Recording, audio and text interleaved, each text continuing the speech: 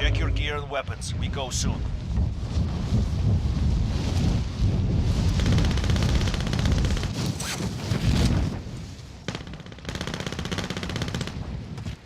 Enemy soldier incoming.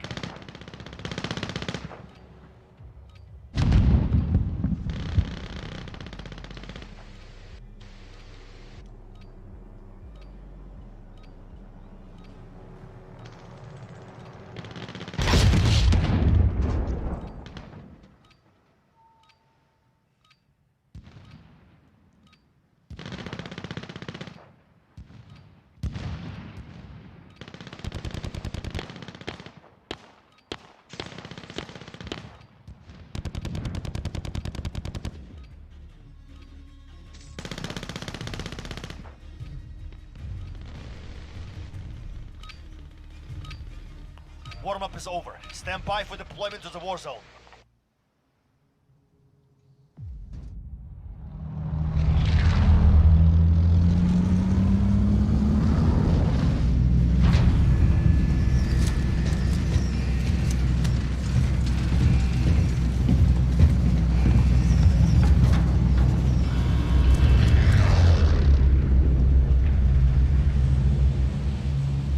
Battle Royale. Gas is closing on your position. Suggest you get moving. I'm going to the dam. I need to go there still. God, I'm tired of going here. This is a good spot. It's gonna be fucking hot too. God damn it.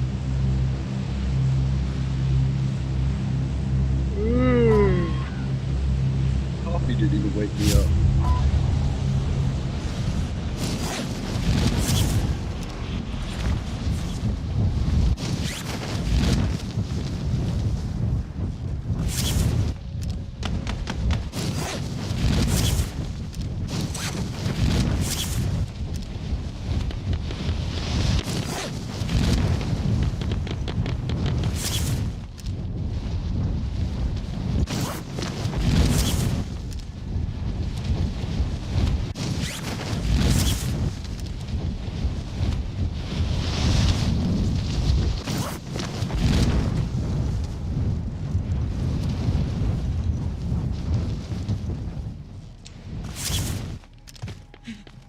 Enemy soldier incoming.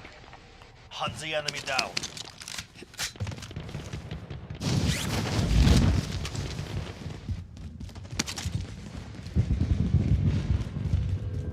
Fuck. The fucking box. So stupid.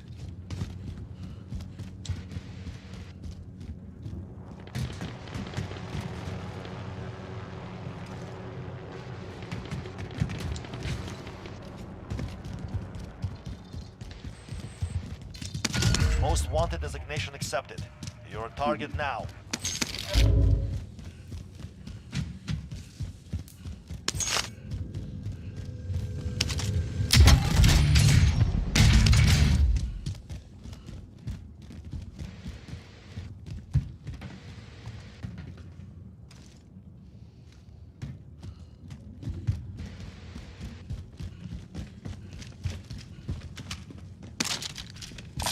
Spotted an assault rifle.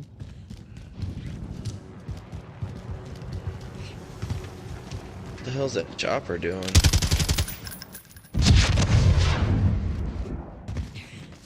There's a guy right down below you, Fly. He's in this building. This area has been searched. Man.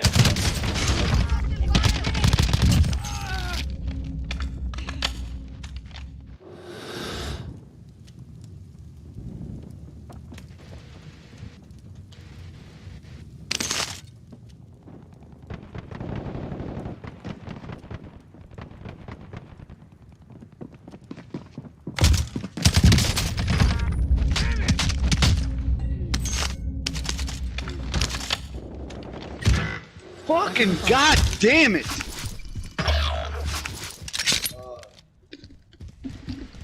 So sick of going to the fucking dam, dude. There's nothing there ever. They'll fight for a You chance find to this deploy. stupid Fuck, I fucking missed thing, him. dude.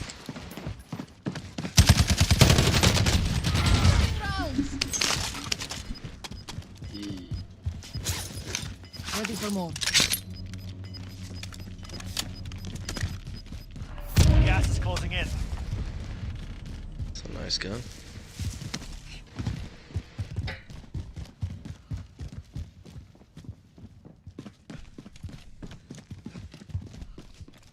We gotta go.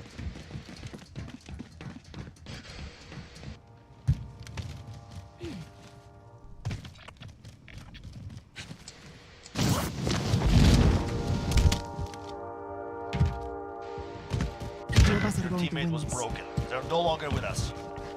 God damn. Oh, fucking bullshit. Enemy vehicle. Yeah, cancel that. To the safe zone now.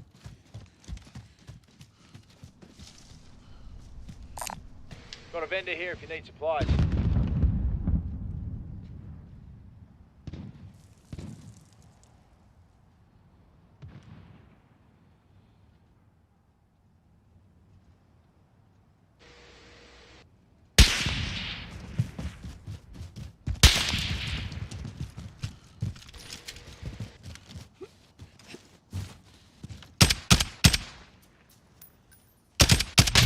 You successfully defended yourself.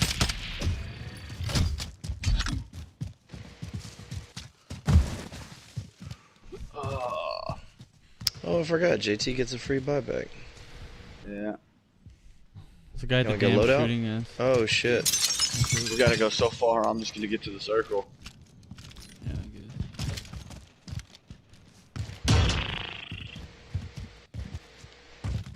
All the way to the fucking TV station down Loadout there. right here in front of us. Enemy. Hostile sighted. That's where I'm going.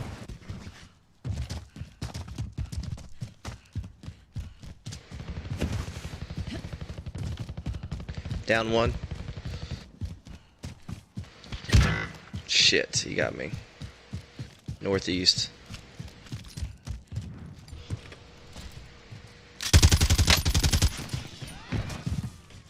Had one downed. Right there. I'll check around here. Yeah, cancel that. I'm dead.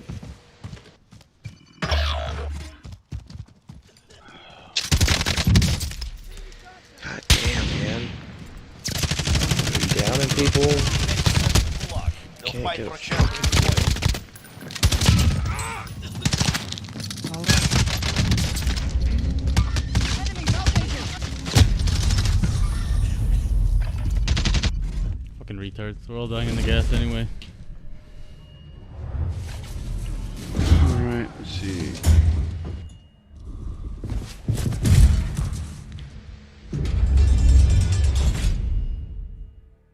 You're in the Gulag now. Fight to earn redeployment. Pay attention. You'll be out there soon. Get ready. You're next. Your teammate was broken. They're no longer with us. You win this fight and you return to the front line. But if you lose, you're done. Beat them down or capture the objective.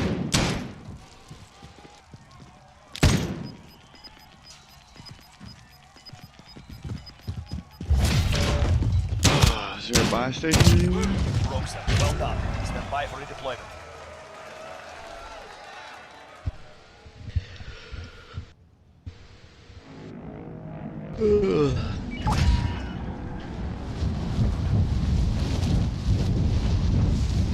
Found an A station.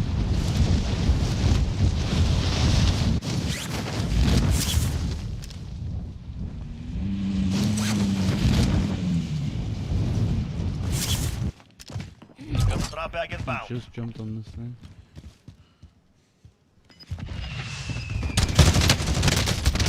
Look at the buy right now. Oh, he's so weak, dude. Oh. That was another guy who killed him too. Great. I got enough to get one back.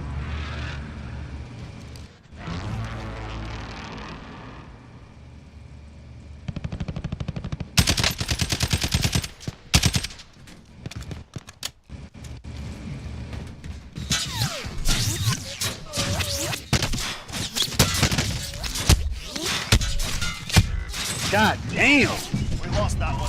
We'll come back stronger next time. I'll be back on later, y'all. Yeah, me too. I'm fucking playing like shit. That's fucking dumb. Aight, dudes.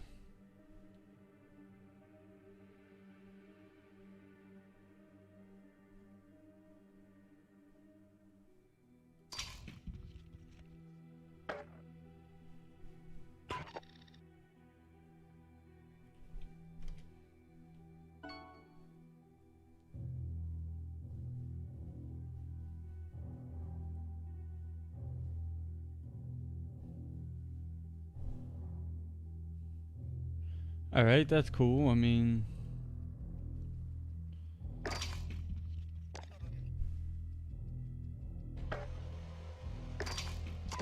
that happens sometimes.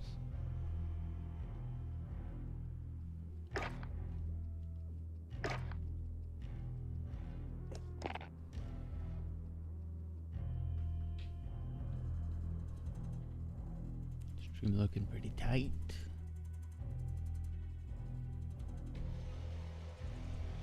So what's good, man? I guess I'm gonna put this fucking Kanye Rogan back on.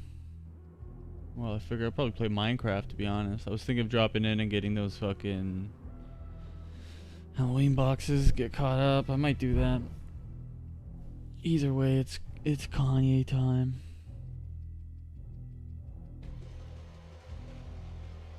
Oops. Confusing thing for people on the outside. Yeah. So before, when I told my father I wanted to rap, he was very like leery of that idea. He said this I heard this business is terrible.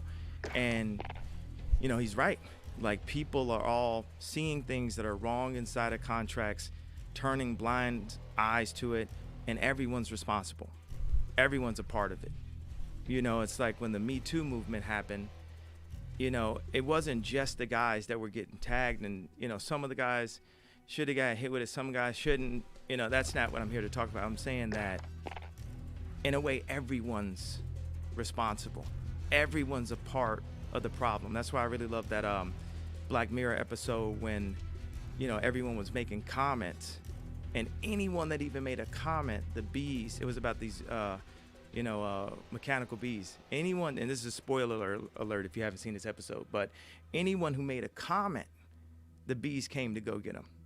And that's the thing about what you put in the universe, even a thought, you know, you put that thought into the, it's another thing to say something negative and put that into the universe. It's another thing to see someone being raped.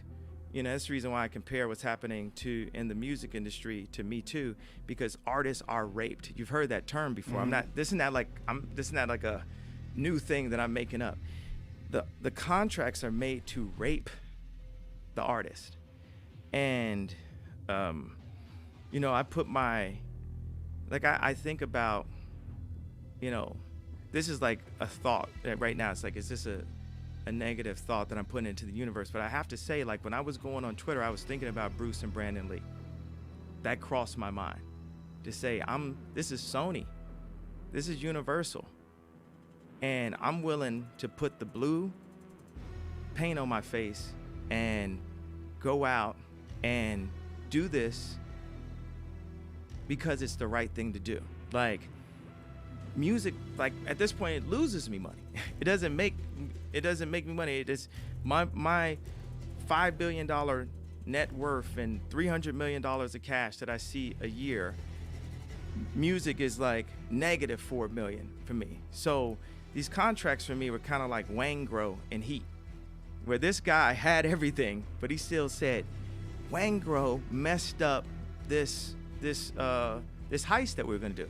Like, I look at the music industry, not music and the love of music itself, but the music industry, I look at it like Wangro, like, I blame, you know, the loss of my mother partially on the entertainment industry. The always fighting to, you know, represent, you know, who you are against media, entertainment industry that's trying to tear down anybody that's not going with the flow. I see, you know, I've got those kind of reasons personally, but vengeance is mine, said the Lord. So it's not a matter of going in for revenge. That's just me as a human being where I fall short. Like, I'm not a monk. Can you explain Yeah. what you're talking about with Bruce Lee and Brandon Lee? Like, what? I lost you there. Okay, so Bruce Lee and Brandon Lee were both murdered. Well, Brandon Lee died in an accident on a movie set. Yeah. Do you think it was a murder? I felt That's a conspiracy, right? The conspiracy was that the Chinese triad killed him the same way they killed Bruce, but the coroner's report was that Bruce died from a reaction to a medication, right? Yeah, I mean, but I think about that anytime I go to the hospital. I'm very, I'm mindful of that stuff. You think about like Bob Marley, they didn't just JFK or MLK him. There's like reports that it was something in his toe or He had cancer, right? I believe he had a skin cancer. yeah. Like I went to go, I got a shot in my hand because just from texting and stuff, my thumb was like hurt. And then I Damn, you posted. text so much you hurt your thumb. Absolutely. Just texting way too much. So I post a picture of the screen at the hospital, and then I was asked to take it down. By who? People just call me. I'm forgetting exactly who asked me, but it was like they got to my management, they got to this, and they said, take that picture down. Like the hospital, it was in the weirdest place. So What did they not like about the picture? I think it might have had some information on it that they didn't want to go out, like an address or something like Okay. that. And it's just like, but I don't want to go down these rabbit holes. I'm just saying, like, Michael Jackson not waking up one day, Prince not waking up one day, Bruce and Brandon Lee, Bob Marley, all of these things have crossed my mind, as I'm going and saying, I need to innovate what these contracts are, not just for me, but for all artists. It's not about me getting my masters back. It's about freedom. And I say on a new song, I say, if I would put myself in harm's way to get my masters, they would put themselves in harm's way to stay the master. And there's a complete parallel to the way the music industry works and the way the world currently works and the influence that America has on other countries and the way governments work. The influence and the way government and the way people in power, in control, deal with, disaster relief, deal with Haiti, deal with the Bahamas. Like, where is the money going? Why aren't things being built? And this concept of money, right? I asked myself this, I asked someone a week ago, like, how much is America in debt? And they were like, this many trillion. And then I asked a rhetorical question, but the dumbest question I've ever asked myself, I said, well, how much does the earth cost? Think It's about not a bad question. But How much is the earth worth? Yeah, right what now? is the earth Everything. worth? All yeah, the things on earth. Yeah, and it's saying we can't buy it. We couldn't make enough money to buy the earth, right? So that means we made money. So if money is the key to all people's happiness and will solve everything and everyone's doing things for money, let's just make more money. But it's not about making more money. It's about keeping poor people poor and rich people rich and keeping people in their place. And right now, we're experiencing the fall of Rome, or the Titanic has now hit a glacier. And there's people who would prefer to go down with the Titanic than to get on a lifeboat because they don't want to get seawater on their dress or on their nice outfit. The people are so programmed and brainwashed into classism and protectionism that it's difficult for people to embrace innovation unless it has a tag on it that's got a name brand connected to it that says, with this innovation, you will be better than the person, you'll be better than your next door neighbor. When I made Sunday service, I completely stopped rapping because I didn't know how to rap for God. You know, all my raps always had like you know, like nasty jokes on it,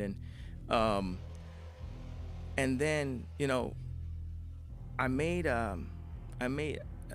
when I went to the hospital, I know you want to get into this. When I went to the hospital in 2016, I wrote Start a Church in Calabasas.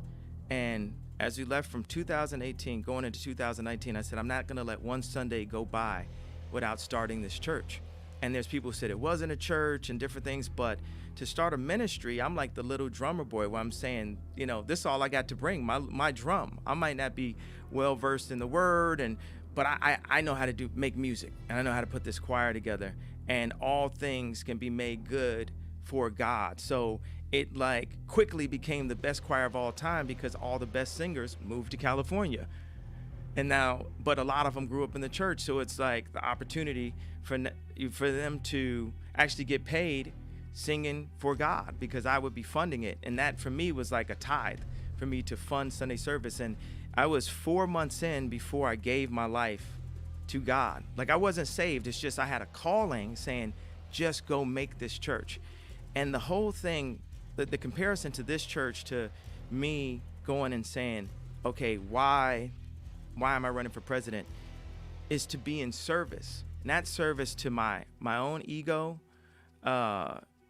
You know, I feel like God says to me, like, haven't I given you enough? And I gave you an ego that helped you overcome all these, you know, roadblocks and smoke screens and people telling you what you can't do. Now you need to realize when you're doing things for your ego and when you're doing things for me. This is like God, what I feel God is saying to me. Because it really irritates me when people say, God told me to tell you. So I'm very like mindful with this kind of wording. I'm saying I have a feeling that that's what God is saying for me to be in service.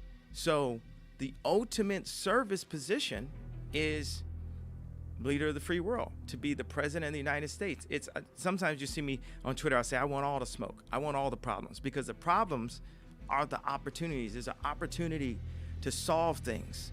And Kurzweil, he created the keyboard Kurzweil. He has this video that Mark Romanek, this director that shot 99 Problems for Jay-Z, which is like my favorite, maybe like top 5 or top 2 favorite videos of all time.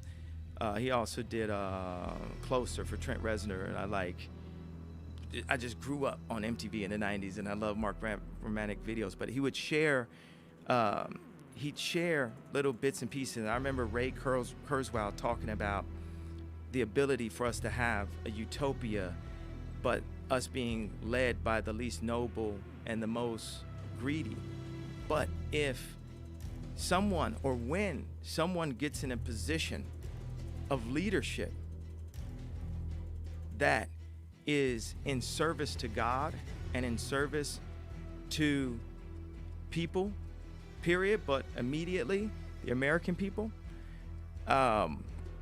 I had this joke I was saying, like, man, no one outside of our country should be able to see these debates. This is family business right here. This is only for America to see. We can't let anyone outside the country see it. But to be in service. So I stepped away already from my rap career for a year and served God every week, sometimes twice a week, 3 times a week, never missed a Sunday until COVID.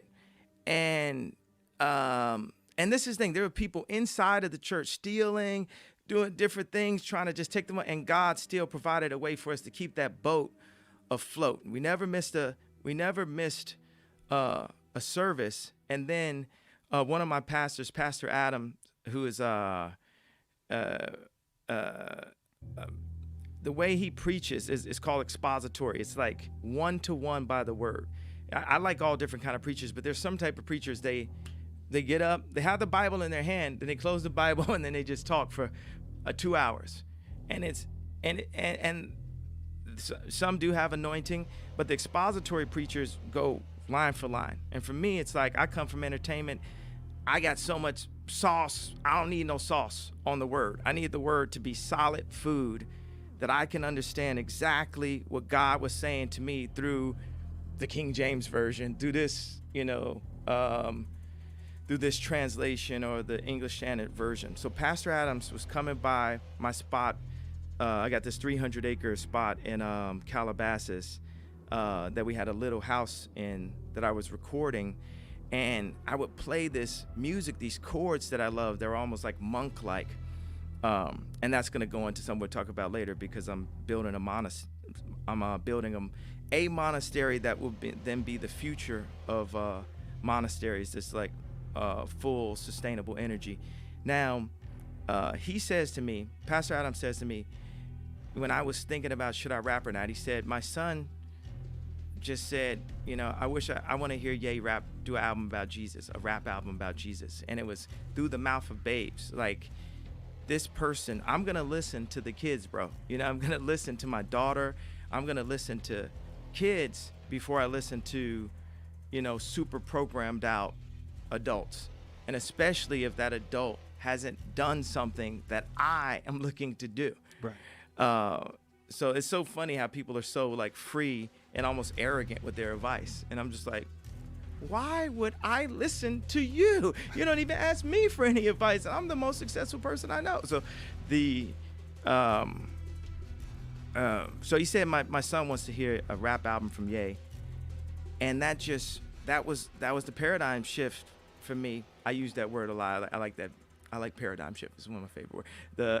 And I made this rap album, and for a lot of people, it was the first album that they could play with a certain production level in the house with their family. Now, you could argue if the Watch the Throne production was stronger or better than Jesus is King production, but when I go and I've been working with Dr. Dre, and some of the beats would just be like, the hardest beats possible. And it's something that was very spiritual and meditative about the mix on Jesus is King, that it wasn't hitting as hard as Jesus or hitting as hard as Watch the Throne. It was like, this is how God wanted me to make this sonic painting, and the way he wanted me to communicate. Then so we did that album.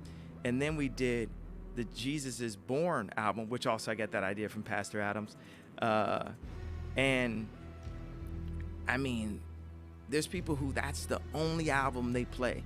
And it's just bringing these gospel. And I tell you, like, my formula for these hymns I'm writing, because I'm writing the songs that we're doing at Sunday service is basically my book of hymns for the future gospel university that I'm creating, where I've envisioned and will manifest a 200,000 seat stadium, circular, with 100,000 gospel singers. And people will go to this university and they will train the way, a Russian Olympic swimmer, I picture like they would be in the pool 6 days a week at least, if not 7 days. But for people who sing for the church, or, because it's a tide, it's pro bono, it's all this, like, people don't practice that as much as we practice going to studio to rap, or practice playing basketball if we're in the NBA. So it's making the NBA sort of say the Coliseum for God. And what that, have you like heard like soccer chants, and and just like 60,000 person. So I envision that for God, 100,000 people, sometimes singing in harmony, sometimes in unison. Glory, glory, oh God Almighty, we lift our hands and give you praise. Glory, glory, oh God Almighty, we lift our hands and give you praise. Glory. But picture 100,000 people in unison, and that feeling, what that would do for our spirits, our souls. It's healing. There's natural forms of healing about our environment, the friends that we're around, what we're wearing, what we're eating, our diet. So Donda is a design company that I formed around 10 years ago. And some of the people that worked at Donda are now have went on to become heads of fashion houses. Like Virgil's the head of Louis Vuitton, and he was the head of Donda at a certain point. Another guy that worked at Donda is now the head of Givenchy. So this is like the talent pool. And this Donda is basically my version of like a cyber, extension of my brain. Like, here's something that I'm thinking of that you can't touch, but we need to bring it into fruition. We need to manifest it, and we have to see how to use things of our past and things of our now to create our future. So it's a organization created to guarantee the future of the human race, really. And I thought about even calling it Edna, because I see us all as superheroes, and Edna was the designer in The Incredibles, which is kind of almost really similar to Donda. I'm just seeing these lineups and stuff. So now our focus is food, clothing, shelter, communication, education, and transportation. So at the school that I just created, Yeezy Christian Academy, we call NASA, we call different places about this hydroponic, vertical growing garden. And I remember sitting, the idea of the garden is from A to Z, you have to be able to make your food right there, fully sustainable, right there on your land. And, it's a bunch of people like, oh, I made this salad right here. It's like, I'm not, that's not good enough. You still got to go to the grocery store for 80%, 60% of your stuff. And I remember this one, this one farmer we had, he wanted to build this class for the kids and all this. We're going to show the kids this. Like, people always make the kids version. I don't like the kids version thing. Like, kids need to understand what if the pandemic was, they lost all their parents and it was lost. Kids need to understand early how real life works.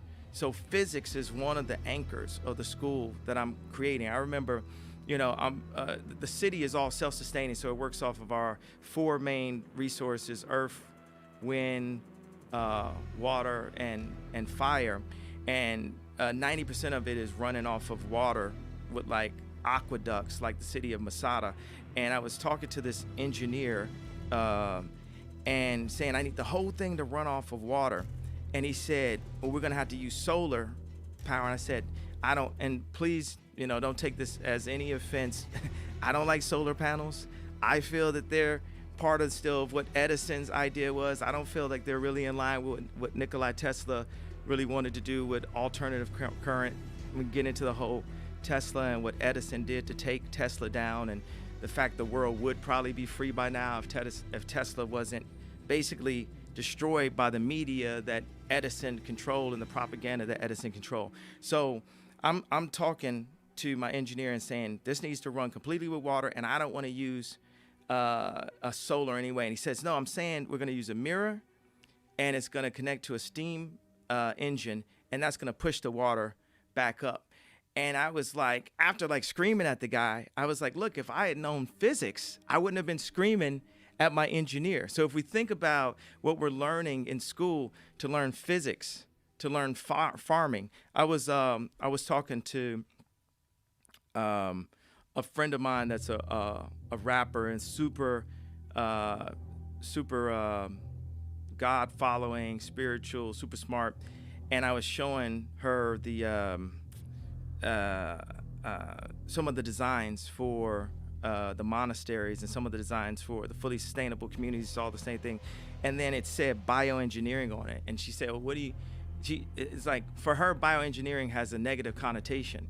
And my response was, isn't like farming and cooking like bioengineering at the simplest form? Like, we're going from like grabbing apples off of a tree to, oh, we put this, boom, in the ground. Oh, and we could grow this, and we could grow this, we could grow this harvest right here. So it's, I want to just simplify and round up the principle behind the Donda way of thinking is, we've got all this information and all this, these scientific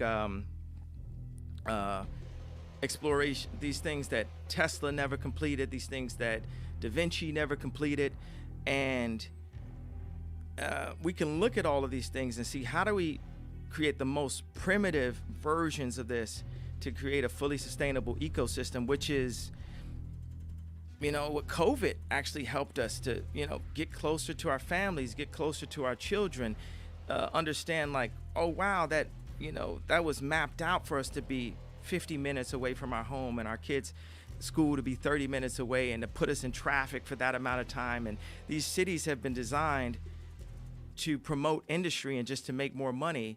They haven't been designed to promote happiness. So we're at this paradigm shift in our existence. It was when Muhammad hit the market, I think that's who it was, and brought money, because before it was slave and trade.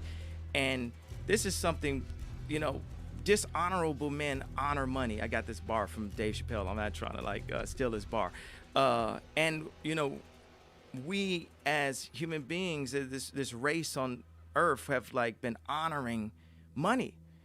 And money it's not even real. It's not even backed by anything. I don't want to go too far into that, but when you unprogram yourself, you see that there's other forms of currency now.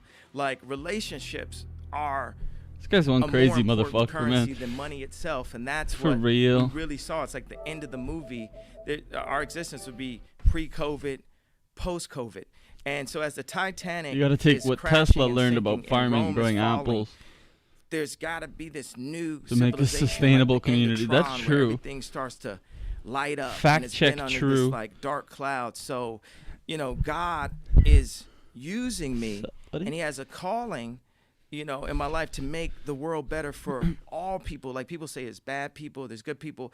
No, there's people that are possessed, that have demonic ways. But we were all children at one time. They say some people, no, they were born bad. You got to remember, say, oh, there's bad people. Even the devil's an angel, a fallen angel, Right. a lost angel, like Los Angeles. If you think, But that's the city of angels. Let me start from the beginning. So you essentially deconstruct things. So when you say in many ways, when you're describing yourself as a visionary, this is what I'm saying is that you're looking at all the systems that are in place, whether it's the record industry, the contracts that are wrong with artists, the way civilization is set up. I think the way visionary money is is too set up. glossy and too saucy of a title. Okay, I think well, whatever more it of is. an engineer. You're go ahead. deconstructing Yeah. all of these things, and you find flaws in the systems. So all these systems, whether it's the music industry system, whether it's the political system, whether it's the system of gathering food, whether even a religious system. Like I remember when you started doing your Sunday service, and my friend was like, "What is he doing?" I go, "He's making going to church cool again." Like, you don't think that's... Look at all these people having a great time. You have thousands of people that are chanting and singing along. Like, he's not asking for anything. I go, look, if anybody should be doing something like that, it's him. I go, because he's making great music. Everybody's having a good time. And what do you get out of that? The best thing that people ever get out of church is sense of community, a time where you get together and you all agree this is where you're going to concentrate on good. You're going to concentrate on goodness. You're going to concentrate on trying to find these shared values that are going to help the community. Now you're doing this in this mass form. You got this superstar musician who's doing this in this mass form with thousands and thousands of people in these gigantic areas. Like, that's nothing but positive. So you deconstructed the idea of how to do a religious service but make it cool. And now you're thinking about deconstructing all these different things. You're thinking about deconstructing how food is harvested. You're thinking about deconstructing how we make energy. You're literally trying to deconstruct and reimagine the idea of civilization. Yeah, exactly. So talk me through how this starts with you. Were you always religious your whole life? Yes, I was, and then I hit high school. No, it's just So, but when you're a young man and you're a superstar musician and you live in a wild life, what was it that led you back to this? Just a feeling in your life that there was more to life, there was more to your position, there was more to this idea of a calling, that you felt like you could do more. and that it resonated with you more to produce these Sunday services and to start thinking of life in this way, like you can improve things. Yeah, God knocked me off my horse. God, like, literally called me and said, okay, now I need you. I need you right now. I mean, not that God needs me. We need God, but he called me to serve him. And I was tired of serving the music industry, tired of serving, filling up stadiums. The last concert, last tour I did, we had a floating stage. And actually it was a hanging stage, but it looked like it was floating. And that's just another thing. That's illusion, where we need to dispel the illusion. I wouldn't even call it the floating stage today, but the whole thing about it is people used to say how I would lose money on tours because I would put so much into the creative. And I was like, wanted to prove, but prove to who? Prove to man, prove to greedy people, that I could make more than anybody. And that's like the gladiator position that all artists are put into. Like, we're in the middle of this Coliseum. Let me show you I can kill more lions and tigers and bears and people and blah, blah, blah than any other gladiator that happened. So that's what I was doing. And then I remember talking to James Terrell, and I was like at the top of my lungs, like screaming about saving ourselves and humanity, and the reason why me and James needed to connect. And then I went to my show, and then it's like my head popped back and the spirit jumped out, and it felt like it was like my mom talking. And the last thing I said was, "This thing is over," and I'm saying it like I sound like my mom, like Donda. Like, that's something she would have said if she was in the physical form when she sees her son, exhausted. Like, I had just went through I had this fashion show. We had this fashion show where we took over MSG and just broke all boundaries. Sold 16,000 seats and played the new album. And it was, 1,000 black people in the show. And you had like all the Young Thug plugging in the iPhone, and Travis and Cudi dancing. You had 50 Cent there, Jay-Z there, Lamar Odom. The first time that people saw him in walk again was we walked together into the stadium, and he's camo Yeezy jacket, all head to toe. And the reason why that was so important is, like, when he was in a coma, I would come by and play him the new music. And once he was out of the coma, he said that he remembered that music when he was in a coma, and that was the album I was playing that day. So that's the reason why me and Lamar walked in together. And then the next few months later, I did a fashion show, and it started 45 minutes late. And the media, they just killed me. They LeBron'd me, as I would say, like when LeBron went to Miami. And they said, who are you to have a choice? Like what one of my other heroes, Tom Brady, he left. I didn't see no jerseys getting burned, like when LeBron left. So then, less than a week after that, my wife is robbed in Paris. And so we just, because I'm in the middle of a tour while I'm doing the fashion show, while I'm doing this. So we cancel the tour because it's very, traumatic. And then, we start the tour back up and we get back into it. And then I just keep on saying, I want to go to Japan. I just want to go to Japan because Japan is like a way that people treat. There isn't like this systemic racism embedded in every single individual that's inside of the place, like in America. Black, white, anything. There's a systemic white supremacy. Like when I tag, white supremacy, or we say this, it's like yes, that is America. That is the world. Currently, we've been taught that. My first superhero was Superman, and my dad was a Black Panther, but, when Disney makes Black Panther, now when you look it up, you don't see my dad protecting his neighborhood or snatching a mic out of somebody's hand while they're lying. I don't know, like father, like son right there. But you see this character that's made for black people to idolize, that was designed by a white person and put out by a white company. So it's controlling the narrative to say, we're going to show you Harriet Tubman, we're not going to show you Nat Turner. And they do it every chance they get. Maleficent, they called her race of people the Moors. And the Moors are, and I just saw it again. I was just like, yo, if you erase our history, like most black people, we don't know where we come. We think we came from slaves. We don't know our bloodline. And we're given Black History Month, and we take that like it's some gift to us. No, it's a programming to us. Racism doesn't end until we get to a point where we stop having to put the word black in front of it, because it's like we're putting the rim a little bit lower for ourselves.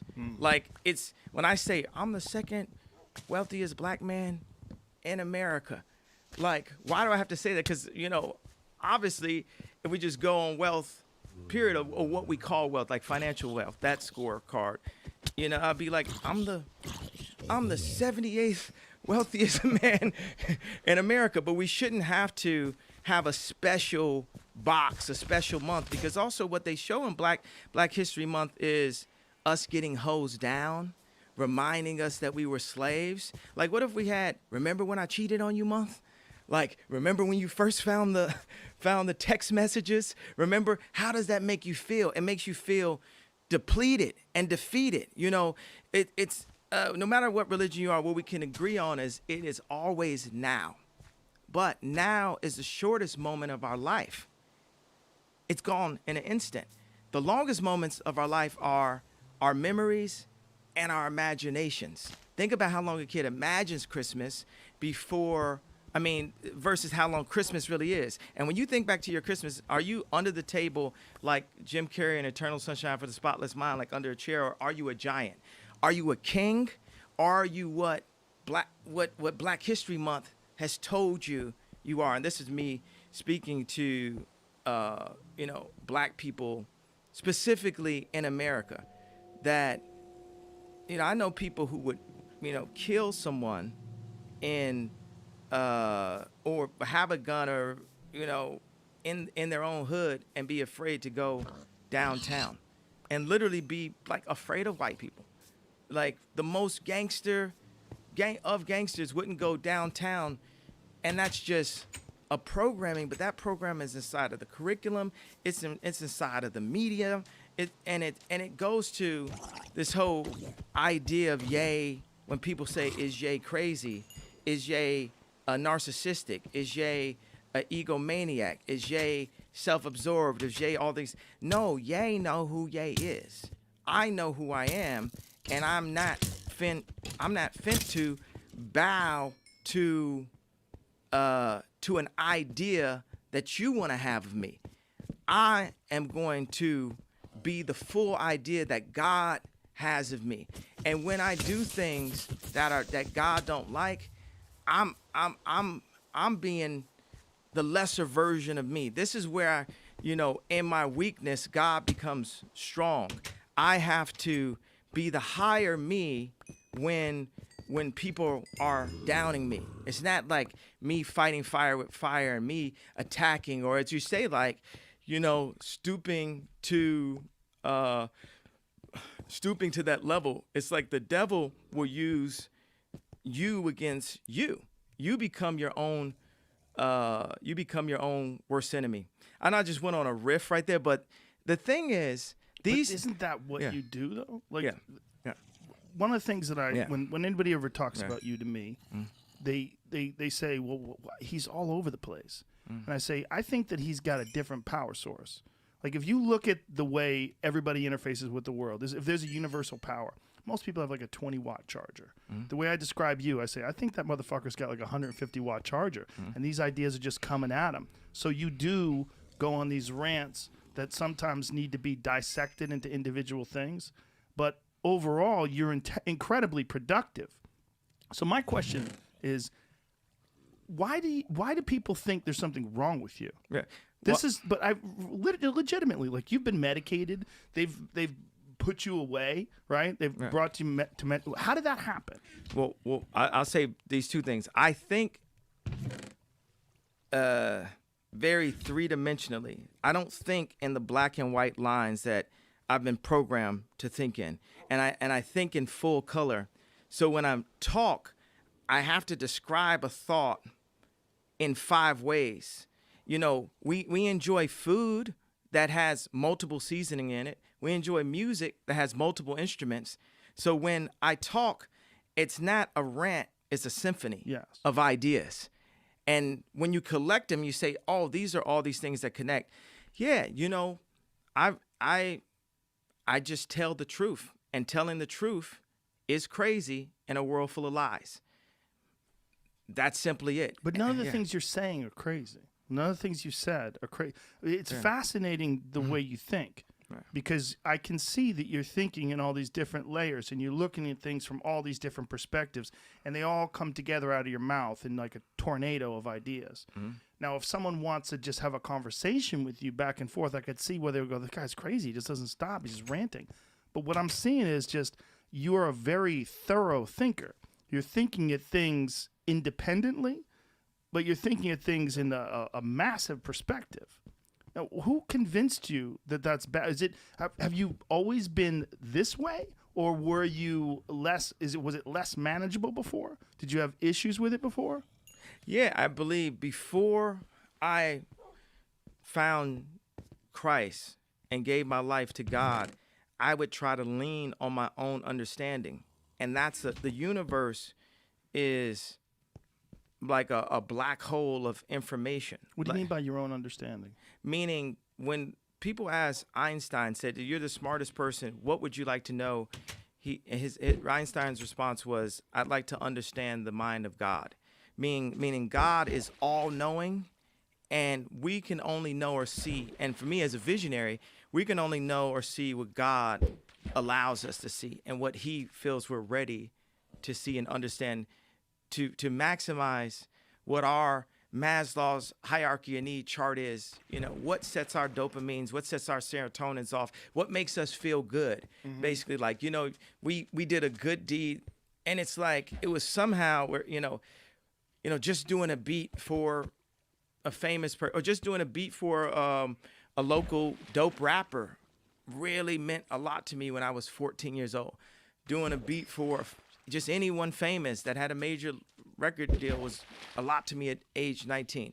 Me being able to, you know, put out my own music and put my own out was a lot to me at age 24. Meaning, as I grow, God sets new stages in the game of life for me that you get your satisfaction. Like Maslow's hierarchy of need is like our satisfaction chart. What makes us feel whole and accomplished as a human being.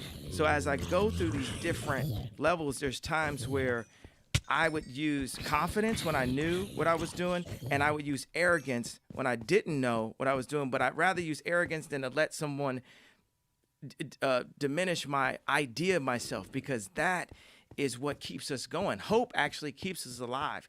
Anybody you ask, most people, it's like, do you want tomorrow to come? And they say yes. They have hope for it. But I went from having confidence and arrogance to having faith. And faith is the opposite of fear. And that created this fearless approach that I have. And that's what has made me the fearless leader that I am, that I've like crystallized into the leader that my mom always knew I would be when kids followed me in preschool.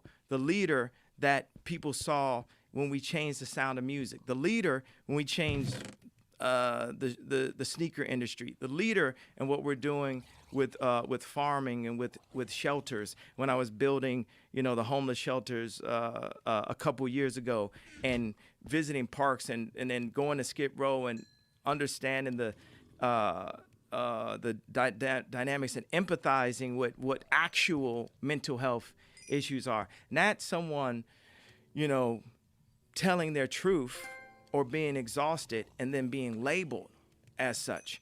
Like I am. So that's what you felt happened to you. Like you were telling the truth and you were exhausted, and they labeled you as mentally unhealthy. Yes, absolutely. Am I saying this right? That what happened with you is you feel like maybe, or you probably feel like that having this higher calling and recognizing this higher power was the glue that kept your thoughts together. It kept your mind straight, and it kept you on a righteous path. So Yes. instead of being scattered with all these crazy thoughts and being exhausted and being labeled manic, right? Like we talked before, and you were saying that they had you on medication, but the medication fucked with your creativity. It fucked with all kinds of things. Or it blocked my ability to channel what God wanted me to do. But we're all on medication right now. Did you use toothpaste with fluoride today? It blocks your pineal gland, and they put children on it, and we put our kids on it. You know, it's inside the deodorants that we use. It's all these things to create like a disconnect to God, to serve that. It's like, are you serving man? Or are you serving the one and only master? But what Yeah. did they tell you when they said that they were going to put you on medication? What did they put you on, and what did they tell you? One of my favorite things that they did is they put me on this medication that made me gain a lot of weight. And I said, I'm not going to take this. And they said, okay, we got a medication you can take where you won't gain weight. And this shows you they were trying to kill a superhero, slowly trying to kill genius, trying to make me not feel like I could run for president, make me not feel like I can go be born in Atlanta, grow up on the south side of Chicago, go into music, go and win all these Grammys, change the sound of music and the look of stage performances, all that, and then still end up in $53 million of debt. What music industry has people going to the exact debt of the house that they think they're gonna buy after the tour is over, and it's strategized. There's criminals all over everyone's almost accounts in the music industry. It's not a safe place. It's a treacherous place. So Filled with money. As soon as things are filled with money, they're filled with people that are trying to take advantage of other people. it's filled with money. Bees come to honey. Exactly. So they put you on this shit because you were exhausted. What did they put you on? You know, I can research. I'm actually forgetting the exact medication that they had. But what did it do to you? The main thing that it did is it destroyed my confidence. It made me this shell of who I really am. It like grayed over my eyes. It made me. It made the Mustang not buck anymore. They sedated you. Yes. Yeah. And what was the thought process behind it when you talked to a doctor about this? What did they tell you was wrong with you? They told me I was bipolar, and I remember going on TMZ and saying, you know, slavery is a choice, and they medicated me for saying that, for having that opinion and saying it out loud. But as I put those contracts up, I'm saying this is a choice. As I, you know, You didn't mean people being abducted and brought into slavery and put into chains was a choice. What you were talking about is people making decisions that would enslave them financially and enslave their life. Yeah. But it was taken out of context, and it was taken in the least charitable way, and they decided to try to say, look at crazy Kanye, look at this shit he's saying. Yeah. And then they medicate you. Yes. And the media is always taking anything out of context that isn't a part of the overall narrative. Yeah. That because there's, you know, like Hollywood and media has controlled so much of the narrative. And then you had Silicon Valley. And that's what's so beautiful about one of my heroes, Steve Jobs, because there wouldn't be a Silicon Valley, or Silicon Valley wouldn't be what it is today if Steve Jobs didn't make information accessible like this, which is still a bit controlled, but it feels like Twitter is the safest, freest mass platform to communicate on. And, you know, it's like they mess with Jack because of that. You know, Well, it's still censored. There's a lot of issues now, but I think that's internal. I think that's people that are working there that are woke that want to stop people from saying certain things, and there's a lot of struggles with that today. And it's unfortunate because I do agree that it's an unbelievable way to get ideas out there. Yeah. But it's also a new thing, and it's mismanaged by the people that use it often. They don't know what they're doing or why they're doing it. Yeah. Every version of anything that man has made will be flawed. Sure, and it has to go through a bunch of different steps of evolution. It has to evolve and change. So, why did you agree to let them do this to you? Why did you agree to let them medicate you? Because if that look, I'm crazy, for sure. But if someone came to me and go, "Hey, we're going to put you on some medication. That medication is going to calm you down," I'd be like, everything I do is because I'm not calm. Everything that I've ever done that's made me successful is because I have more energy. Is because I have a wildness. Like, I'm not calming that down. Like, I know how to calm myself down. I can self-medicate with exercise and meditation and marijuana and a bunch of different things. But I'm not gonna take some medication that removes anything that's unique. With you and all these wild ideas that come to your head, like, very few people could string together these thoughts the way you're describing them today. If somebody asked me if there's anything wrong with him, he's filled with awesome. Like, what's wrong with that? If you can keep that together, what you just did, the way you just described, reimagining civilization, reimagining church, reimagining the food supplies, there's nothing bad about that. This is all very interesting and very good. Like, I would never say that's bad. But are you this way all the time? Or is there good versions of Kanye and versions of Kanye where you don't feel like you have a grip on these thoughts? You know, what I love is there was some perspectives that people showed about what a true manic episode really looks like after I was in South Carolina. And this one guy was talking about his mom being in an episode and kidnapping his brother, and, you know, like, proper extreme cases. You know, I cried and was gut wrenched, like, I don't even like to say out loud what I said on South Carolina, but the idea of, you know, I'm just trying to word it in a way that's really safe and covers my family. People saw this clip of me crying. Some people didn't know what I was crying about, but I was crying about that there was a possible chance. Yeah, I'm looking at a way to say this. I know what you're gonna say. That there was a chance that, you know, that we didn't make, that Kim and I didn't make the family we have today. That's my most, like, family friendly, you know, way to word that. And just the idea of it just tears me up inside, that I was a part of a culture that promotes this kind of thing. Like, one of the major statistics on the subject of life is that the greatest advocates for the A word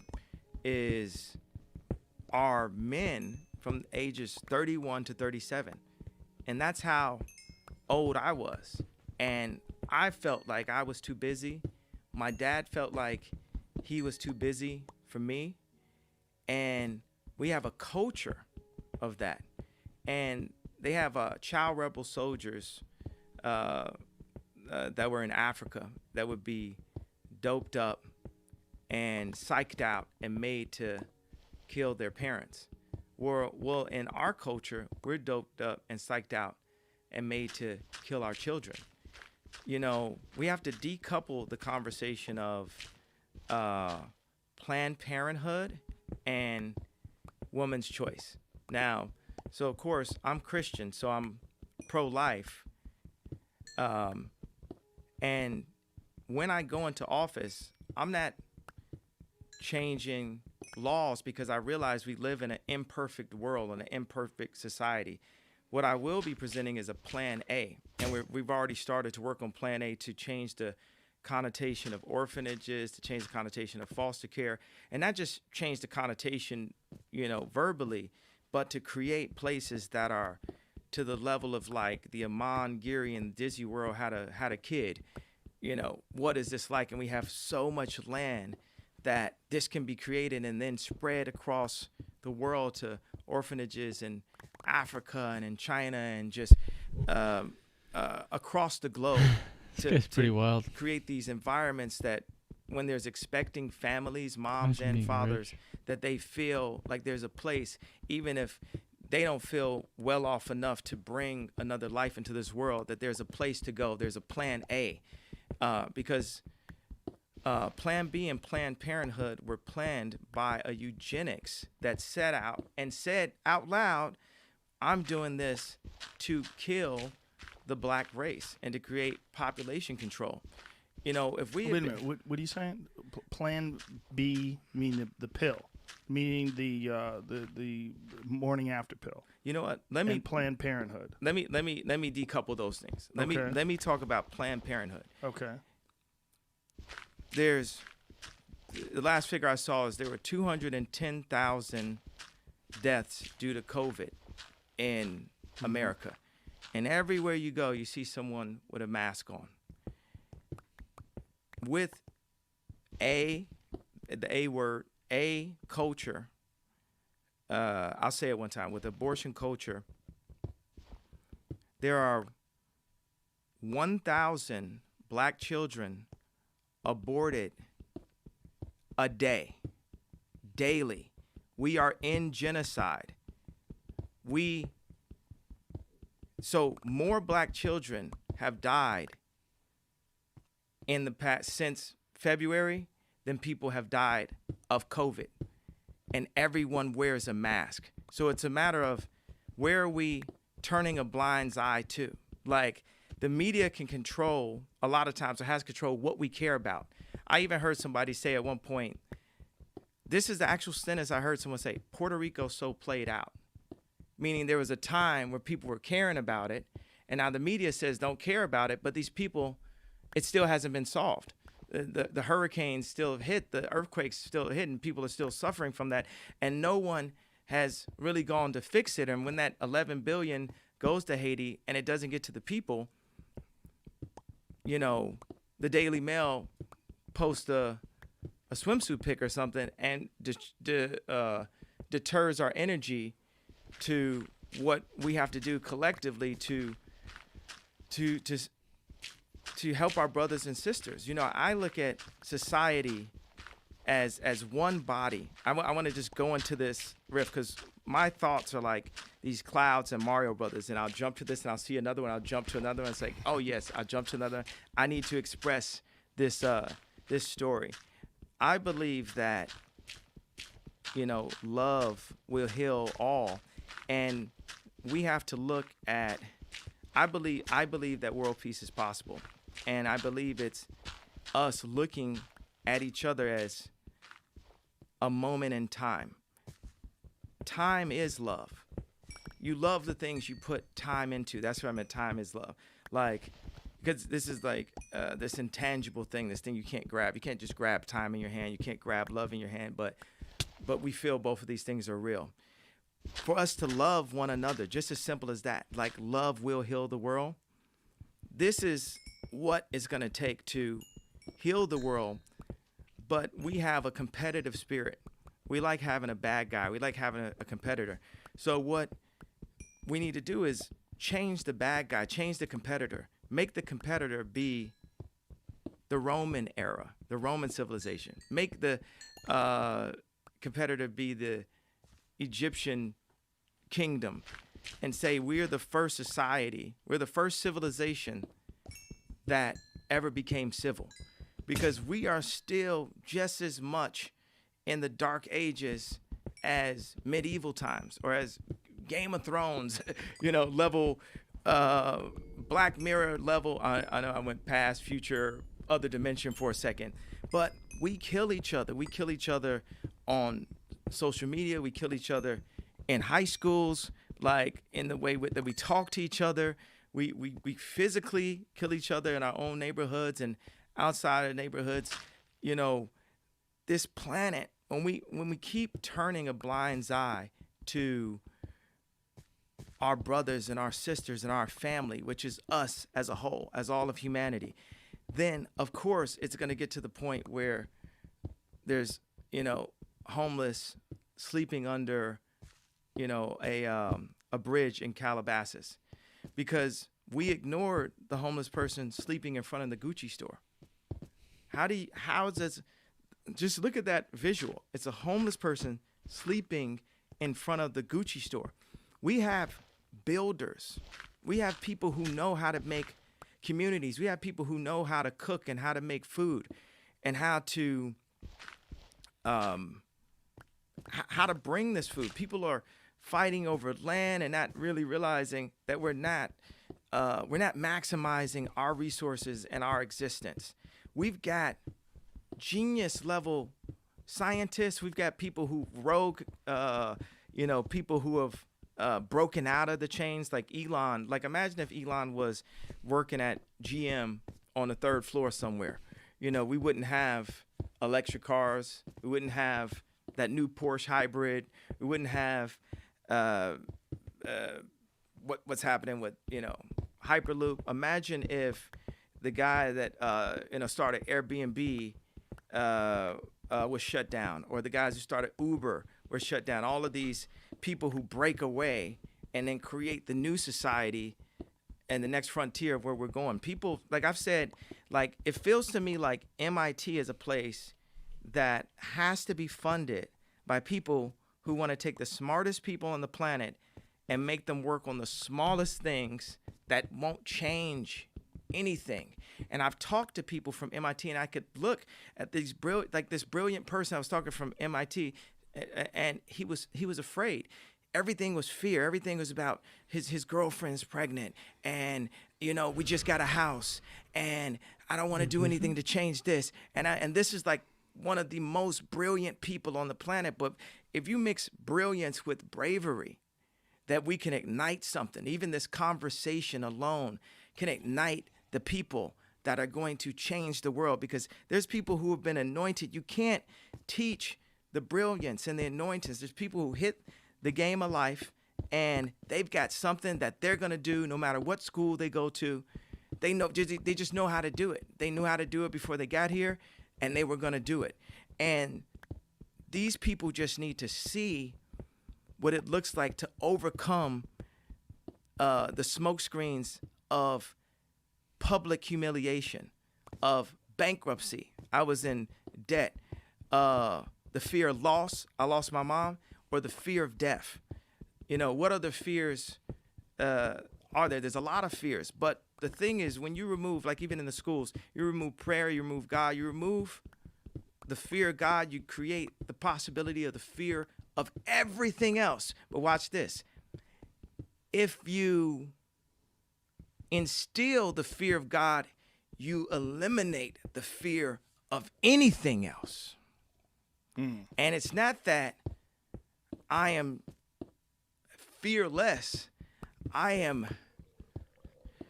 definitely shaking and in so much fear of my Father. I fear God, and I don't fear nothing else. There's some power to that, right? Like, it just as a mental management tool, there's some real power to that. Because so many people are afraid of every single little aspect of life. Bills and debt and love and relationships. And if you have a higher power, and this is one of the things that I've always said about it. What's the main word that you use even for fear? This is the main disease that people use in politics. It's the main fear, is it? But it's the main word. It's the disease attacking the world. Because it destroys it changes your posture. Yes. It changes your idea. Yeah. It's worry. Yeah. Worry. Anxiety. Yeah, Yes. anxiety. That's what it is. Stress.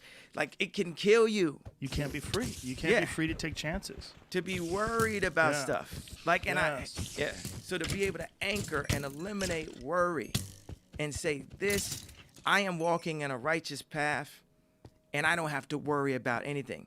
I don't have to worry about going to jail. I don't have to worry about being killed. I don't have to worry about bankruptcy. I don't have to worry about, humiliation.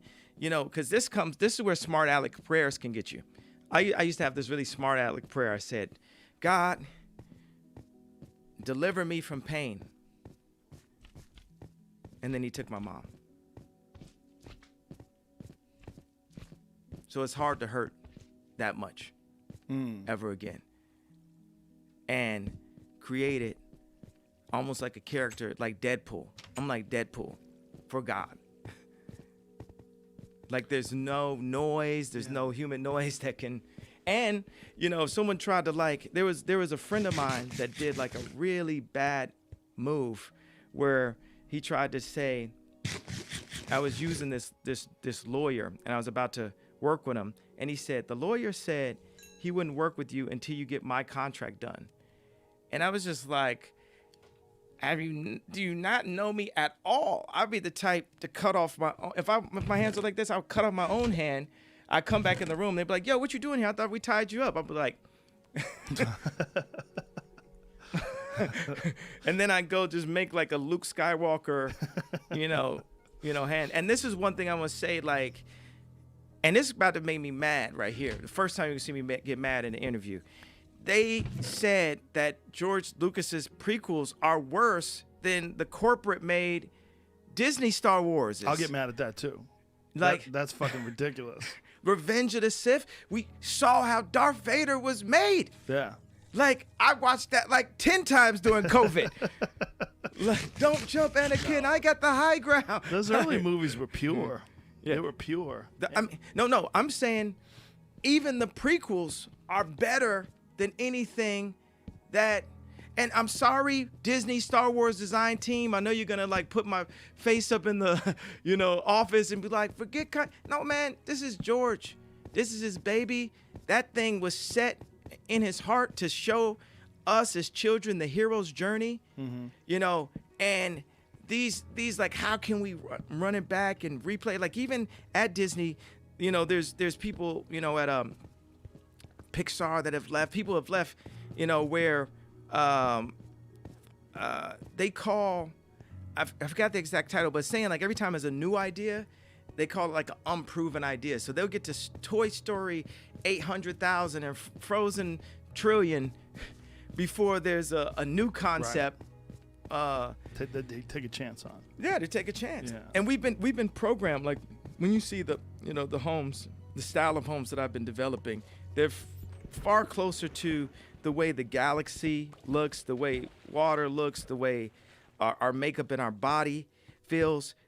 We've been put into these boxes, and that was due to money, due to construction, that we have to be in these boxes, and we've been stuck in a loop on Westworld. And so now I feel like Tandy Newton on Westworld, where she had to use the people that enslaved her, that trapped her, to make it out.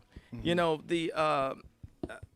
And it's funny, when I like the box, and when I'm talking about farming, I had a point about farming that I didn't finish earlier. I hired this guy to do the A to Z concept. I made it plain as day. Make it so everything we cook in the kitchen at the school, we plant it here. And they would just do it to 70%. They do it to 60%. Earlier when I had that point, I went to this whole riff about children needing to learn physics and children needing to learn how to really do things and not having this separated thing. We are programmed to lock ourselves in a box. And what's amazing right now is the opportunity and the platform that we have, that the world is hurting for everyone, for those that are in power, for those that are inside the program. Even those that are in power are still a part of the program. And, I read this tweet that someone said, I finished watching Netflix, what's next? And that's so true, that we can't even program enough to satisfy ourselves. The program is done. Forrest Gump has stopped running and just turned around. It's all of this thing is a setup. The concerts that musicians go to where we don't we're not thinking about the fact that we're not getting the lion's share of our masters because we're making the money on tour, and then tour has girls, and tour has the arena singing your song. I need you right now. Did you do good, champ? With Floyd Mayweather, is such a hero of mine and so excellent because he is a champion, right? But then also, he wasn't afraid to say, I do my deals, I make my money. And what I like is, he didn't let the older system tell him how to spend his money or how to show his money. It was up to him because he's his own king. God is the king of us all, but he's his own king. And a lot of times in America, we haven't seen kings. We haven't seen the royal blood in our bone marrow and the way it comes through. Now we could show it in rap and the way we put our chains on, the way we dress. We could show it in the way we play ball and things like that. But it's another frontier. What you know about the kings, dude? What you know about them kings? To being a king. Well, there's also something where you feel diminished in the fact that you know that your money is being stolen by people that don't deserve it. So if you have some record executives, if you have some people that have looped you into a fucked up deal and they're making millions while you're making thousands, that fucks with your head. Yeah, it just does. Makes you worry, makes you stress, gives you anxiety. It eats at you. It could drive you crazy. Yeah, it could drive you crazy. Yeah. So I still don't understand how they talked you into medication, man. I wish I knew you better back then, because I would have just had you exercise. I would say, so whatever he's doing, you can't do. Like you have to understand that different people have different amounts of energy. They have you have this ability to have these like really all-encompassing thoughts where you have these long trains of ideas and thoughts in your head and you're implementing them. This is all good. This is a powerful thing. I don't think it's a negative thing at all. I mean, some of it comes to, I'm dealing with issues that are not just, black and racial issues. I'm dealing with maverick, innovator issues. Yeah. I'm dealing with, just as many, issues where there's walls of, invisible walls and invisible chains as, Michael Jackson dealt with as a black musician or urban musician where he had to go and I'm urban, and he came with Thriller. He's like, let me go get this person who directed Witches of Eastwick I'm gonna get a movie director, and he changed, movies forever. I'm dealing with some walls that, people have done to hold back agents of change throughout history. It's like the movie is here. Like this part, us talking right now may be a scene from my life's movie. Like Tesla was, a white guy that was a ladies' man, and he would be going to all the like fancy events and everything, and like he stopped having sex at age 40, and said, I'm gonna focus on it, and I mean he died penniless at the end.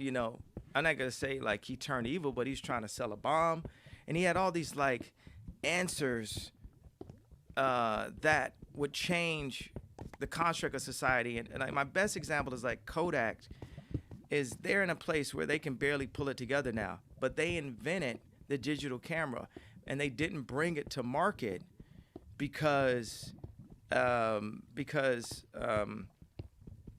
they had all this film to sell. Or one of the things that's really, that's a challenge for me is, I designed this thing, we call it the foam runner, and we built a factory for it in Cody, and you can make these in 25 minutes. And what I'm saying about design, I was talking to one of the just awesome designers that we just got over Yeezy. We got like this amazing crew. We got guys that Nike sued us for, and one of these guys, I was trying to hire him for 2 years. He had a non-compete. He had to go surf for a year, and now he's in. And when he does his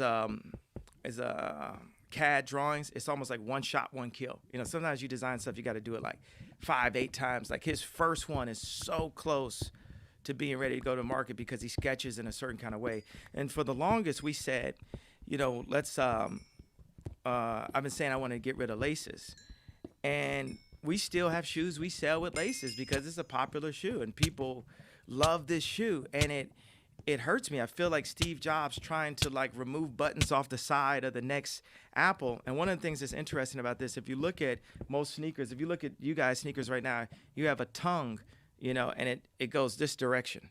This is one of the innovations about this is one reason why this is one of the most important sneaker designs is this goes this way because it's ergonomic. And I remember putting it on and being uncomfortable with wearing it because I'm so used to like the way like a Jordan or something fits with my jeans. And I remember talking to Kobe and him talking about having to make sneakers that fit with jeans. And that was a big thing because, that's what we grow up. We grow up wearing, Calcanite jeans and Jordans or something like that. So this also, I feel that just the process, when I design, I become like a 3-year-old. I have to go to my gut. I have to forget everything I know and really focus in to what I feel. Like some straight Jedi Yoda, or like, if I could grab that water bottle, or like wouldn't it have been cool if I just did it right now? I should have had a magnet on there. Like you'd be like, yo, this dude's a wizard. So for me, I'm gonna make this shoe be $20, and money isn't real, so that means the world should be eventually free. So I'm gonna manifest the world being free. My dad, he lives in a DR, and he says, anything that you put in the ground grows. So why do people still go hungry? And I like that in theory, but I was like, man, farming is really hard, though, man. I think, I might go hungry if I have someone to farm this food. It's like, but back in the days, we had that skill set. Now we're losing these skill sets that actually we can sustain off of. So with this, and I love giving you guys my riffs. I'm like a human version of Instagram. When you look at Instagram, you look at, you're looking like 100 images a day. Well, I've got millions of images in my mind, and the majority of them haven't been realized yet. There's some images that are from my memory, but I got this whole the future that's in my mind that has to be brought. So this is, we talk about hype culture and shoes being sold on the, the resale market, and Yeezy lives in that place. But I don't like the idea. I don't love the idea that some of the reason why people buy it is just for hype culture, or you ain't got this, or I got this colorway and you don't have it. That type of mentality.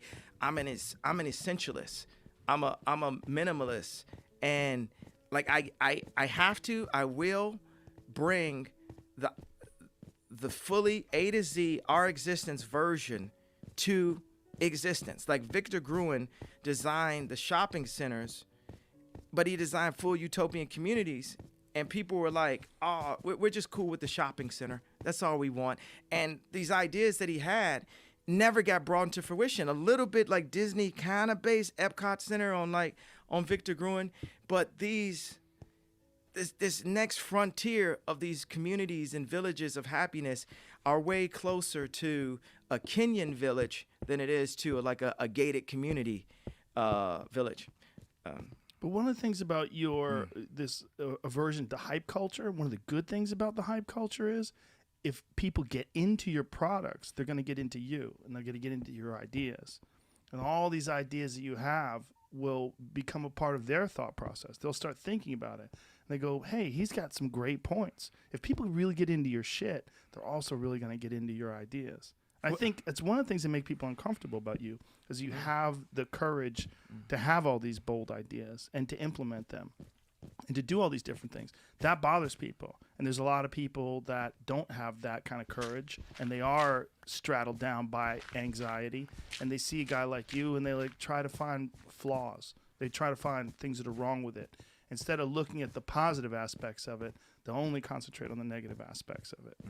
I don't see it that way. I've never saw it that way. I look at you, I go, look at that guy. He can fucking do anything. There's people who like Tesla, and there's people who. Yeah. There's a person who killed animals with Tesla cords to make people not like Tesla. Yeah, The person Thomas who, Edison. Yeah, person who made the electric chair be made with the Tesla cord, so people wouldn't like Tesla. Tesla still has inventions that haven't been brought to our society that would have brought more simplicity and happiness to our society. Like the Westinghouse ability to transmit electricity through the air, which is fascinating. I don't know if that would have worked in today's world with cell phones and all the different electronics and even, modern air travel. I don't know. I don't know if it would have worked, but things would have been different. People are over designing into industries where they see they can make some money as opposed to stepping back and saying, how do we look at the entire earth as an opportunity to free everyone and create happiness for everyone? So like there's only 1 billion people on the internet. You never think about that. There's 7 to 8 billion people on Earth, but then there's only 1 billion people that are influenced and that are on the internet. We feel like the internet is everything. It's only like 15%, 18% of human beings. But in order to make for our civilization, for us to survive, we have to make more human beings. We have family. We have to have food. We have to have shelter. That we don't have to have the internet. We don't have to have music. We don't have to have, that's a conversation. I mean, It enhances life. yeah, it enhances the quality of life is better. But look at the music. Look at what the information we're putting in it. Like I feel bad when I hear rap songs. I feel bad even the stuff that I just recently put out. I was like, how you listen to Lames? They the imitation, man. Like, why is that's just? I don't like that message because we're all the imitation of our parents and imitation of this, imitation, and then imitation of Adam and Eve. We're all the next versions. There should be the V2, V3, V4. Like, Michelangelo and Da Vinci had the same teacher. There's times where, my people who work with me, or say like my mentees or whatever, will go out and they'll do something that I wanted to do, and then I'm torn because as a man, I'm jealous and I'm proud at the same time, and it's like a father-son relationship. Because sometimes when the son goes out and is more successful at things, the father wants to say that's a good job, but every time the son does something that's a good job, it reminds the father of his failures. Yes. So it's just, it's a strong dynamic that's where I have to lean on God to not be like, this prick that's jealous of, people who are innovating or taking, the goal line, because we got to realize we're in a relay race of humanity. At a certain point, whoever, what the inventors in the past did is now handed over to the inventors today. They're handed over to the next inventors. Well, the good thing about the walls and the perception and all that is this like smaller barrier to entry allows there to be, a Walt Disney and a Steve Jobs and a Henry Ford. So what I'm doing right now, there's a real barrier to entry to constructing homes and communities and farms. Like you can't just do it like how you can just, it's hard for someone to go from, I'm not saying it can't happen. I'm just saying that it's difficult for someone to go from, programming and putting their music out on the internet today to what it was that Michael Jackson had to do. That barrier to entry was so hard for him. This guy was the leader of the Jackson 5 when he was 5. Like his entire life led up, and this is what he focused on. And it was all focused on that. So it made the great Michael Jackson. Now, I want to do this comparison of Disney, Steve, and Henry Ford, and what Yeezy is. It's really hard to make houses. It's like a corrupt industry also. You got contract. How many times have you started on a house and contractors like start overcharging for stuff, and the budget ends up being twice the amount, and it's twice as long. Look, if you had a relationship, this is why relationships are a better currency than money. If you had a relationship with the contractors, if you were part of their family, your house would be done quick. I feel like it's a practical joke on rich people how long houses take to build. I was in the airport, and there was a first class line that was super slow, and there was a coach area with like 8 openings, and there was no one in it. And then I hopped out, and this other gentleman hopped out with me and went through that line, and we went through. But the rich people with the Hermes belts didn't want to lose their position so bad that they would rather wait in the first class line than to have the time back and go through that. Now, this gentleman is a surgeon that works on people's hearts through their feet. So it's like that kind of engineer, surgeon, doctor mentality. It's like, yeah, I got money because this is what I'm doing, but I'm here to serve, and I have a mentality that I'm not better than the person that's in coach, which is the reason why we were the only 2 that went through that. How do you segue off of this when I just go into this? Like, how do you even find a question?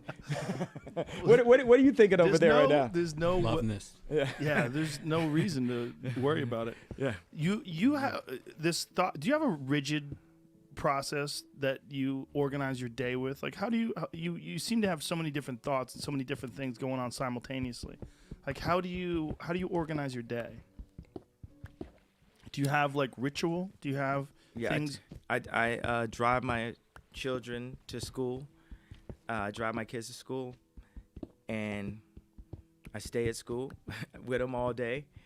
And I'm in the kitchen, like working with the top chefs on the planet to create this, these healthy menus, and I'm working with the farmers. So the school that I'm at is also, it's like this new, I don't want to, no disrespect to NASA, I was going to say new NASA, but of humanity, that we're anchoring it around our children. So that's what my day consists of. But then I also, in the past couple months, have been going to Atlanta for 2 days a week or 3 days a week because I'm building this 120,000.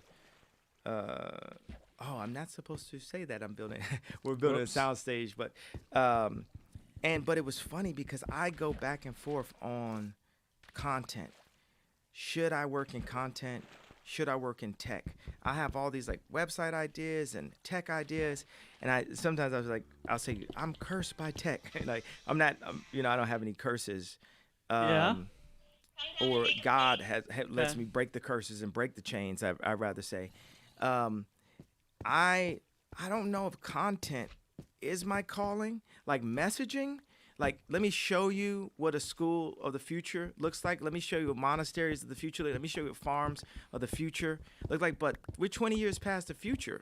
Like, it's in 2020. Like, we're supposed to be in the future by 2000. So it's my job to pull the future into now. And that's something I struggle with when I talk about the different things that I'm doing, getting into the idea of doing, like, content for Netflix or content for Hulu and, like, what that content, because I believe we're in the movie. I believe we're in the game. We're in like Grand Theft Auto. It's just too many things that align, and we can terraform. What we can do is be like, if your Grand Theft Auto character just started redesigning the world himself, like painting his own world. We have this opportunity to make life as fun as these second lives. But if you look at how politics, just general unhappiness, misery, control, the speed that contractors go, the farmers that wouldn't finish the farm, the way we are with each other is why people feel like, look, everyone's going to go into like this Ready Player One second life. And I believe that our first life can be just as imaginative, and it will be. So that's and I have a bunch of friends that work in the gaming industry, and I have friends that work in the content industry, and I'm saying I'm anchoring on real life to make real life as awesome as games, to make real life as awesome as movies. So Did I answer the question of my Sort schedule of. every Yeah, day? Yeah, but I mean, so you just basically go on what you feel like working on. You basically just start your day. You do your stuff with your kids, and then whatever these ideas you have, you just nourish them. You just encourage them. You just feed whatever thoughts are in your head. Well, yeah, but what I was expressing on that last symphony I gave you was that I do have this challenge. That's where I'm designing. I'm actually designing what I'm doing with my time, saying, should I be even taking a meeting? Like when I take a meeting, this is how I know if it's a good or bad meeting. If someone's talking to me and I just get sleepy, I know that that's not what I should do. But if someone's talking, I'm, energized. I like saying the word energized over the word excited because this is what they do to all of us. They get us excited and anxiety, they kind of go together. Like someone can say, hey, I got you a new car. And it's across the street. And you get so excited, you run across the street, get hit by a car, trying to run to your new. But if you're energized about having the car, perhaps you look both ways. See, I play this dictionary game with this small Webster Pocket Dictionary, and we'll go to a page and say, go to a page with the word help on it. And we say, highlight all the words you think are positive. And then we talk about it afterwards. Why do you think that's positive? So the word help is it's like a bad leg on a table. You think you could stand on it, but if you stand right there, that table could flip over. The fourth definition in the word help is to ignore. And it actually makes sense. Like if you have a meeting, right, here's the answer when you know the meeting didn't do good. It didn't go well. The person says it then, how can I help? That means they don't want to do nothing. They'll just give you a phone number. Right. The word is to ensure. And then there's a lot of words that end with URE that are very powerful. Future, sure, pure, endure. And that goes into like the rhyme, because I'm literally trying to figure out the video game at all times and see where these things parallel. I know this can get into like a riff where people are like, okay, yeah, you were losing what you're saying right now. But look at that. Look at the dictionary. Look at these words. I have friends that English is their second or third or eighth language, and they say that English is the hardest language to learn because there's so many words to that mean the same thing. It tears me to my core that my daughter has to learn TWO, the difference between TWO, TOO, and TO. I want to just be like, just draw the number 2. Like, just make it like, sometimes I don't know when, the difference. I'm like a terrible speller. And I believe that there's like curriculums that are European curriculums that don't even apply to our genes of, who we are as a people, like African descent people. We don't even talk like that. Like, this is a skill set, but I'm still talking white, basically. Like, you'll see like a black pastor, give this amazing like sermon or like marry someone. I was at a wedding, and this guy, they said, wow, he speaks so well. Well, what do you mean well? He speaks super white. Like, that's what the definition of well Right. is. It's just sounds that you use to communicate ideas, right? Yeah, well, it's funny. I bumped into a friend of mine. Matt Williams, that said, Givenchy, I wasn't expecting to see. I wasn't expecting to see him. I wasn't expecting to see him, and we're at the Mercer lobby, and he caught me off guard, and I was like, I didn't use words when I saw him. I like almost communicated in a different language, like a language of like joy or happiness. Only 30% of our communication is verbal. That's why the mask just really throw me off, because I can't tell what someone is thinking and feeling, because a lot of times, half the time, people don't say what they're thinking and feeling, and I have to decode. But with the mask, I can only hear what they're saying. That's the problem with social media too, right? Yes, things in black and white, and things being taken out of context. I mean, that's the reason why people love the show, that they're like, we got the yay Joe Rogan. We can hear him go into all of these riffs. Yeah. And we can feel him. You could see, how I'm looking. You can see my energy and the way I'm saying it too. Yes. So And and you see people sitting down having an actual conversation, a real conversation. Yeah, and a conversation where anybody that comes on this show, you don't have like this. Like sometimes with reporters, they have like, or people that are in media, they have like a complex. You don't have a complex. You're like, yo, let's first off to get this straight. Like if I could whip your ass. I'm Joe Rogan. I'm a professional fighter. Now let's start the conversation, which I think is another reason, like with Nick Cannon, he's like, man, I married Mariah Carey. I did all these. And both of these interviews have been very positive because people aren't carrying something already, like some form of chip on their shoulder where they got to like every sentence. Sometimes I talk to reporters, it's like they're saying the thing they wanted to say to this guy in high school that they never got to complete the conversation. Yeah. And they're taking it out Yeah. on me.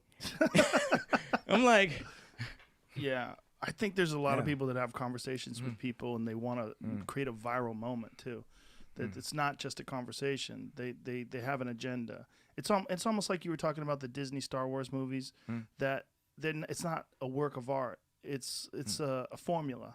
Like 2 + 2 is 4. Let's put those together. We'll make some money. Instead of the original Star Wars, which was the hero's journey, which was like a Joseph Campbell book. It's like there was a beauty and a purity to it. It's an expression. Like someone comes up with an idea and they bring it to fruition, and then you get to watch and you're like, wow, it moves you. The new movies don't move you. and it was a crew of leaders, of thought leaders that like, is it Brian De Palma that told George to put the words at the beginning?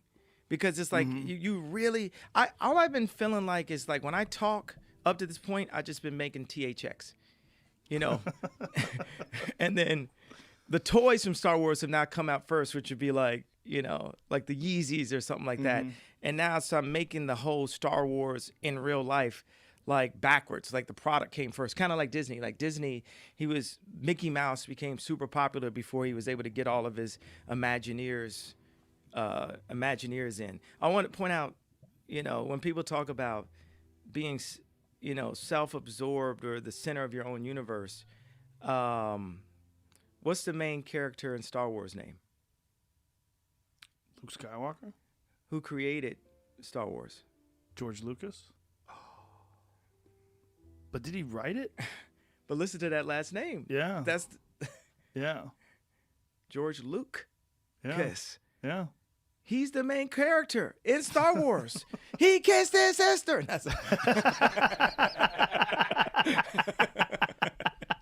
And it was awesome.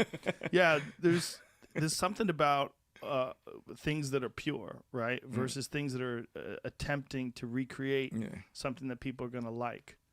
There's a difference, and it's in music as well, right? Like your music resonates with people because it's obviously coming from your mind, whereas some people are creating songs that they think are going to be hits. They're creating top 40. It's coming from my heart and my gut, but when it's the most pure, it's coming from God, and I'm being used as a channel.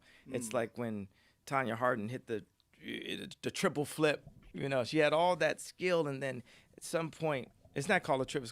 I'm about to say triple Lindy, like it's Rodney Dangerfield or something, but it's like there's these moments where we do things that seem like superhero level, and I think that's what M. Night Shyamalan was laying out for us with Unbreakable, Glass, and what was the other one with the guy with the multiple personalities? It's like he's got 3 of these films that are like showing us, hey, you're superheroes.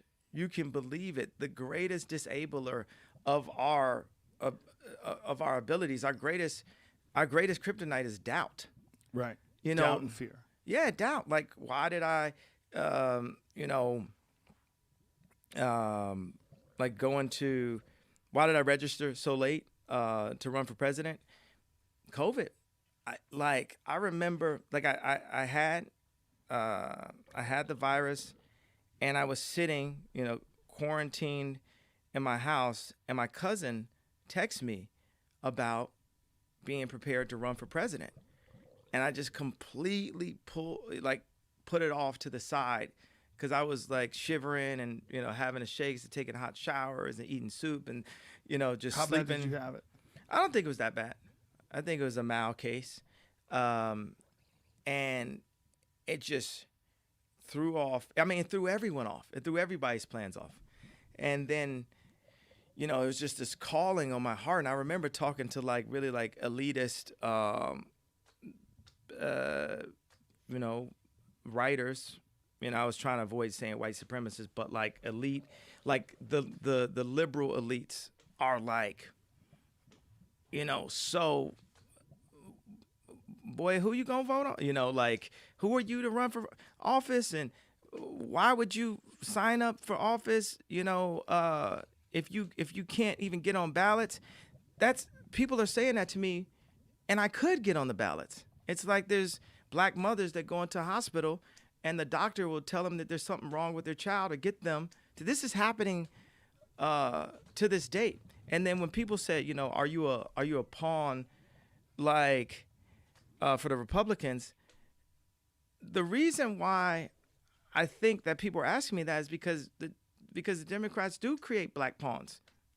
Mm-hmm. They do have celebrities that they'll sit down and meet with and say, you're going to be an advocate for the Democratic Party. And, you know, everyone's like, you know, and I'm not trying to take any sides of like Republicans or Democrats. I'm just saying, why were people so much thinking that I was like a form of a pawn? And then the idea that, you know, liberals will say, like, the funny thing is liberals, I think, and I don't know if I could classify myself as liberal, but I'm definitely kind of liberal elite. I wrote My Beautiful Dark Twisted Fantasy. Like, I've had some of the best writing, so that would put me in that class, so to say. But I'm also just a purist. Like, I see a Kenyan home and be like, that's beautiful right there. I'm not like, I gotta have one of the most racist things that liberals who pride themselves on not being racist have said to me is like, you're gonna split the black vote. And that makes it seem like black people can't make decisions for ourselves, and that don't know white people know me. Like, I'm only right. The liberal, they literally make it seem like only black people will vote for me. Right. Think about that right. statement, the nuance of institutionalized racism. And this would be like somebody from the art world, you know what I mean? And they just have a place where no one has really been able to embrace the idea of blacks not being in a block and staying in one place. Right. Or blacks having to vote Democrat. Yeah, right. Or blacks having an opinion, like right. us not being on boards, or us being like handlers for other black people, meaning like if we work at a label or we work at a big corporation, it's our job to go talk to the other black people, you know, to right. calm other right. black people down, but we're working for, you know, Universal or Vivendi or whatever the organizations were. You know, I was thinking about buying my master's, and I realized that was too small of a thought. I'm going to buy Universal. They're only a $33 billion organization. I'm one of the greatest product producers that ever existed. I'm a child. I'm 43 years old. I was $53 million in debt, 4 years ago. And now it's proven that I'm the new Michael Jordan of products. I went to Adidas, and we were a $15 billion organization, losing $2 billion. Before COVID hit, our market cap was $68 billion. I went to the Gap, and I partnered with the Gap, and our stock jumped 45% in 2 hours. The organization made $2 billion in 2 hours. And now we've doubled. The Gap was market cap was lower than Yeezy. It was like $3 billion when I first got there. Now it's like $7-8 billion, and we haven't even released the product yet. But what I loved, I sat there and I did the deal without getting on the board, and I looked at my cousin, and I didn't want to sign the deal without being on the board. And I looked at him and said, "I'm doing this for you," meaning like this is part of a relay race. It would just be a given that if someone of color was to my position of influence, will be on the board. But Michael Jordan had to break down walls, and Michael Jackson had to break down walls for us to break down the next walls. And the next walls are the boardroom, because you know what the boardroom is? It's an opinion. See, people are fine for us to play basketball and, rap and make clothes, but the society as it's set up is not really used to or fine with us actually having an opinion. And I can understand why, because what is our opinion based on if we grew up thinking we were slaves?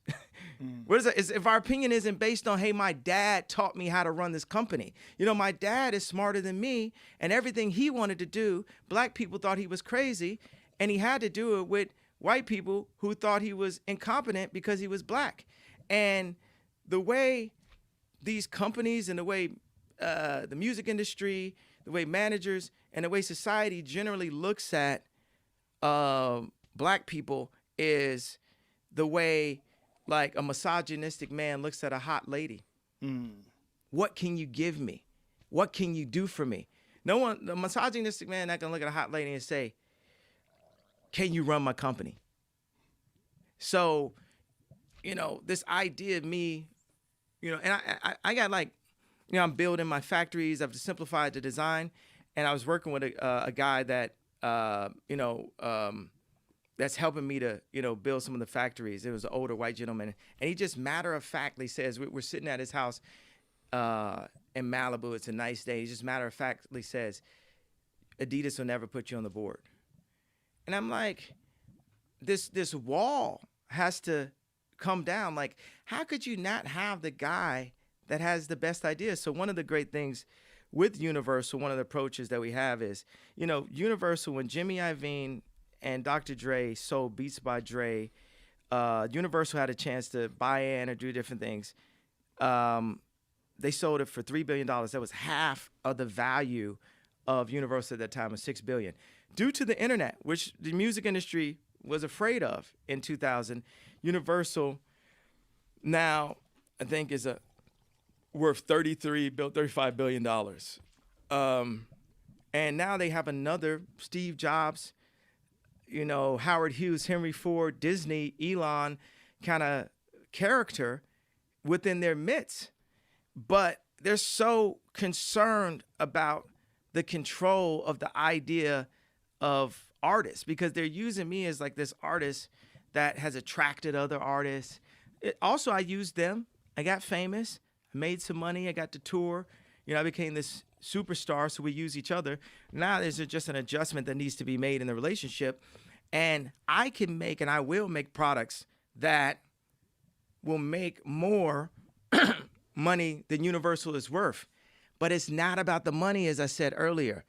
It's about the fact that even though my net worth is $5 billion and I'm one of the most famous, most influential, God-fearing Christians on the planet, I still have to go to this man or this organization and ask him for something. And that is what it's about. You can have a company, right? When you go and do your companies, don't think because you got the most ownership that you actually have the control. If you don't have the information and the knowledge of how the distribution works, and you're not having that conversation, you don't have the control.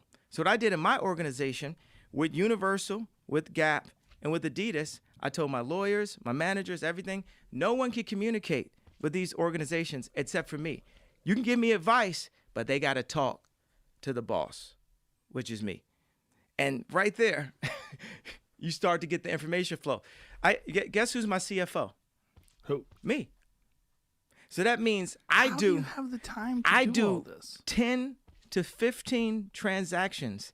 What I do is I pay, because I had open credit cards, I had checks, I had people flying in and out. I had consultant agreements, like people who weren't on the salary, but they were consultants. I had, people paying for flights, hotels, cars, food, Netflix, like everything just running the account. Just even right now, I canceled all my credit cards except for one credit card. This is like the Oprah Winfrey moment where she's like, man, when I started spending cash, I was like, I really realized, how much I was spending, and now I've signed all my own checks. And the thing that happens in the music industry is and just a lot of industries, like people tell you that someone needs to do something for you. And it's like, look, this Siri, do everything for, you can do, it's possible. And it's just, when you ask me, how do I delegate my time? It's important for me to delegate my time. If I made $210 million last year, and yeah, I have a lot of maverick ideas. I'm working on cities and homeless shelters and farms, and I'm reinvesting myself. So a lot of mavericks will, spend their money on their ideas, and they'll invest in what they see the future is. And I ended up with a net worth of 10 million. I remember, a month ago, people were like, you can't show your taxes because people won't understand that you're a billionaire if they see that you only netted 10 million last year.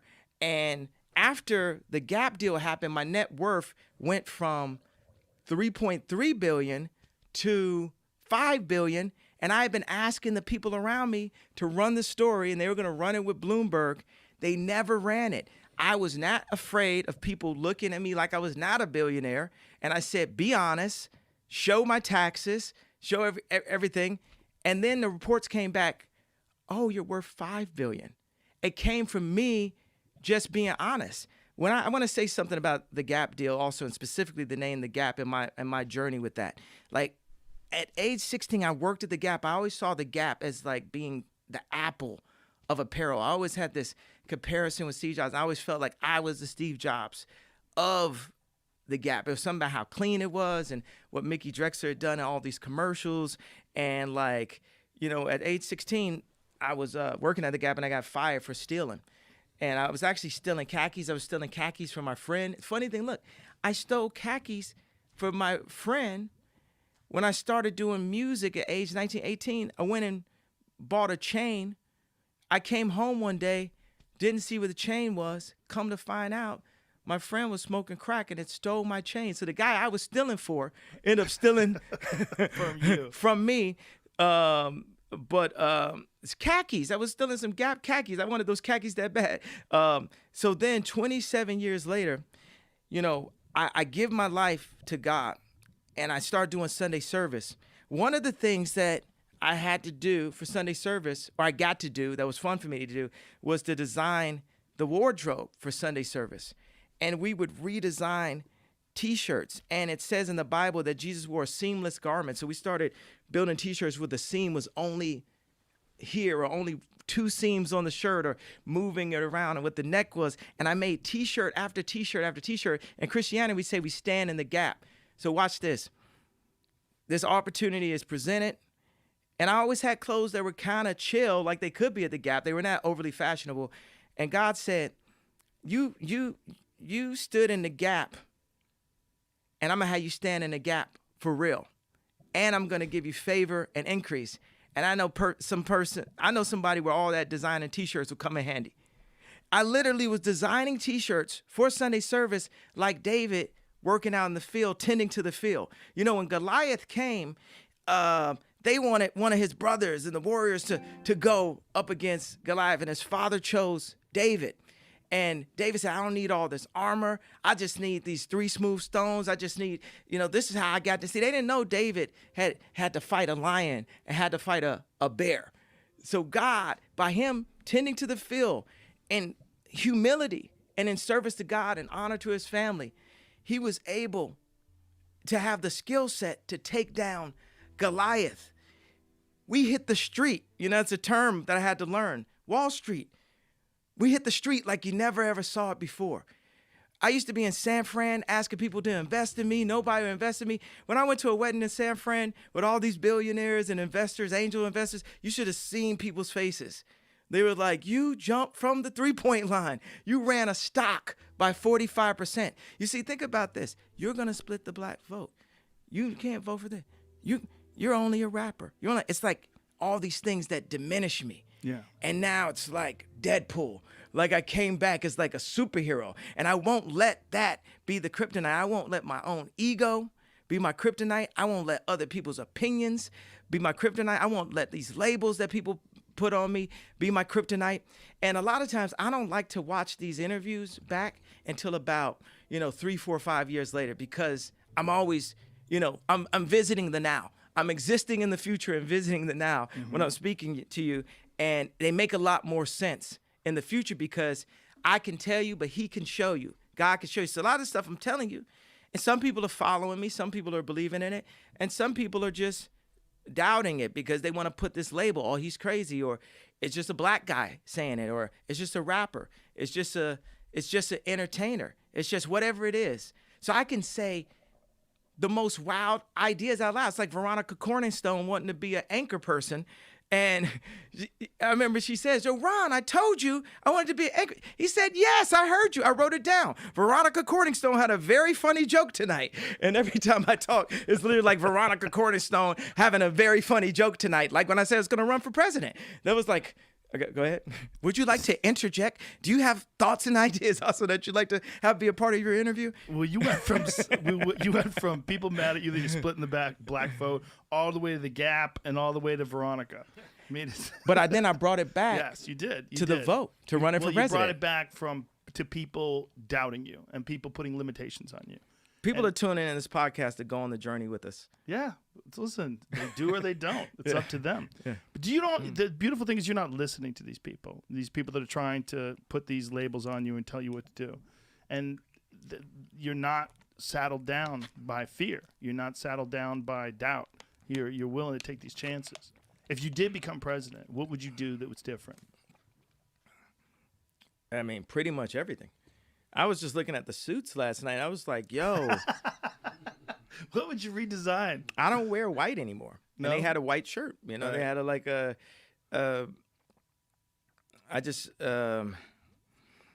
I would redesign this. I will. You know, it's not a would. Right. You know, it's not a if. It's not a if.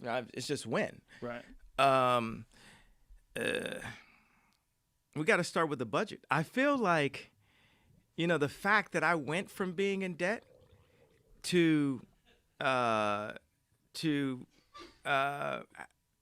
being, I don't even like the way it sounds, the multi-billion, because when you think about Steve Jobs, his money is like the least of what's awesome about him, and the money is just a tool. Like, it's like nails. Like, I got the most nails. Do you feel like it's scored on the scoreboard though, so it proves not just value, but it proves effectiveness? Yeah, and it's like you're crazy to your right. I'm so back. it proves I had to in eat some way dinner. that a lot of the things I said Ain't that were shit. crazy, I was actually right about.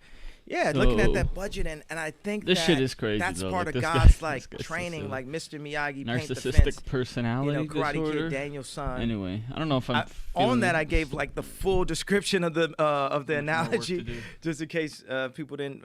What do you yeah. think you would do though if they come to you with talks about foreign policy? People love talking about foreign policy. It's the number one question. Yeah. But when I talk about the budget, you know, this paint the fence. The fact that I had to, you know, that I have to understand $300 million of cash a year. That you don't get trained for that. That's like astronaut training. That I have to understand how to have multiple industries. That I have to understand how to build and house and provide.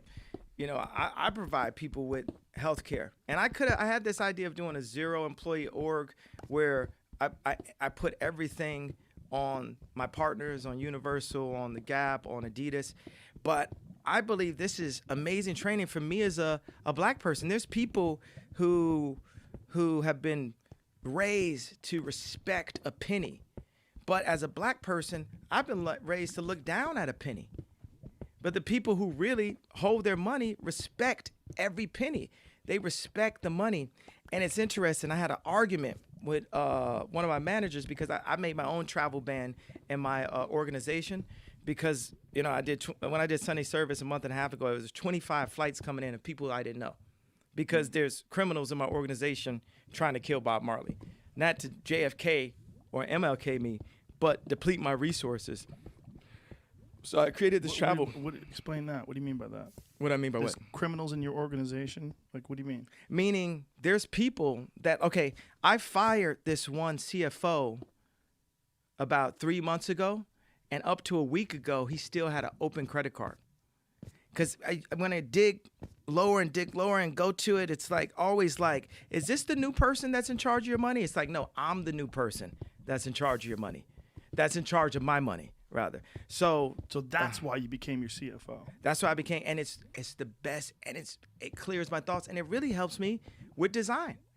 it helps me as I'm designing what I'm doing at the Gap. It helps me what I'm how I'm designing the curriculum. It helps me in the way I'm designing the kitchen, the way I'm delegating, the way I'm working, the way I'm being a better leader, being a better listener. Wait a second. But there was some question you had. I was answering, and I gave it. Oh, it was before you went to foreign policies. I went to the budget. Well, I said it's like Danielson painting the fence. The fact that I've had to really look at and understand that kind of money, and this God-given anointing, being a producer, being a head of industry, to be a God-fearing and a servant of God and a producer and head of industry at the same time is literally like the perfect combination for a president. And to be honest, I'm literally like every now and then the world deserves a leader that they can 100% trust, that whatever I'm saying to you with the information that I have in front of me, I 100% believe that.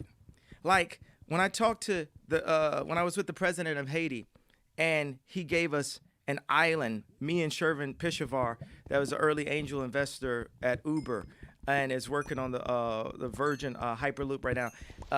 Really great friend of mine. He saved me. He's had me avoid deals where I was gonna give up a percentage of my company for a third of the value and different things like that. So we go to Haiti, and the president gives us this island to develop, to make a city of the future. And also, we're gonna have the farmers and the people who live there take a percentage. Take ownership of the land that they have right now. So when it raises in value, they all eat off of what the idea is. But he said that the way that he has done business with our president is so straightforward. I know that me as president would be the best thing that ever happened for America's foreign policy. I've traveled more than any president already, and I bring people together. I put rivals on songs together to create masterpieces. I go and I empathize. When I meet with leaders in Africa, when I meet with leaders in, I didn't really have a good next thing. I wanted to sound good and like name another leaders in. I wanted to sound fire. I like that you admitted that. But see, honesty. Yeah, so when I meet important. with leaders, I'm not trying to go in there and see how they can use my internet. I'm not trying to go in there and buy up their land and develop it and buy it up for cheap. We're going to share information. We have an idea we just had of a dual citizenship for Americans with African descent. That the ability to create environments and communities completely can change the way people act. If people are hungry, they're going to act a certain way. If people have food, they're going to act a certain way. If people are away from their friends and family, they're going to act a certain way. They're going to need to, they're at a college town, they need to stop by this, frat party and, drink and do that. But when they're, but you got to go here, so then you could go there. And like society is all about dismantling the family. I see things being more like a kibbutz, or, where the family can be as close and where the grandparents can be next to the children. And, these ideas I have about how communities should be are worldwide simplified ideas. And that they're not based on industry, even though I understand industry, they're based on serving God and serving families. And that's something that everyone across the globe, no matter what country in the world, whatever continent in the world, all of the moms and dads have something in common. They want the world to be better for their children. We all want the world to be better for the children. And we can show ways that we are not at odds. Think about the world is a giant piano, but we're playing off key. So for a producer to synthesize those ideas and not say, okay, we're going to shut. I spent time in China. I spent a year in China when I was in 5th grade. I used to speak Chinese. Ni hao ma, shay shay ni. Like I don't know a Really? lot of. Yeah, my mom was an English professor, and they had an exchange program where a Chinese student could come to America and she could go to, there was like Chinese at that time couldn't come to America as easily. So, you know,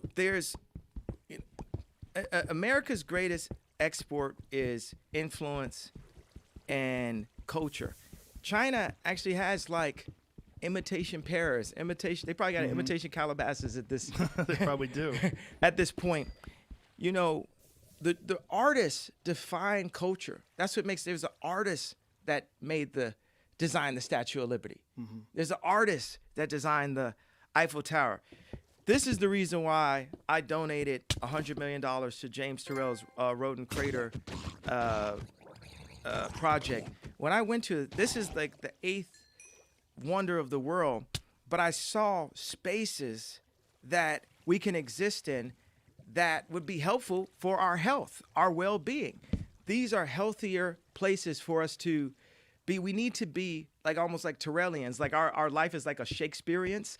Like Shakespeare's written 30% of our language that we use. Like I say, like he must have been a really nice person. Like Da Vinci used to walk away from people when he would talk to people, and that's the reason why it's the Da Vinci Code and at the Da Vinci Life, because he never was able to get it across to the level to affect us for generations to come.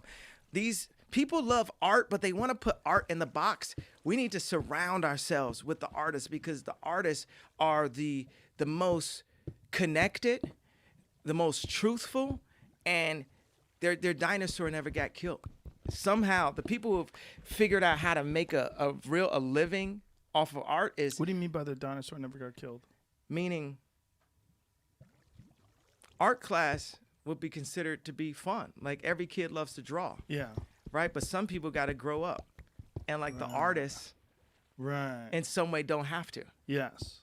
Like Yeah. this separate. We're all children. We're all, if you're alive, you're a child. We're all children in God's eyes, and we're all young people. Like Jesus is a old person. Like he's old. Like you know, like Adam is old. You know, if you're alive, you're young, and we're like children. And there's all these things, these sharp edges, these corners, these anxieties, these fears, these things put in our food, our diet, our diet of what we consume right here, that turn us old and make us brittle and make us put that fear on our kids. Don't you put that evil on me, Ricky Bobby. They put that. We put these evils on our children. We put racism on our children. We put fear on our children. And the children are fearless. The children, it's funny. It's like Claudio Silvestri, one of our lead architects that I worked with since age 24. He built this home in Majorca with John Paulson, and he has like this golf course, which the acoustics are incredible, but it's this part where you can walk along that's 20 feet high. And I said, what about the kids? You have a balcony, you have a banister or something? And he looked at me and said, they're smarter than we think. Wow. And meaning, like, if we were never taught the missing banister theory, that we could all tightrope walk. The missing banister theory, I wrote it in my book, Thank You and You're Welcome, that I wrote with my friend Sakaya, that's actually here right now, that's that you were talking to earlier, is, look, you could walk down a straight line without worrying about anything, but you take that exact straight line and put it 20 stories high, and you know I'm going with it, and you remove the balconies, you're going to be so concerned about the idea of falling that it will make you fall. Yep. And that's where the superpower is, in removing the fear. Yes. That's a beautiful thing to say right there. And it's also probably the first sound biteable thing that I've said the entire interview. All right, let me talk to you about, so we're serious here. So let's talk about like real presidential issues. Let's talk about like, here's some things that when we talk about this country, here's some things that mean a lot to me. One, student debt. I think it's crazy. I think it's crazy that we take children when they're 17, 18 years old, we send them away to college, we make them literally hundreds of thousands of dollars in debt, and then we ask them to go out into the world and try to manage this money and try to get a job that's going to pay them a fraction of what they owe for their education. I think it's crazy. I think we should figure out a way to absolve student debt. I think we should figure out a way to make education, at the very least, far less expensive than it is now. This is a big issue for people. Absolutely. I'm completely confident that I will figure out how to get America out of debt. That I have the ability. Once I see everything, I never make the wrong decision when I'm given all the information. That's my skill set. Anything I go into, producing, rap, homes, clothing, anything. Once I'm given the right information, I apply my taste, and I have the best taste on the planet. I mean, Quincy Jones. There's a couple people that's like, okay, Quincy Jones' taste might be better than mine. But if could you imagine Quincy Jones as a president? I could. Yeah. Or Walt Disney, Steve Jobs. Like maybe some of these personalities are A little volatile. Yeah. But that's how he gets things done. Yeah. Like for America to be as warming and inviting as Disney World. There used to be, this dream of, people still have this dream of coming to America. They're coming to America. Like, it's the America that I grew up, even with, like, when Ronald Reagan was in office, it's like he was hanging out with Michael Jackson. And, it's like, it felt America. Plus the way the media showed things, like the American dream was alive and well. And even at the same time, in the ghetto, it was a living hell, and we were being, given, bricks were put on the street. Bricks are put on the street during the riots. Now bricks are put on the street in the 80s, a different kind of brick, and there were guns placed, and the fathers were being taken out of the hood, and this is all this. So don't let me say like everything was perfect during that era, but the perception. Right now, perception is more important than it's ever been. Like what we show, it's just, it's outright. It's just, I don't want to dwell on it. Let's keep going into what you're saying about the debt, because also I don't have, like, if you were to ask me about COVID, I can only give you my perspective as a civilian. I'm not talking to the same people. And I also empower the geniuses. I was talking to my man Fred and my boy Anthony about crypto and Bitcoin, yesterday, just to be prepped for this conversation, and not about the specifics of alternate currencies, which is like AC, which is like Tesla, which is like, but this is how my mind just goes on these like riffs right here. But Jack Dorsey decentralized Twitter 2 months before it really hit, because he was talking to the Bitcoin guys. And these are guys that really have a perspective on what the true liberation of America and humanity will be. These guys, a lot of specifically these guys, but a lot of the tech guys were able to use the new highways, the new information highways, and create the next frontier of our existence. While the powers of our political system are still anchoring on electoral college, which was based around slavery, about the idea of slaves being 3/5 of man. And get this, it wasn't even created by pro-slaves. 3/5 of man was created by the anti-slaves in the North as a compromise. And that basically explains the existence of black people in America to this day. The people that were on our side supposedly said we were 3/5 of men. The people that were on our side, thought of us as 3/5 of man, meaning like, yeah, come work for us, but you're 3/5 of man, so you have electoral college and gerrymandering happening to this date, where if you have Latinos, blacks, other minorities, they're redrawing the lines to affect the vote to this day. That does not relate to the information highway that we live in today, that allowed all these, tech guys to become multi-billionaires and lead and and lead free thought, or allow, as best as we could, a version of free thought. I know I gave you a symphony, but you see how all this really connects. We're sticking. Why don't we put the white wigs back on? They still wear the white wigs out in England. Yeah, England. They still wear it. That's the whole thing. Just because, someone's not, wearing a KKK uniform or a white wig doesn't mean that they aren't holding on to the very core of the country being, based on and built off of slavery. So when everyone's saying vote, that's the reason why my merch says vote Kanye. Because it's like, vote for who? Look, man, if you ain't going to say who you voting on out loud, don't even wear the vote t-shirt. That's so random. Right. That's so random. And we obviously know vote is like Democrat and stuff, because there's nobody as a Trump that's like wears a vote t-shirt. Isn't that funny? But it's such vote, well, go ahead. If you do say that, yeah, you say vote is mostly vote Democrat. And if you have an American flag, mostly you're voting Trump. These are realities that we've sort of accepted. And it's subs. It's all this subliminal stuff that's based on fear and control. Even this. Look at this. This is the 3/5 of man thing, right? Okay.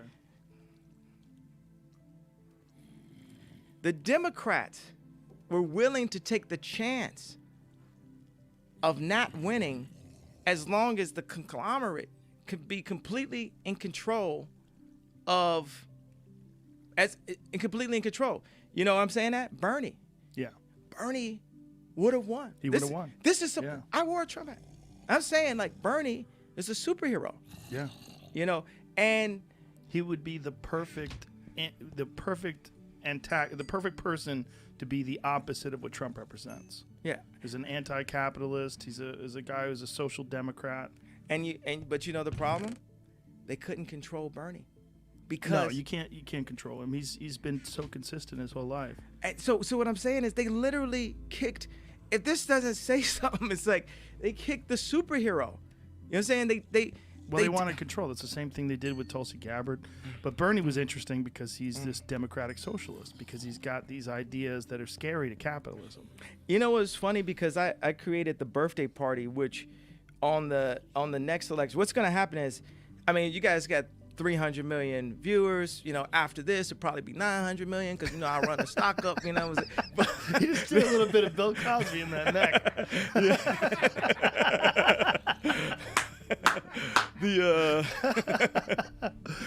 No doubt. Jello pudding pie. exactly.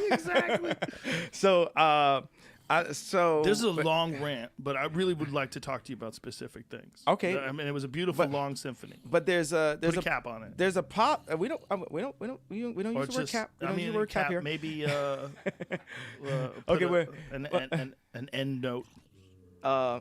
Ding. That's actually the beginner of Runaway. But there's a possibility that I could. It's actually technically possible for me to win now, which would be the best option for America. I would. I'm on 12 ballots and in 17 states that you could write me in on. So if people that never voted, got registered, voted for me, they'd have to take it to the House, because I would, I could possibly win now. I'm definitely 100% winning in 2024. And with that thought, I was like, okay, I got the birthday party, but I was thinking maybe there's a possibility I would be. They said that wouldn't happen. I was thinking I would, possibly be the Democrat. I don't think they would ever let you in like that. But I don't know. Maybe. Who knows what happens after this Joe Biden, Kamala Harris thing? Who knows? Who knows what they think? I would be the first. I'm not trying to. I'm one of the first super famous public black free will servants of Christ since modern media has come to pass. Meaning, when I talk, I'm not talking for a conglomerate. I'm talking for myself in service to God. That's it. That's it. Like, I'm not, I'll cover my people, cover my family, but there's not some big plan or like some practice script thing where it says you go in and you say this, you do this. We want to keep selling Kodak film, so we want to stop you from bringing out the digital camera. We want to keep selling this, raising the price of gas, so we're not going to look to how to like safely harness nuclear power or to do electric power. Okay, go ahead, ask another question. I really just I quite love the sound of my own voice, as we can see it. Apparently, It's okay. So it's this microphone. we started. It sounds great. We started with student debt, and we got on this long symphony. Yeah. Have you given thought into the idea of free education? And particularly, here's a big one for me as well: free healthcare. I think if we think of ourselves as a country, and our country as a community, we're all a bunch of people that are together. If we're going to take care of things like the fire department, if we're going to take care of things like the police department, education, we've got to take care of healthcare. We got to make it so that people get sick, they don't go bankrupt. We got to make it so that no one has to worry about being taken care of. And I don't mean to eliminate the ability for someone to hire a private specialist for surgery or anything like that. I'm not saying that, but I'm saying at the very least we have to cover base medical concerns for the population. It's a giant part of what it is to be a person, is to worry about your body being broken, to worry about being sick, to worry about what this is going to cost your family financially and how it could ruin people. This is a huge issue in our country, is medical health. So have you thought about that? Absolutely. I hear you and I feel you, and I feel what people are going through. I think that there is it's not just how we treat people.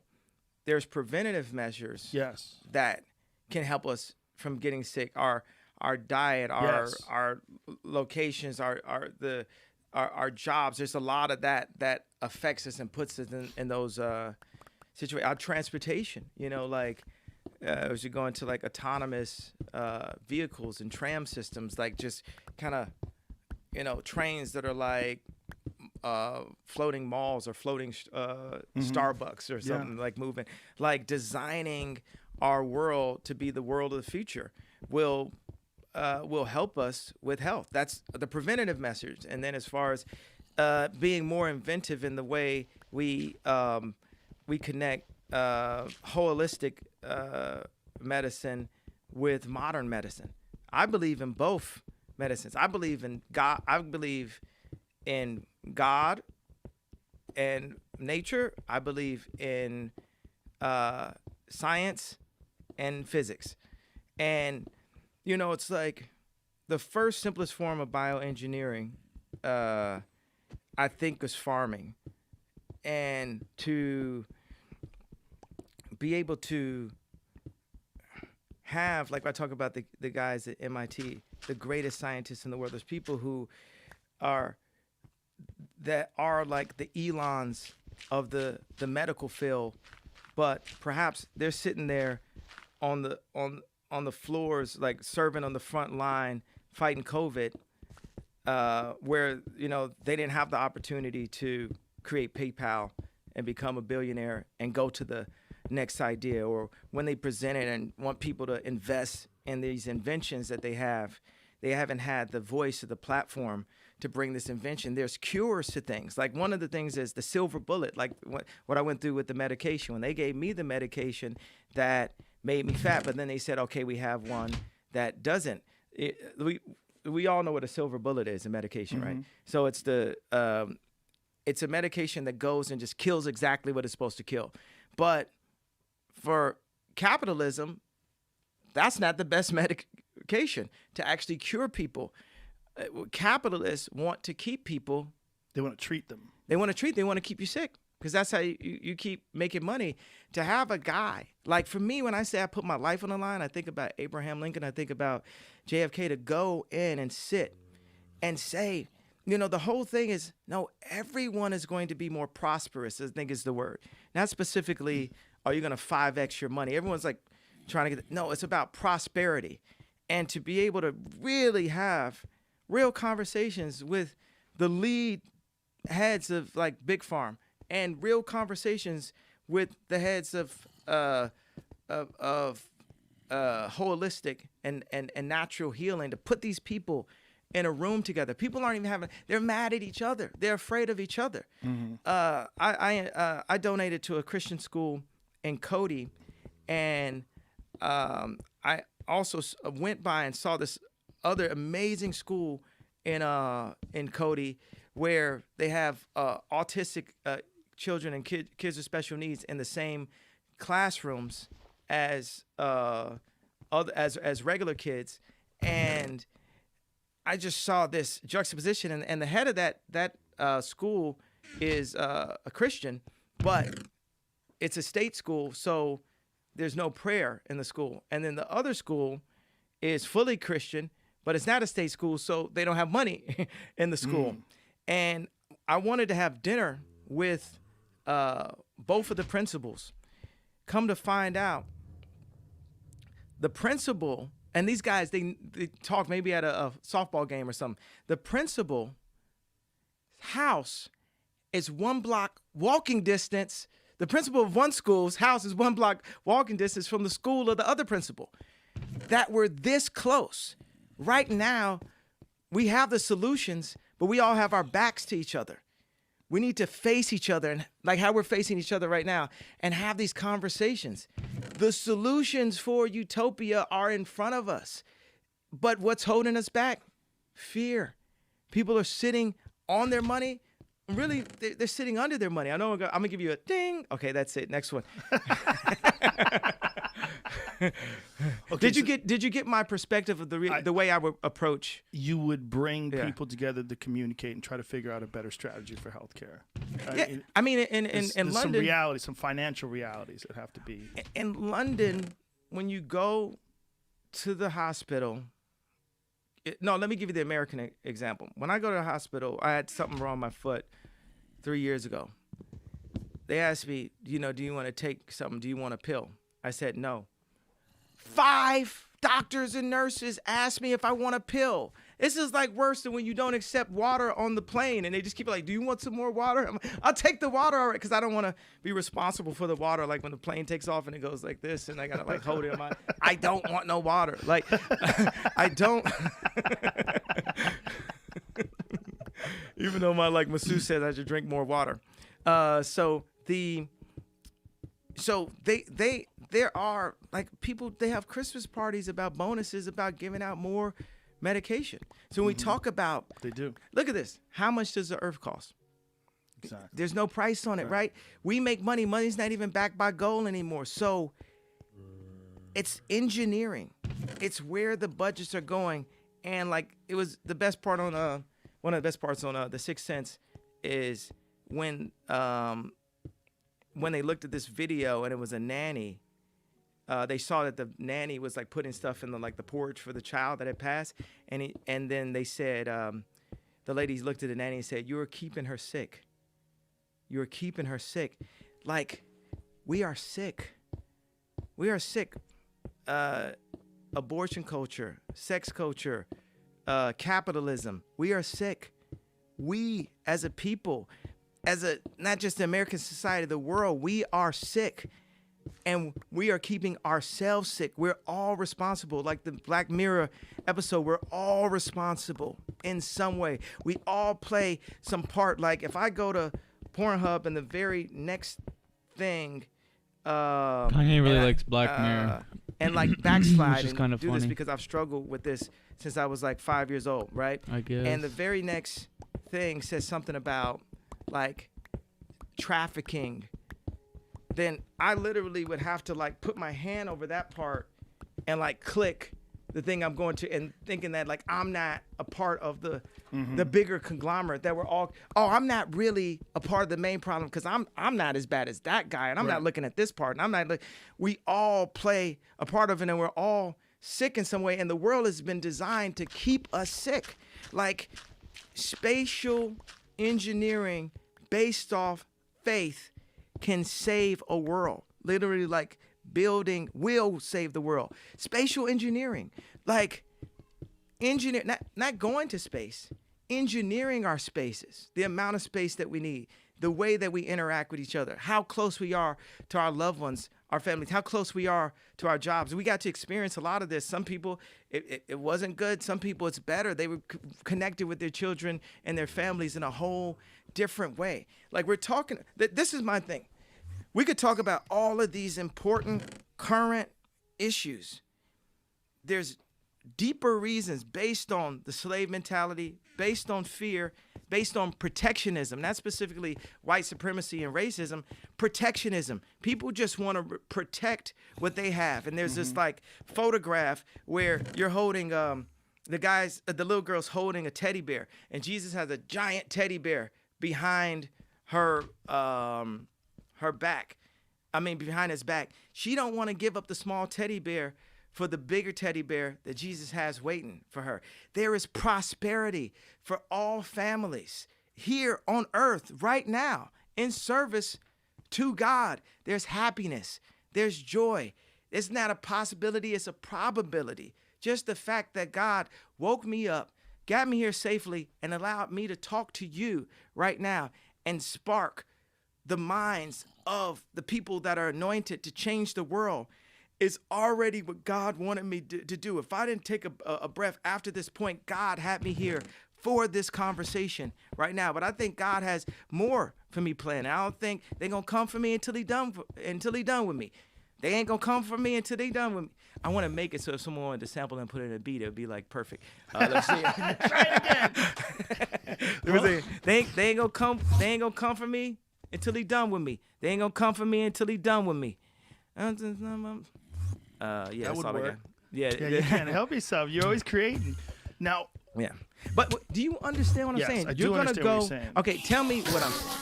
what you're saying is that it's your overall philosophy, the way you're approaching life.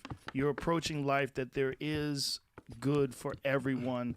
If we all work together in the spirit of the way you think, the spirit of God, that not approach this like with a famine mentality, but approach this like there's enough for everybody. There's an abundance if we engineer it correctly, if we think about it correctly, and if we all come together with the spirit of everybody helping everybody. This is the spirit of Christianity. This is the good spirit of Christianity, not the Christianity that gets despised or disparaged, or evangelists driving around in private jets. The spirit of goodness and treating each other like brothers and sisters. Yes. But this can be done on a national scale. Yes. Because those evangelists or the people who spread the word of God, there's people who are praying for me. We're praying. Like I said,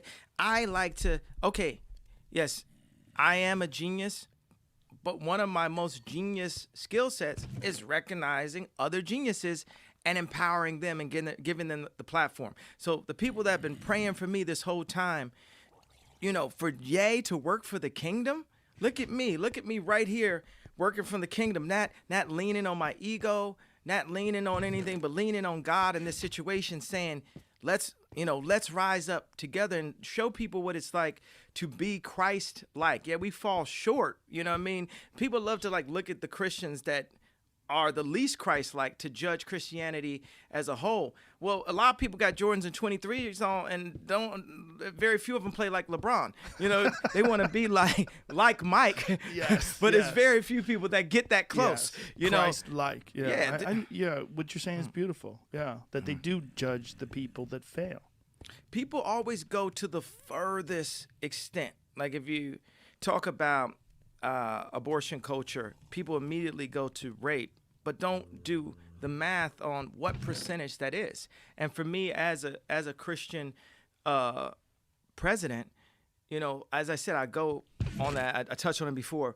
I realize we're in an imperfect world. When I talk to my fellow Christians and we talk about meat, we talk about guns, we talk about in this imperfect world, there's a transition between where we are today and where we're going. Does the meat industry have a great impact on the ozone. From what I hear, it does. And we have to transition. One of the things I wanted to, it's a thought that came in, and thank you for allowing me to give you the thoughts that are coming into my head as opposed to trying to put me on a grid, because I'm off the grid, period. The way I think, Clearly. I paint in circles. You know, I don't paint inside of the lines, right? Mm-hmm. So I was thinking about, I forget the lady's name, starts with a T, but she changed the meat industry because she was HSP, like highly sensitive person. That's and put the cows in round bins, and that's what I'm doing when I say spatial engineering. That's what I'm doing with our spaces that I'm designing with the farms and with the school systems, the unlearned systems. What are the things that you're gonna need, you know, in the future? Because 30 years, we don't even know. We think probably the things that we're learning in school right now won't even apply to people when they're 30 years old that are learning this stuff, you know, at age. Especially with technology. Especially with technology, and the people who design the curriculums are dead, or they did way before technology. Yeah. So, I mean, I was in computer programming when I was 8 years old, and I used to know how to program. That's how I got into music. In 7th grade, I had a Amiga computer that had 4,096 colors. That's why I got that one. And I would program the different sprites and draw out each of the characters and animate them. And I thought that was the next frontier to like, because I would do like animation books. I wanted to be an animator. And then I started doing the music. They had a music program. I wanted to do the music for the video games. And then I found myself running home from school all the way from 95th Street to 119th Street to go and just keep programming the music. So this is like age, 12, 13, programming video games, and that being the gateway into programming music. I got a longer story about that, but I know you want to ask me some more serious stuff. So, ding. Okay, Dave, this is a big one. The military. If you really did become president, when you do become president, yes, you're going to have to deal with hostile governments. You're going to have to deal with hostile militaries and dictators. People in other countries that don't have a value of human life, and throughout history we've had immense problems because of that, because of military conflicts. How do you think you will approach that? I mean, you will be the commander-in-chief of the greatest army the world has ever known. If you're in that position and we have to deal with some sort of a military action with China, what if China takes over Taiwan? What if they invade Taiwan? What if something happens with Syria? What if something happens with Iran? What if something happens with Russia? And you have to make decisions about military action. Have you thought about this? Yes, I would.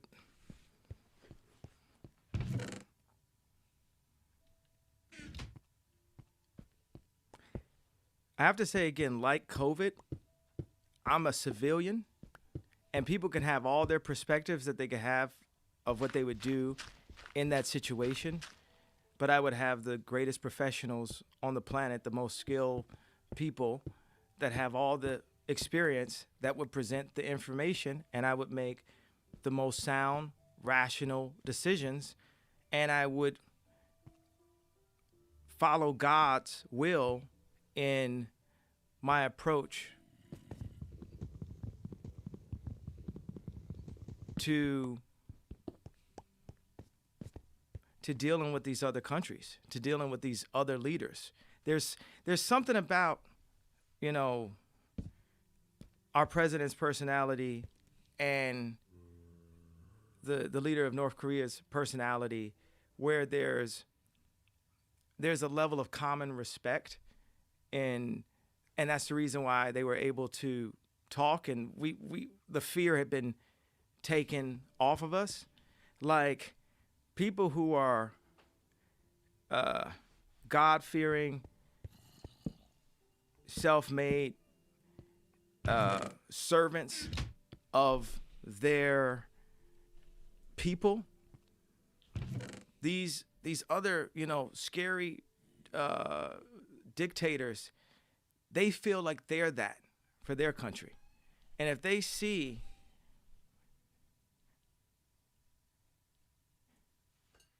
a president that they know is just taking a check or part of a bigger conglomerate, now I don't want to, like I said, I don't want to denounce any of the candidates, then it's very transactional. It's Delicious. and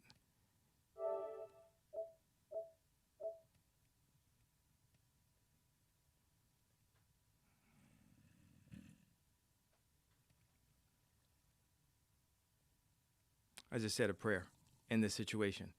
This isn't. You said a prayer because of what? What motivated you to say a prayer right there? The seriousness, the significance of this subject. Yeah, absolutely. We can't jump from jokes about this to joking about people's lives. Right. We have to completely be still in this moment. Allow God to guide our steps and ask the right questions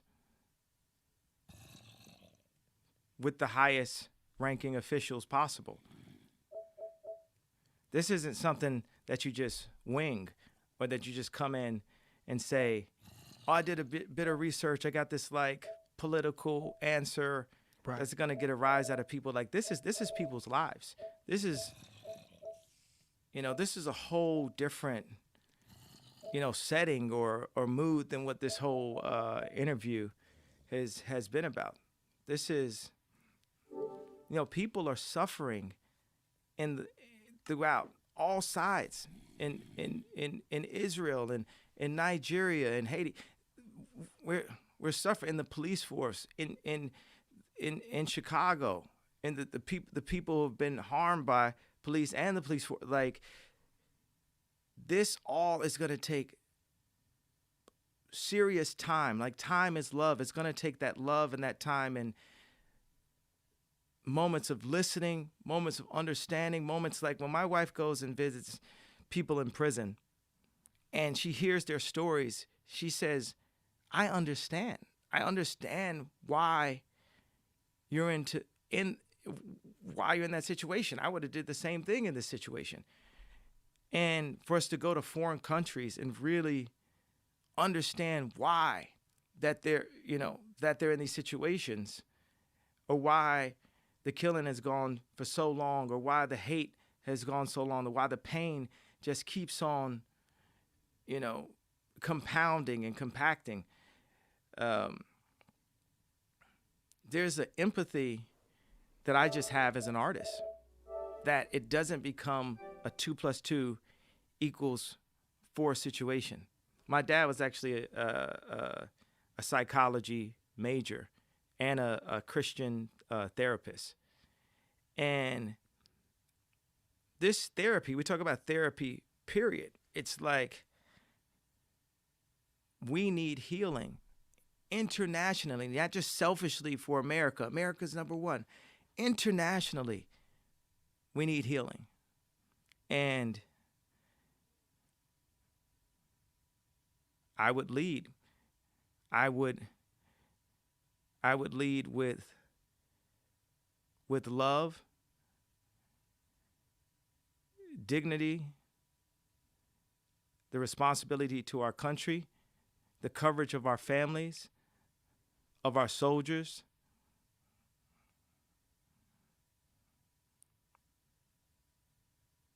And in full service to God and to the American people.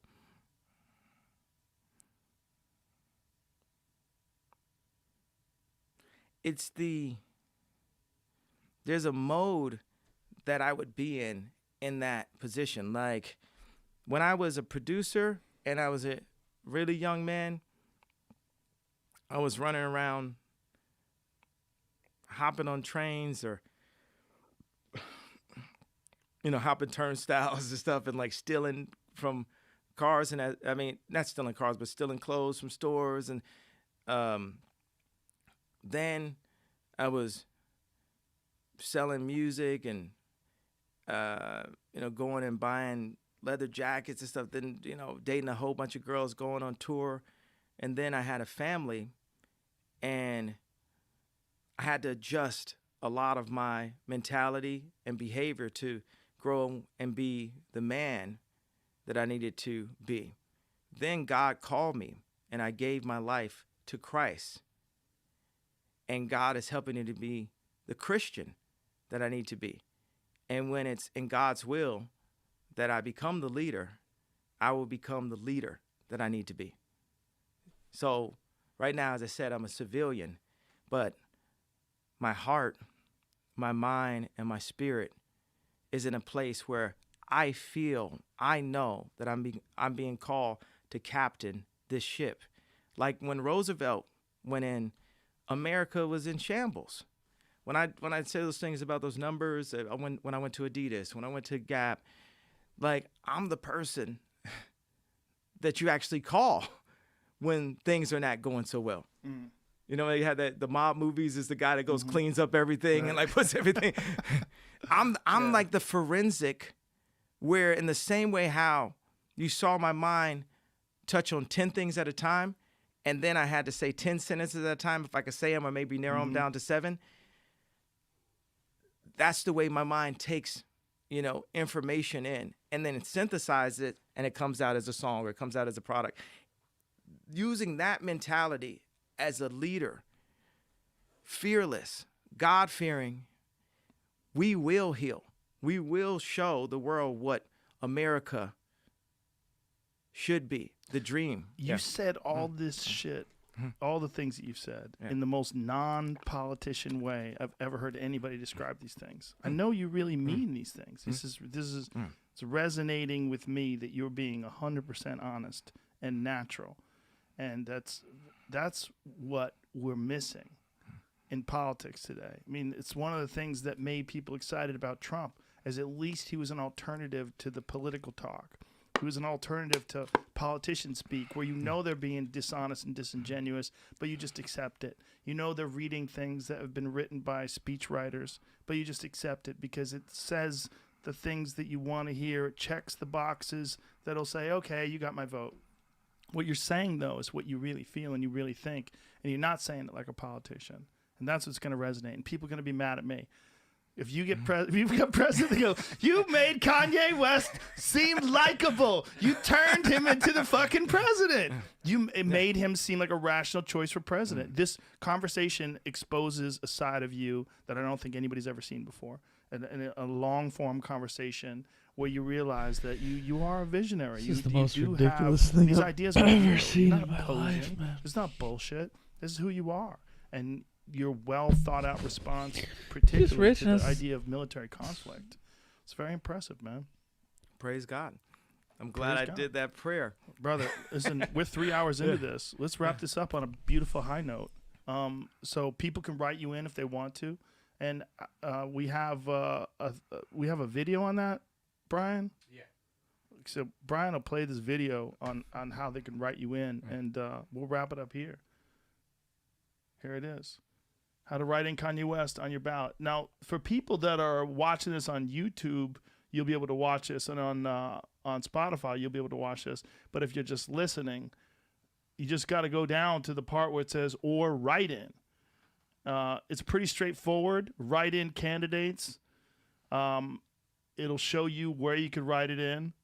This video will be available. This video is on YouTube, right? It's on his Twitter. It's on Twitter. Okay. Write in Kanye West.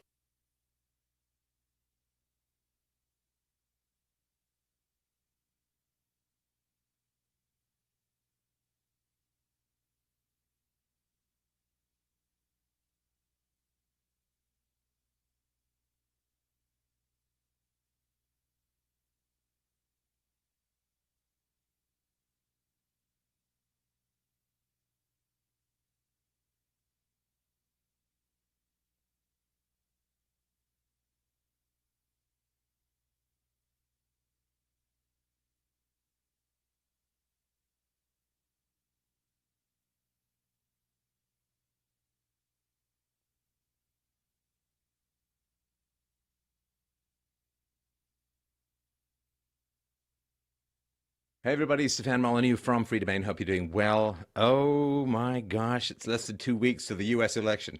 Maybe you've heard of the US election, been a little bit in the news lately. And I hope you found the second debate as engaging as the first one. Just shows you what a good moderator can do to keep things relatively sane. So we have got someone on the line tonight we've talked with before. And I will link to the show before, the 27-year-old virgin. She may, in fact, well, one of those variables may have changed. 27. We'll see. We'll see. But she's here to talk with us tonight, and it's great to have her back. It's great to have you with us this evening, and let's take it away. So you've got, I guess, a message, an email, a text that you were going to start with. Is that right? Yes, absolutely. This was my email to James. Hello, Stefan. I considered all the things we talked about from our last phone conversation regarding myself and James. I went on several dates and chatted with some great guys and some not so great guys. Each time I realized that I kept wishing James was sitting in front of me and not some random man. He is truly the best person for me, and I am allowing myself to show my love for him in the way I have always imagined myself loving him. However, of course, since I am an overthinker, there is something I am still struggling to work through. It is definitely a deep-seated issue of sorts that I have gotten away with not addressing. The only way I know how to describe it is a complete disassociation from my body and from myself as a sexual being. I cannot seem to be both emotionally intimate and physically intimate with a man despite wanting to be both with James. In the past, I'm either totally numb and disconnected emotionally and only focusing on what is physically happening, and if I am not numb, I am in a state of panic. I have only experienced this panic with James, and I cannot abide it. I would say it is part of the reason I took a step back, because I felt just too known by him. I have a difficult time understanding what being in a healthy relationship looks like, despite having many healthy, non-romantic relationships. I honestly do not know what to do.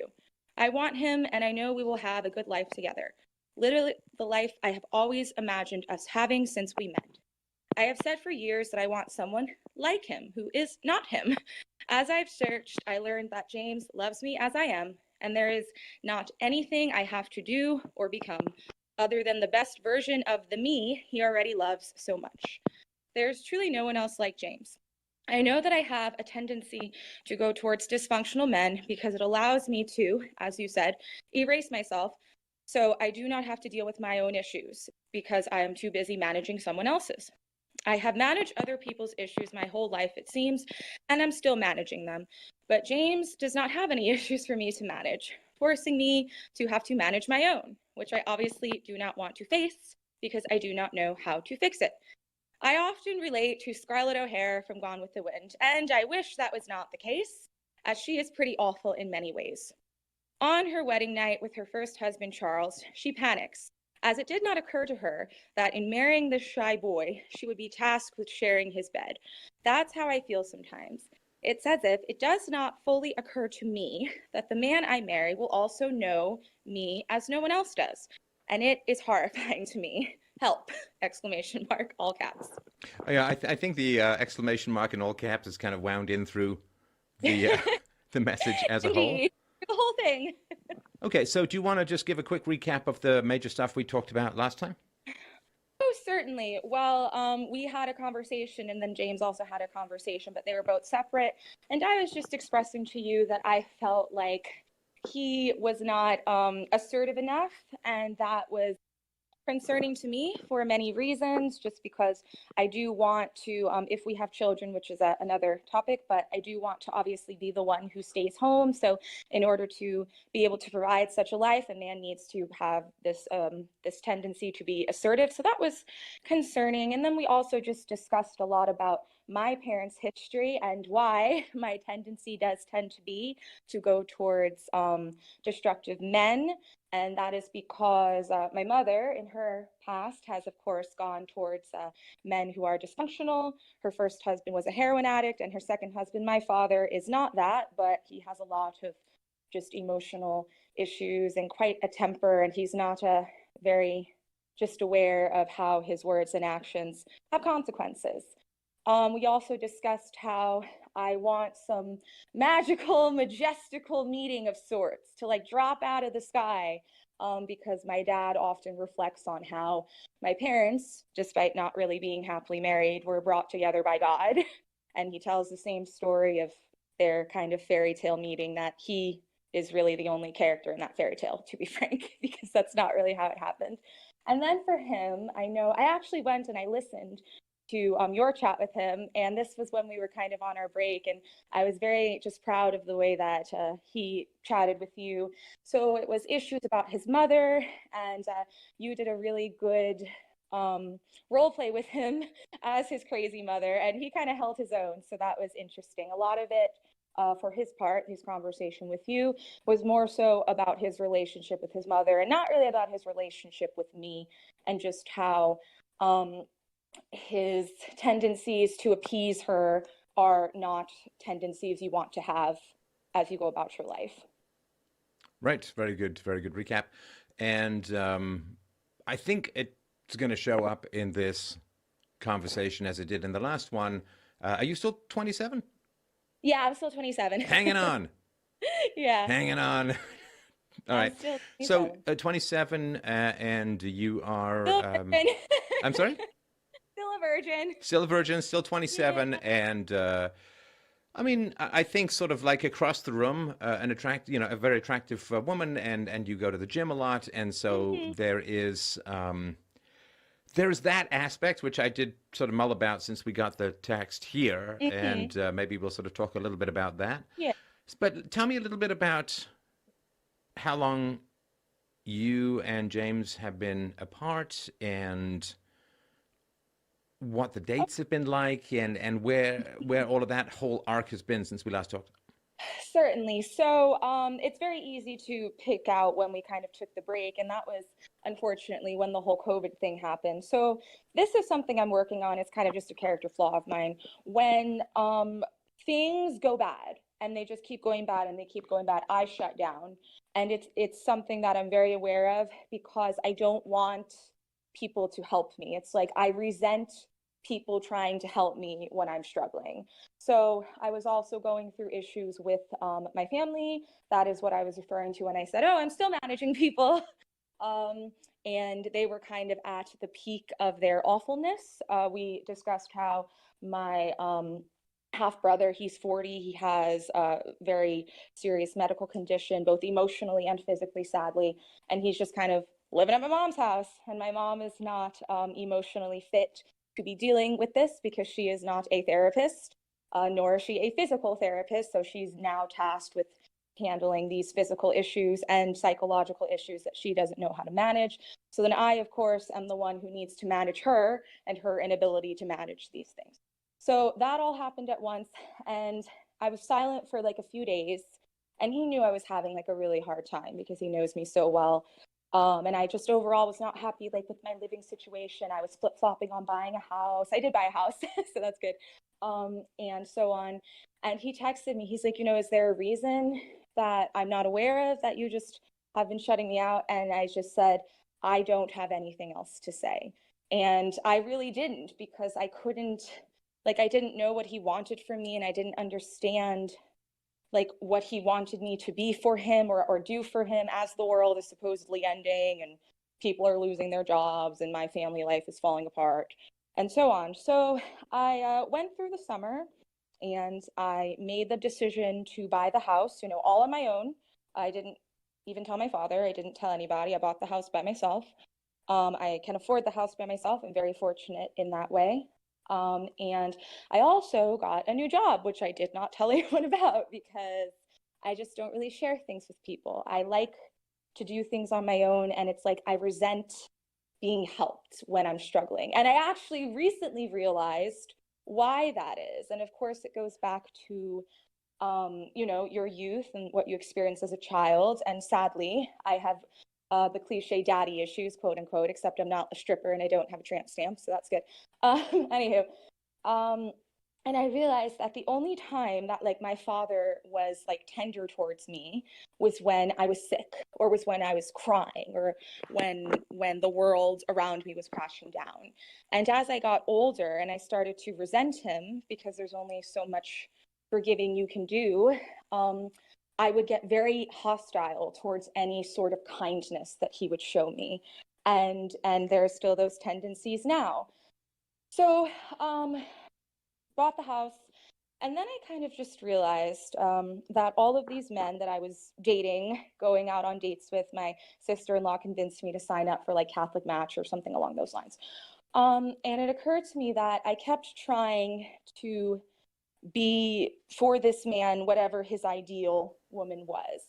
And there were elements Sorry, for the men, like just a man on a date, or?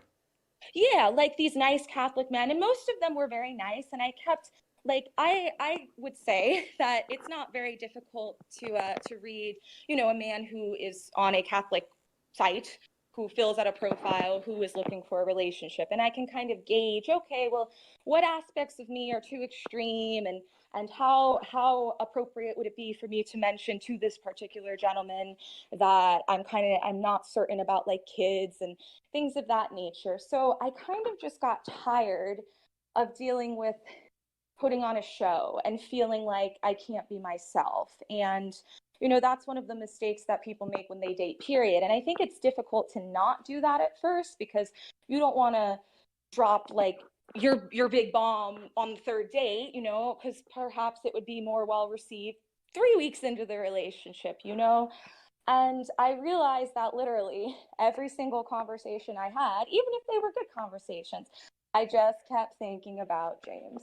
And I just kept thinking how, like, I'm trying to recapture, like, that magic, for lack of a better term, that we had, like, when we first met. And I'm trying to find someone with whom I click the same, in literally all aspects of life. And I guess, and it sounds so like campy, but I do, I feel like I reflect a lot through music, because my music is garbage. I have terrible taste in music, but I listen to a lot of music because I lift a lot. I'm always at the gym. And this one song came on, and it was a love song, and it had a religious undertone, and it was called Love Me. And one of the verses goes, who will love me for me, not for what I have done or for what I will become, who will love me, for me. And nobody has ever shown me what such love can be. And I'm like, one person did. And I told him I have nothing left to say, which was, kind of a terrible way to end it.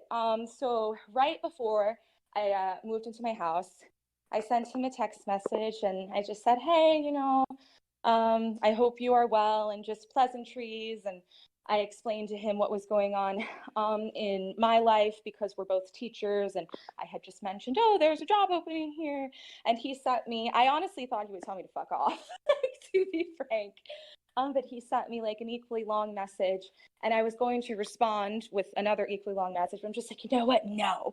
And I called him, and we talked for 8.5 hours. And it was that day where I just kind of said to him, this is really dumb. Those were my exact words. I'm like, oh, like, what are we doing? Like, why aren't we together? And he's kind of just in his very casual, dry way of talking. He's like, well, because you can't make up your mind ever, and you're insane, more or less. And I'm like, well, I'm not insane anymore, and I've kind of just resolved through therapy and through showing myself, really, that I can make good decisions on my own.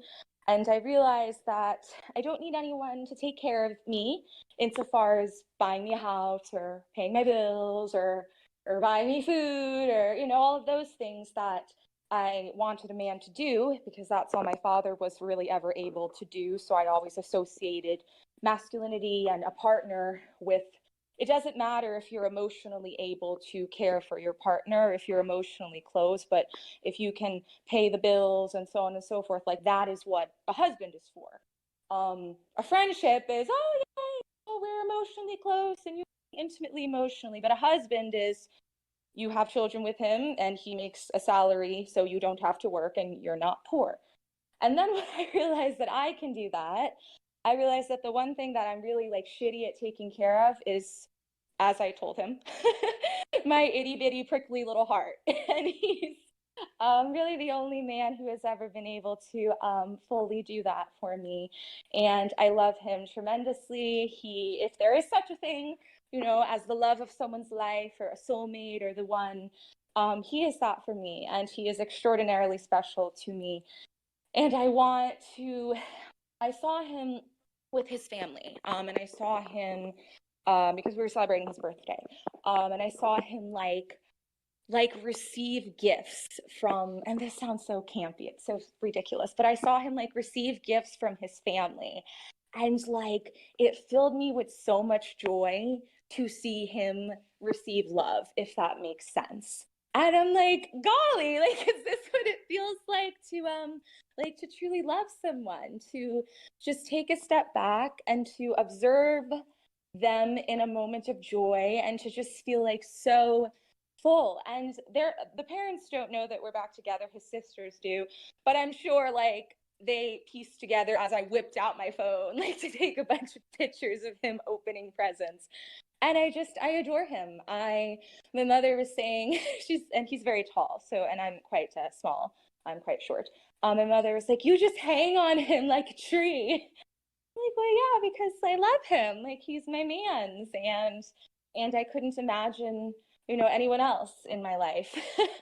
And then I'm like, oh, you have to have sex with this man. I'm like, okay. That is something else that I need to work through. And he knows, I'm very honest with him about just where these issues stem from. And he knows about my PG-13 level past, but for someone who wanted their first kiss to be at the wedding, essentially, that's the household I was raised in. I'm like, oh, golly, I've definitely made some mistakes in that area. And as I told him, and as I told you the last time, I did not live with the amount of integrity that I had envisioned myself living that area of life, that romantic area of life in. And he has not, fooled around as much as I have. And it definitely leaves. I do not want to say, what is that phrase you used? It was not when a woman has slept with too many men, she is penis something. She's just numb, and it just doesn't matter. And oh, the thousand penis stare. Yeah, thank you. The thousand penis stare. It is not in any way like that, because I've never had sex, and I've never done lots of things. But I'm almost I almost feel as if it's the PG-13 level of the thousand penis stare. I've just fucked around with so many guys who I had no real care for emotionally, which was not good on my part. That was a bad thing to do for many reasons, because you're just disregarding someone's autonomy and you're treating them like an object, and that's very bad.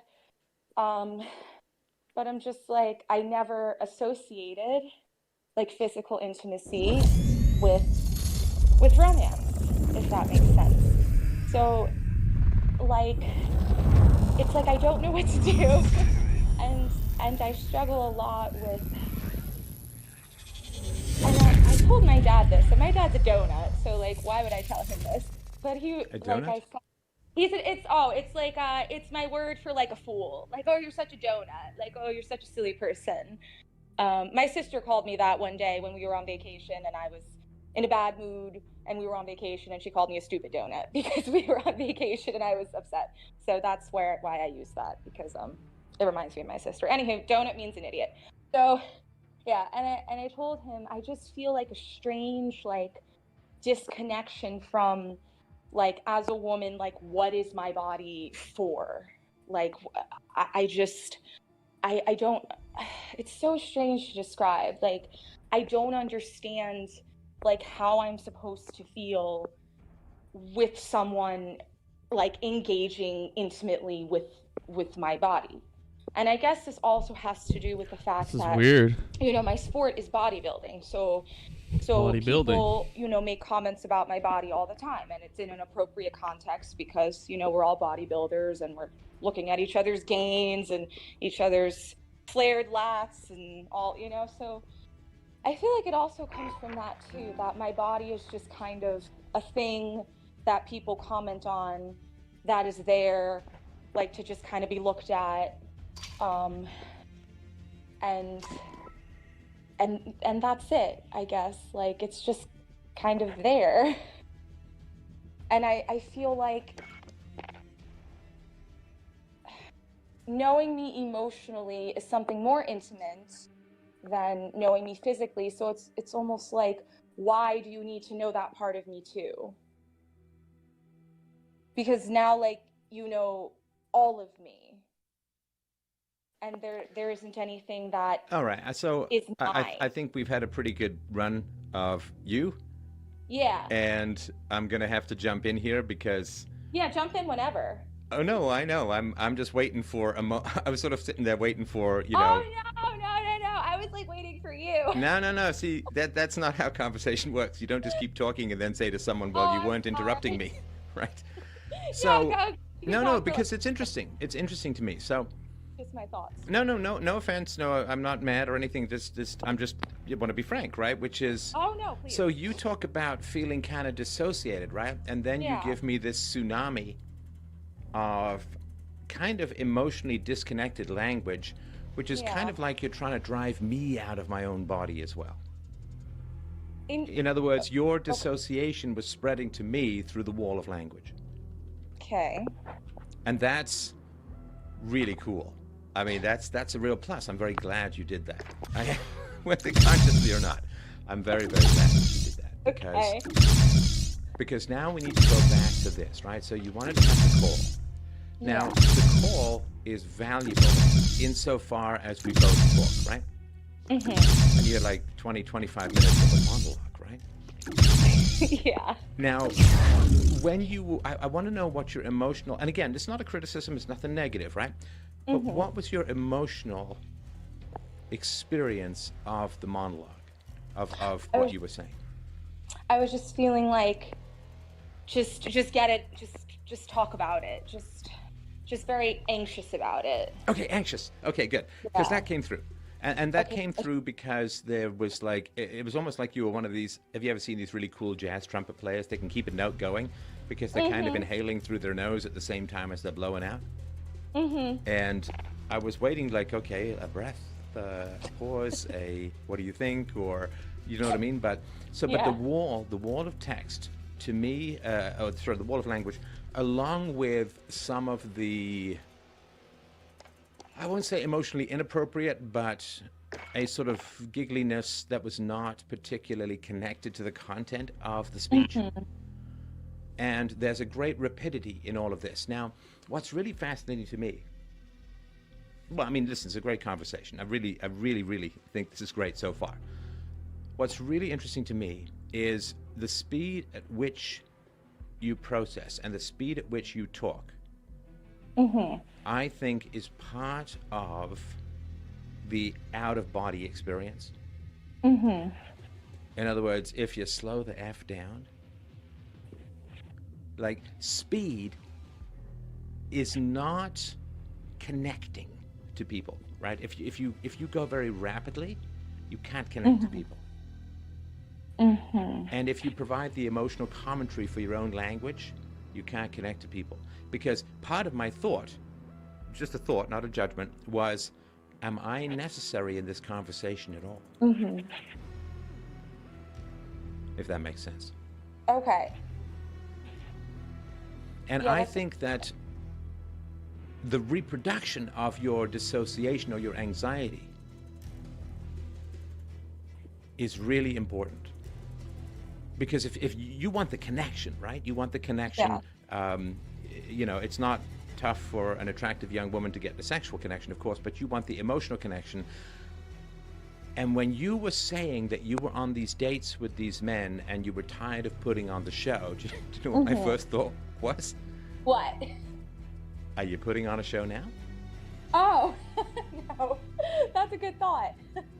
Right, because if you know, I'm having these conversations with guys and I'm putting on a show, and that was my first. Okay, is there a show going on at the moment? And by that, I don't mean that you're being fake. I don't mean that you're trying to manipulate. Nothing like that. But the speed of the information, I sort of tell you what it's like. The speed of the information that you pass along gives no time for anyone to process. Okay. Now, it also, and most importantly, gives you no time to process. Like just about every sentence that you had could have been half hour of back and forth. And the more that you, I mean, I don't know, you probably know a little bit about electricity, right? So you got these fuses, right? And the fuses are designed that if there's an overload of electricity, that it cuts the connection, right? And that is, I guess, the concern with the wall of language. Is that by overloading what people can process and jumping from one topic to another and providing your own emotional commentary with some laughs and some this and that and the other, listen, it's really charming, right? Because it seems very frank and very open and very honest and so on, but because it's so fast and so rapid and so lengthy, it ends up, I think, with people. I mean, I was thinking when you said about this 8.5 hour conversation, I was thinking about, okay, at this rate, how much did James say? Oh, he talks a lot. Okay, good. Yeah, no, it was both of us.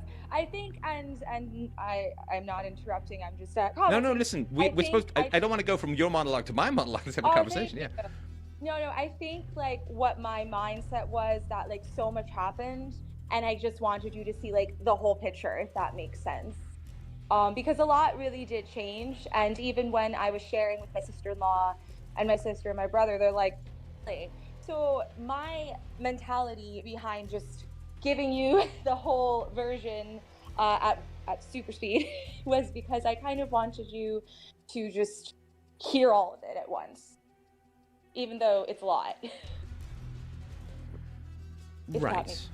And of course, the important thing is to check in with people, especially when you're giving them a lot of information. You've probably heard this a million times on the show where I pause and say, does this make sense? Does it fit with your experience? Does this work for you? Or does this match what you've known or anything like that, right?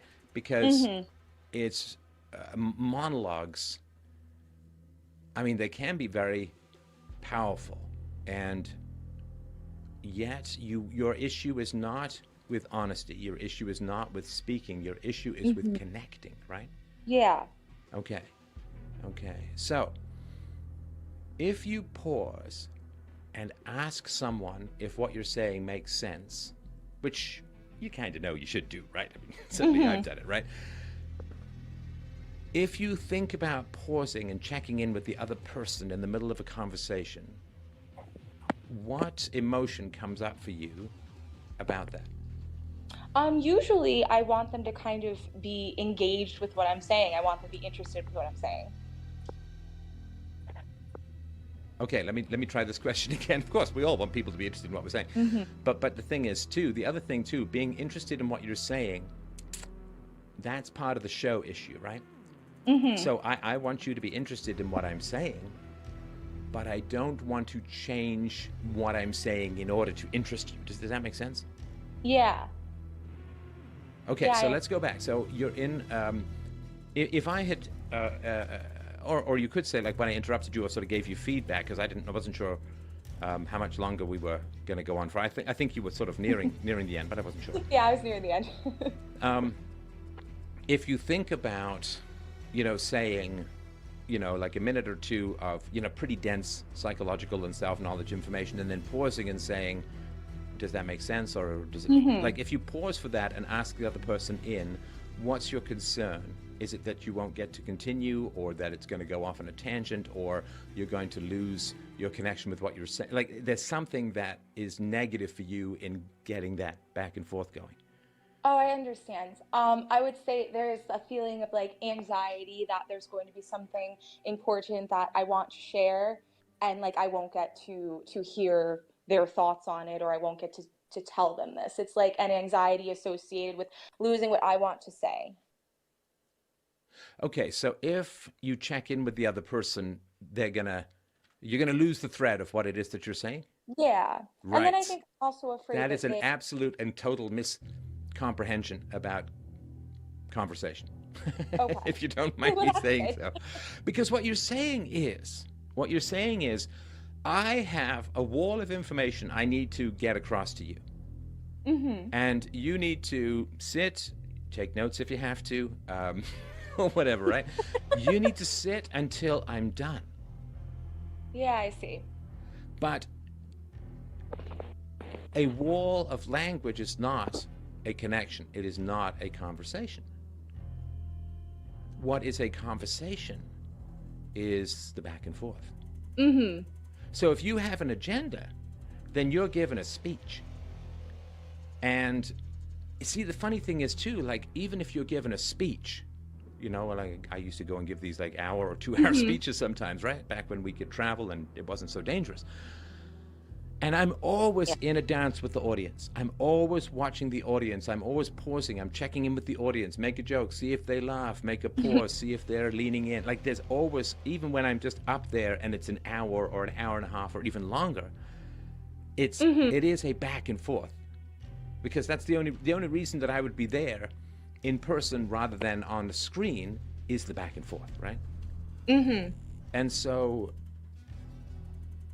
you think that the conversation is about you getting across a volume's worth of information to the other person, right? And then the conversation can kind of start when you're done? In this particular instance, because so much changed and I wanted you to see like the full picture of what I was experiencing. Like, absolutely. And it's impossible for me or for anyone to keep track of and process the whole picture, because literally, I mean, you'll hear this, and again, it's not a single shred of criticism at all, but when you listen back to it, you'll say, oh my gosh, I probably gave him 50 or 60 things that he could talk about. So if you have a lot of information to get across to someone, let's say you have 20 major points, you give a point, you check in, you give a point, you check in, right? But if you give all 20 points or 50 points or whatever it is, then you've lost a lot for a couple of reasons. One is that there's a lot of stuff way back in the monologue.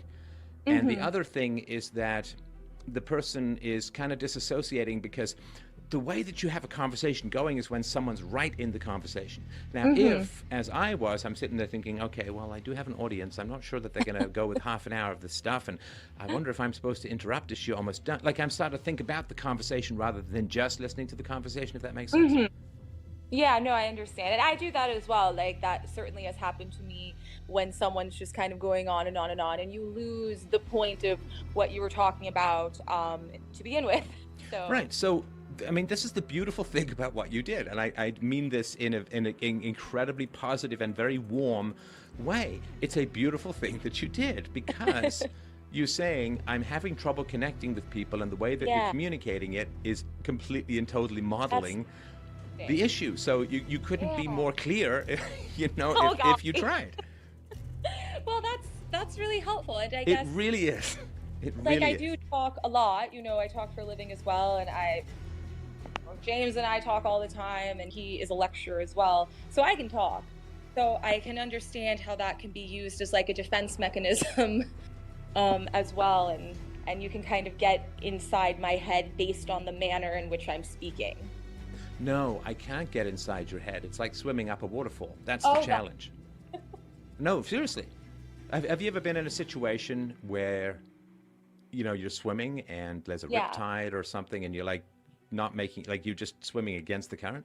Yeah. Right. So this wall of text, it's like an afterburner from a jet engine. It's like you can walk towards it, but your face is going to melt. Sorry, that's a bit of a strong way to put it, but you know what I mean, right? That's really interesting to me that is what occurred, because it was just in my head to, you know, I was excited and I had discovered just the person that I really love, and I sincerely want to address this issue that is quite deep-seated, as I expressed in my email, but I presented, you know, the issue in a manner that you can't even address because you can't connect with it yourself. Well, here's the funny thing. We are addressing it, but not based upon the content of what you said, but based upon the form of what you said. I see. Right? So it's your unconscious saying, hey, man, I got a great plan. Let's give this guy the wall of text. I bet you he'll figure it out. My subconscious. Yeah, absolutely. That's great. I literally never thought of that. And I understand now just after you explaining to me what your experience was from that, why you experienced, my excitement and my just really quick, seemingly abridged explanation of what was going on in my life. That's wow. And I appreciate all the information that you provided, and I didn't ignore the content, and I remember the content and all of that. Oh. But talking about the form of it, this stuff generally arises, Sarah, when you grow up in an environment where two people can't be in the same conversation at the same time. I don't know if you've ever heard this. It was on Full House, I think, years ago. Like, there's a talking stick, right? Whoever has the talking stick, they can speak. And if you don't have the talking stick, by gosh, you can't speak, right? Mm-hmm. And it's kind of like that in a lot of families. It's actually kind of like that in a lot of relationships. Not your and I's, but it's kind of in a lot of relationships, where the talking stick is actually existence. It's identity. It's are you there? Mm-hmm. And if you're in a situation where you can talk, or the other person can talk, but you can't quite mesh or merge, that would be my guess about what it was like for you growing up, if that makes sense. Yeah, that's actually right on the nose. And actually, my boyfriend saw my parents engaged together, like, for the first time, and he more or less describes it as, he said, first of all, you're accurate, like, you explained it very well. This is literally what you've been telling me for years, is what I saw. But there's a lot of, like, talking, but there's not a lot of really consideration of how the other person is responding to what you say. There's not a lot of consideration of, does your body language display that you even like me? Because I've often expressed that, sure, my parents love each other and they have a sense of devotion, I suppose, but do they, quote, like each other? Like, do they enjoy each other's company? Do they take the feelings that the other one has into consideration when they talk? No, they don't. It's just kind of words. Right. Or, not this is you, but there's that old cliche of a guy on a date. But enough about me. Why don't you tell me what you think of me? Yeah. No, and I'm not putting you in that category, but that's kind of the joke, right? So, yeah. And this, unfortunately, is something that happens enormously with addicts. Not that I'm putting you in that category, but I knew that you grew up with one, right? On and off, yeah. On and off, right. Well, I mean, that generally tends to living be... in the house at like different times. Right.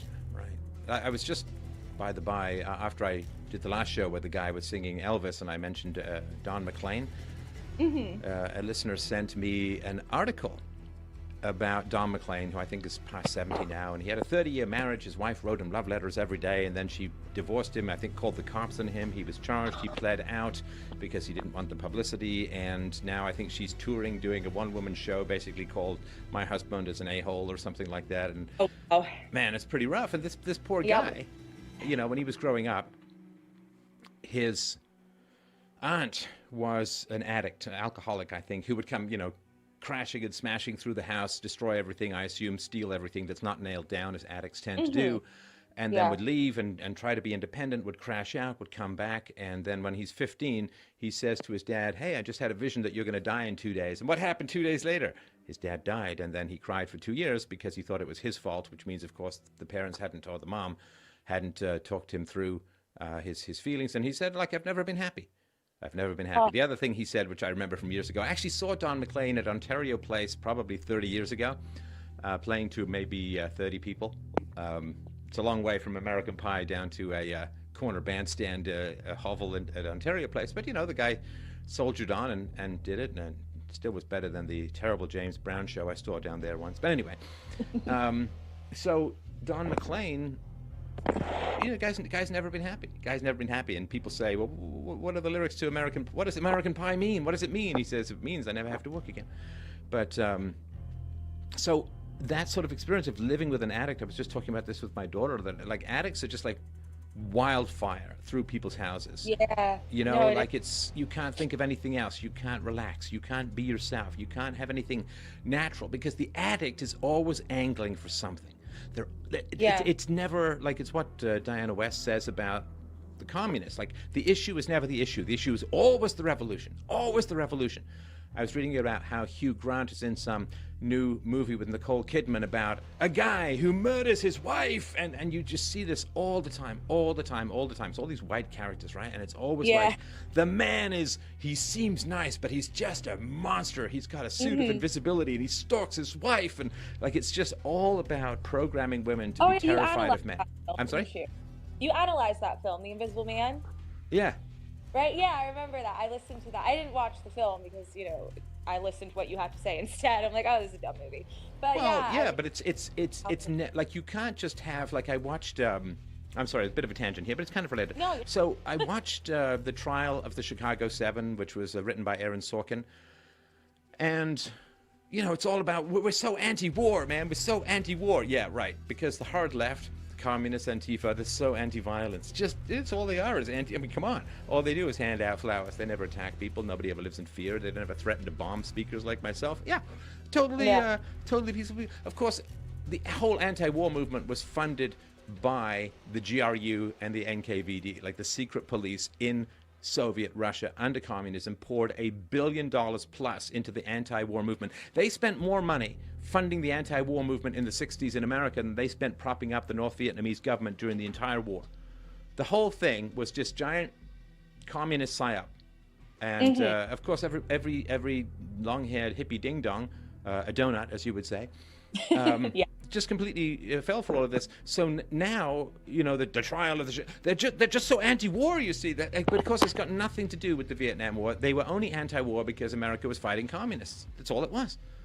When America's not fighting communists, well, it tends to be kind of a different matter as a whole. But and so the reason I'm sort of saying that is, like, once you see this garbage all over the place in the media, nothing is ever about the thing itself. Nothing is ever about the thing itself. Nobody sits there and says, you know what, let's put a black character in to a show. Let's put a black character into a show. Okay, let's look at the #1 issues that the black people are facing. Okay, well, there's fatherlessness, there's criminality, there's a bad education. Like, these are things, but and it can't just say, okay, let's put in someone who reflects, you know, average black experience and so on. It can never do that. It's always got to be, okay, we're going to make him a genius and a rocket scientist and, you know, and peaceful and respectful and all of these things. And it's like, because it's all about just defensive. Can we preempt aggression? Can we preempt boycotting? Are people going to burn down our studios? Nothing is ever about the thing itself anymore. It's always about the goal, right? And it's the same thing with addicts. They're either trying to get money, or they're trying to get you to forgive them, or they're apologizing, but it's all for some, and the only reason they'll apologize is because they want you to give them money in the future. Like, it's always about the addiction. It's never, ever, ever about the thing itself. It's always an agenda. There's always a purpose. And if you grow up like that, you can't have a conversation with the addict because all you're talking to is the drug, or all you're talking to is the addiction. And so that's, I guess, my concern. So I'll shut up. That's sort of my sort of thoughts about this. Can two people be in the same conversation at the same time? Yeah, and just you're always thinking about the addict, just so to speak. Not 100% exactly what you said, but my mother, whenever she engaged with my father, she just always thinks, okay, what can I say to make him, like, not yell at me, or like, what can I say so he'll leave, or something like that. So she's never actually just engaging with him for the purpose of you know, having a conversation with your husband. It's always like there's some sort of agenda. Either she wants something from him.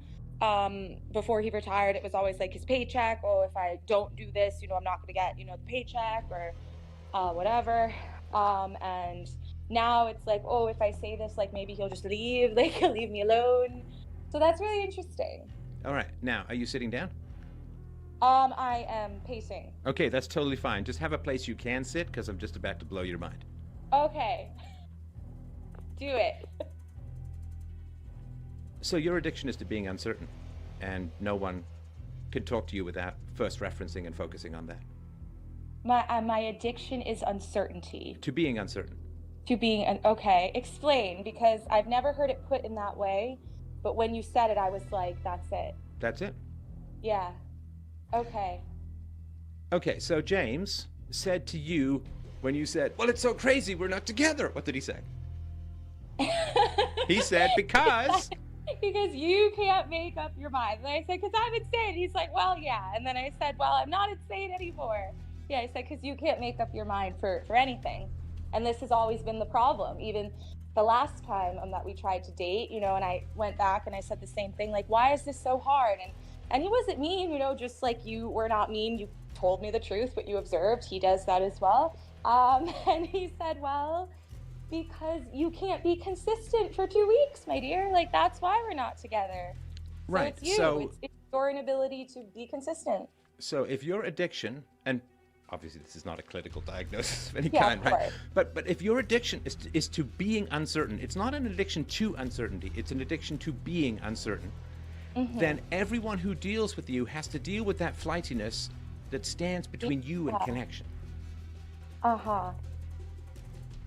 That's really interesting that you said flighty, because my older sister, she describes one of her flaws. I don't think it's as major as mine, but she describes one of her flaws that she's working on as flightiness, is just feeling this sense of anxiety and uncertainty about things that are 100% certain. You know, like, she's a mom, she's been married more or less happily. I think she would say happily for the most part for many years. She has 2 kids, she has 2 successful businesses, but there's still just, oh, and my mother is like that as well. I actually told my boyfriend that my mother literally, for as long as I can remember, would say that she just experiences this sense of drudgery about everything. And she's just always, oh, you know, that sound effect, oh, about everything. She's always worried about everything all the time. Go back to that sound effect, because you did it in a kind of merry way. I need to get it from your mom's perspective. What does it sound like, for real? It sounds like, okay, so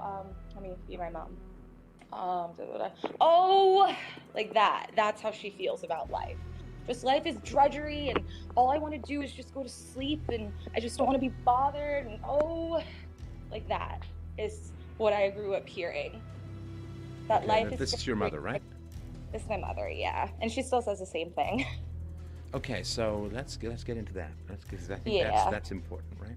Oh, certainly, yeah. I see, and I'm sure you'll see more obviously, the less obvious connections that I see to myself and my mother, and just this addiction to uncertainty.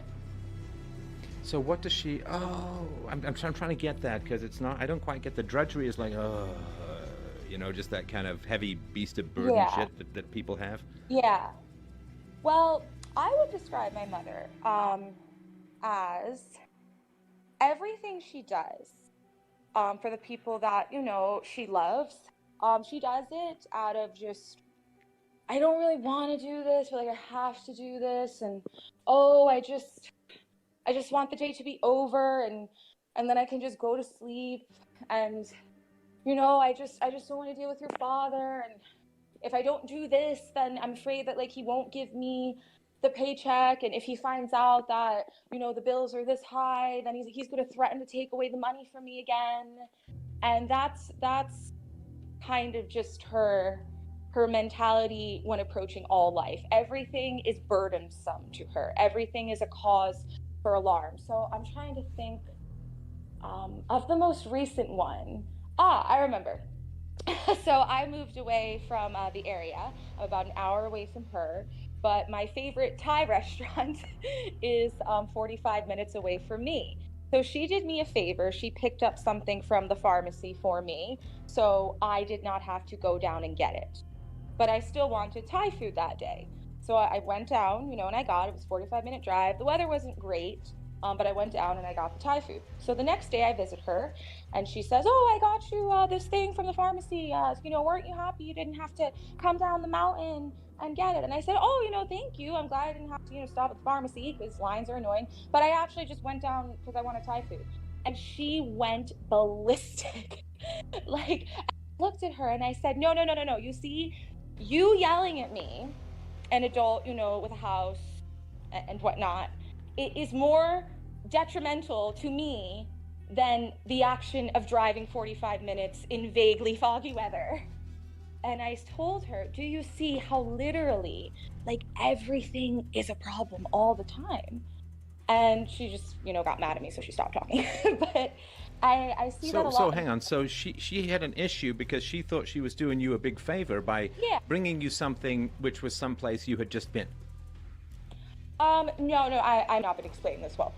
she said that she would pick up something from the pharmacy for me, which was near the Thai restaurant. Yeah. And she's like, oh, I picked, this up for you so you didn't have to go down. That's to just pick what it I up said. yesterday." She brought I'm you sorry? something from someplace you just went to. So her favor was kind of unnecessary because you could have as easily picked up something from the pharmacy, Yeah, which is next more door or to the less. Thai restaurant, right? Yeah. Okay. More or less. Okay. So you did explain it very well. You were just re-explaining it even okay. better. Oh, thank you. Yeah. So yeah, and she just got so agitated for like literally no reason, and No. Hang on. No. no, It's not okay. literally no reason. A silly reason. Well, let's back off from that a sec. You could be right. Oh. You could absolutely be right. But I can see why she'd be a little... I'm not saying the yelling or anything, but I can see why it'd be a little annoying. Like if she says, I'm going to go get something for you, and she goes and gets it for you, and it turns out that you were right there anyway. Yeah, I can see why that would be, I suppose. No, because if you'd have said, because I guess she had to drive it to you, right? No, she was picking it up for me because I was going to visit her the next day. So she's like, oh, I'll have it for you. And I just said, okay, that's fine. But I'm confused as to why you wouldn't think that might even be remotely annoying. I mean, I can see it being a little annoying. Like if I go and say, oh, I'm going to drive 45 minutes to go pick something up, and someone says, oh, that'd be great, right? And then they say, oh, yeah, I was right there yesterday as well. I'd be like, what the? Not even so much that it was kind of a waste, but also because there's no sense of like, okay, here's a funny thing, Mom. Here's a funny thing. You went to go and get this stuff for me from a 45-minute drive away. I'll tell you, I ended up 3 doors down that very night because I had this crazy yearning for Thai food. No, it's 45 minutes from me. It's not 45 minutes from her. She was trying to save me the 45-minute drive. Which she didn't do. No, she didn't do because, I had planned to get Thai food that day anyway. So I was like, okay, well, thank you. I don't need to wait at the pharmacy line. So that was it. It was not out of the way for her. It was out of the way for me because it's 45 minutes away from me. But it didn't turn out to be out of the way for you because you went there anyway. Yeah, because I went there to get it anyway. Yeah, to get Thai food. Okay, so were you aware when you went to go and get it that this was making your mom's kindness kind of pointless? Was I aware? Well, no, because she just kind of picked it up voluntarily. Well, no, but the only value that you had saying, well, at least I don't have to sit with a lineup in the pharmacy, right? Mm-hmm. So if the only reason it becomes positive for you is if there's some kind of negative for your mom, right? Like, gotta wait in a pharmacy, right?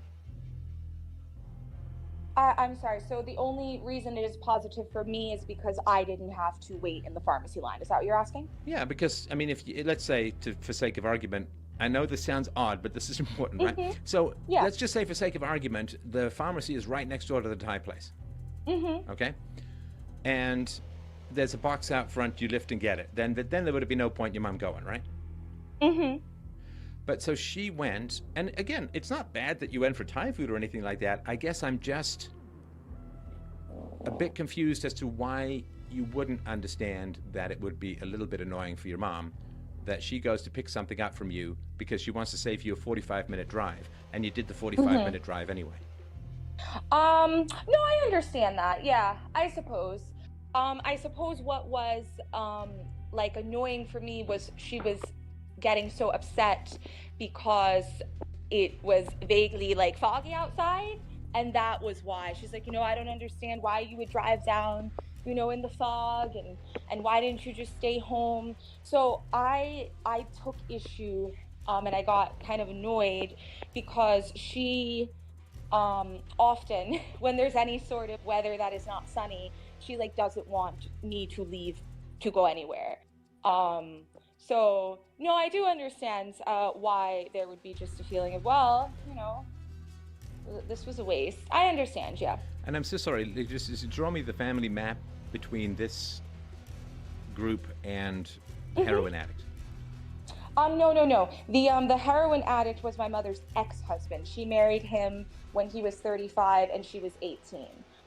There are some other issues with like addictions to other sorts of drugs. No, serious drugs of that nature, but just alcoholism and things of that nature. So the heroin addict is my mother's ex-husband, and then the individuals who have issues with drugs and they're like psychiatric drugs.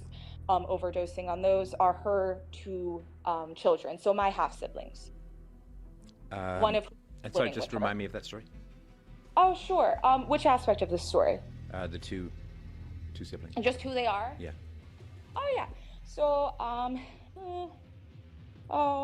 so we all kind of grew up like very close in the same house, and then I would say that when we got older and we kind of started developing personalities of our own, none of us really meshed with those two too well. The oldest, she is 42, she's on disability, she's never worked a job, she has some sort of mental issue where she can't deal with being around people, and she just has anxiety with, she always thinks like people are staring at her or something. And that was an issue for as long as I can remember. Like I remember her talking about this when I was 10, like, oh, I don't want to go here because everyone's looking at me.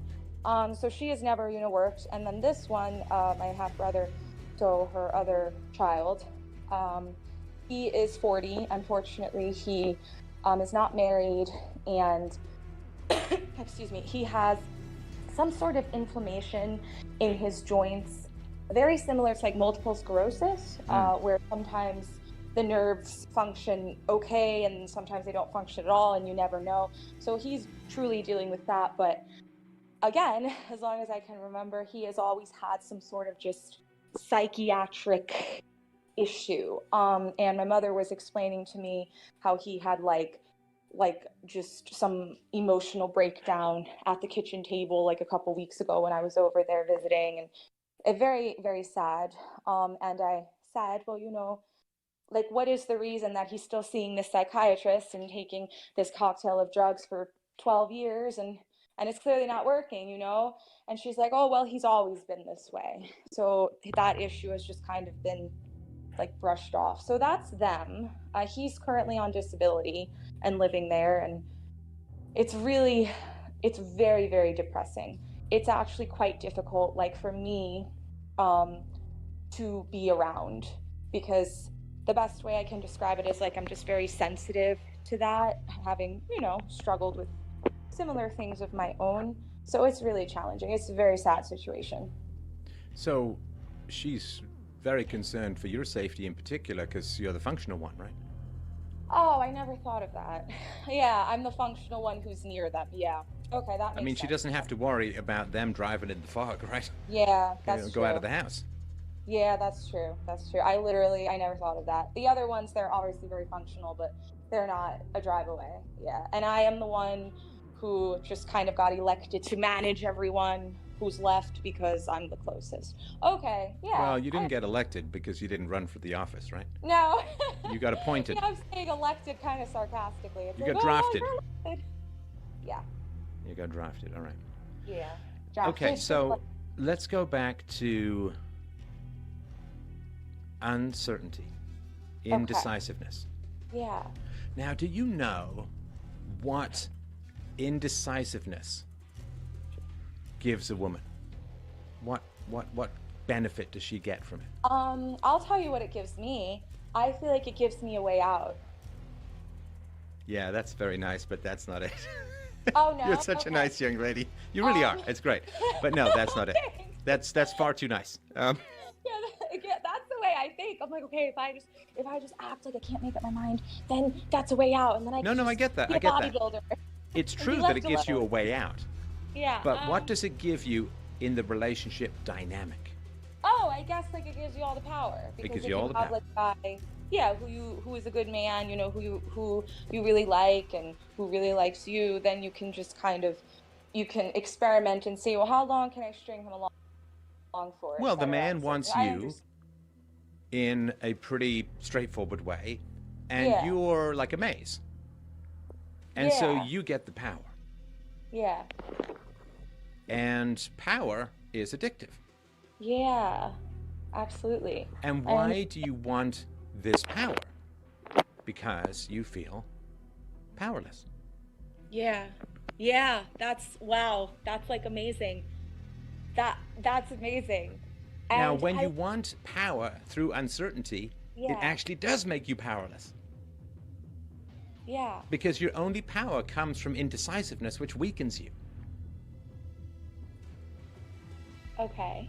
So what is it like for you to be in a relationship where you don't have any power? Yeah. Because this is the stuff I've been screaming at for like 15 years straight. Oh my goodness. Be Oh in God. relationships where you don't have any power. Listen, let's talk you and I. Let's talk Sarah and Steph. All right. Yeah. In this conversation, do I have any power with you? Oh yeah.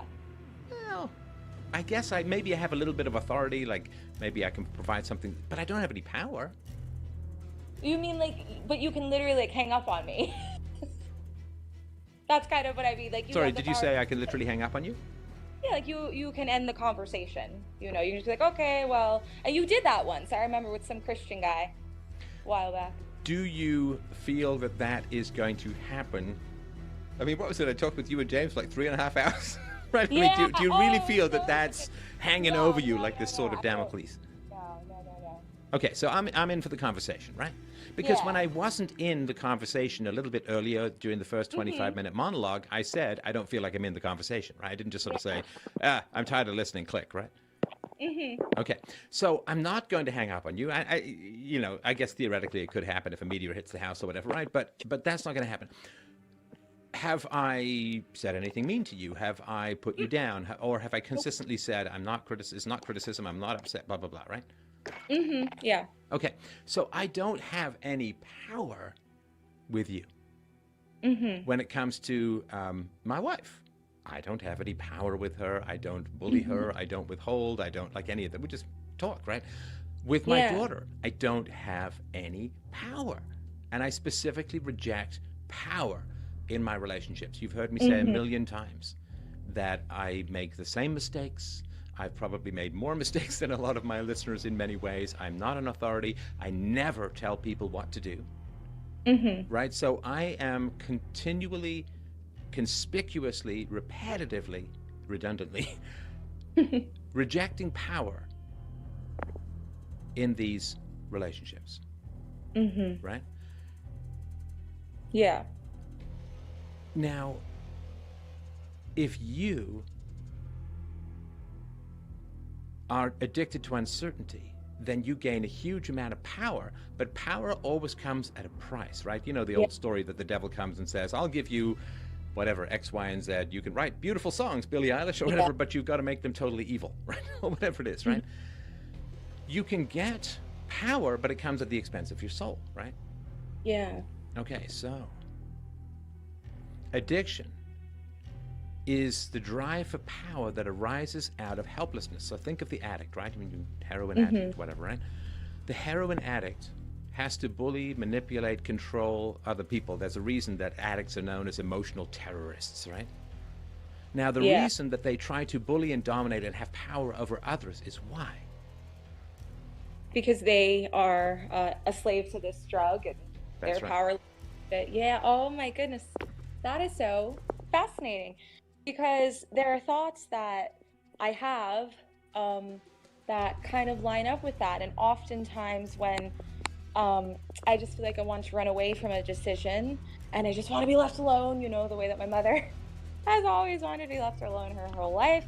The thing that I retreat to is bodybuilding because it's the only thing that I feel extremely capable at and extremely powerful in, and it's the only thing that I just feel like I can obsess enough over it and focus enough on it that all of the other things that I am missing because I can't make up a decision about whether to say yay or nay to them I'm distracted. I'm too distracted to be concerned with them. There is that aspect to it. There is that aspect to it, but I'm sure that you're very aware that in the gym world, a female bodybuilder is extraordinarily high status, right?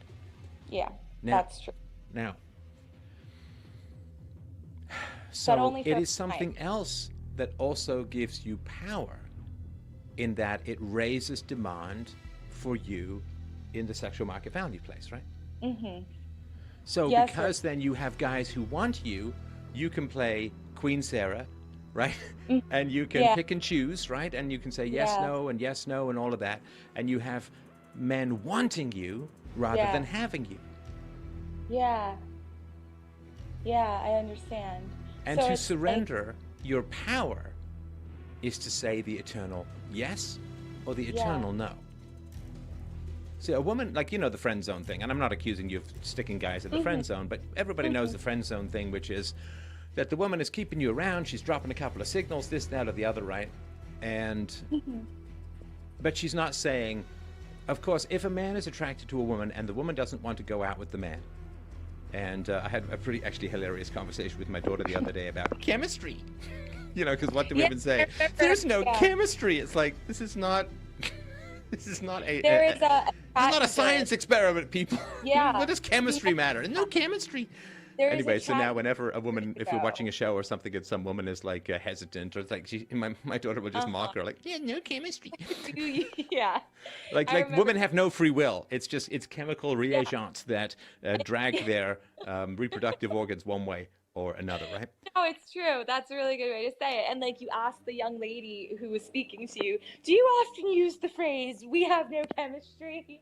And Oh she's yeah, like, well, the moment you hear And I said, no "Yes." chemistry or there's just no chemistry, what she's saying is that you're not dysfunctional enough for her, and No, it's really sad.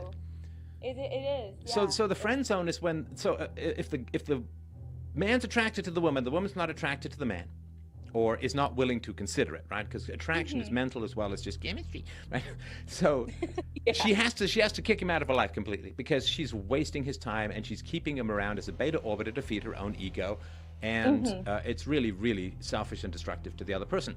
To be fair, I say the same thing to men who are dating women in their late 20s, early 30s, saying, look, if you're not interested in having kids and she wants kids, for God's sakes, man, cut her loose. It's brutal, right? Yeah. Oh, yeah. You're killing her, unborn babies in the crib, so to speak, right? Yeah, that happened to one of my friends that I know. She was dating this guy. She was 22. He was 42. She is now 27. He is 47. They were going to get married, and he broke up with her. And I'm like, oh.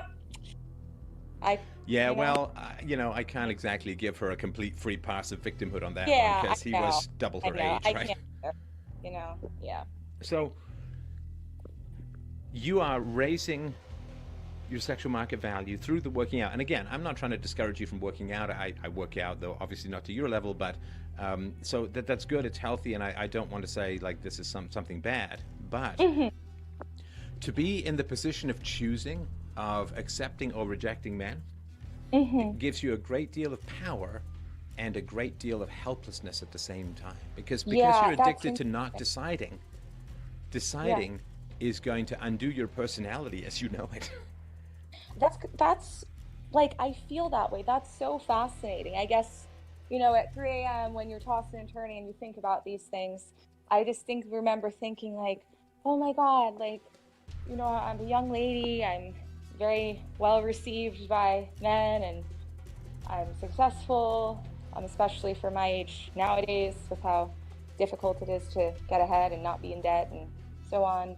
And I still just feel like everything is doomed, like everything is crashing down on me, and I don't know why. And I even told James this, like when we first started, officially dating, and he's just like, but there's nothing that is doomed. There's nothing that's wrong. There's nothing that you need to change. There's nothing that that's God love James, and I like him enormously, but he's absolutely wrong about that, because if you think something's doomed, it kind of is, right? Right, so him saying nothing's, like you saying everything, things are doomed, and he's like, no, they're not. It's like, well, that's That's not true because you think they are, right? So Yeah, no, I understand what you mean. I can't Yeah, possibly yeah, exercise. that's I'm never ever going to be able to eat well, and I can't possibly exercise. It's like, sure you can. It's like, yeah, but if I believe that, I'm going to get fat and flaccid, right? Yeah. Right. So And he's trying to I'm just talk you out of something that's foundational to not you, right? This addictive behavior. So what is addictive behavior? As a whole, it is repetitive behavior that does significant harm to your life or your prospects, right? And this addiction to doom, uncertainty. No. The doom results from the addiction to uncertainty. Like the doom doesn't result from the addiction from the addiction. The doom results from the addiction to heroin, right? And the doom results from the addiction to uncertainty, to being uncertain, right? So who are you? And this is a foundational question for men and for women, though a little bit more from women, right?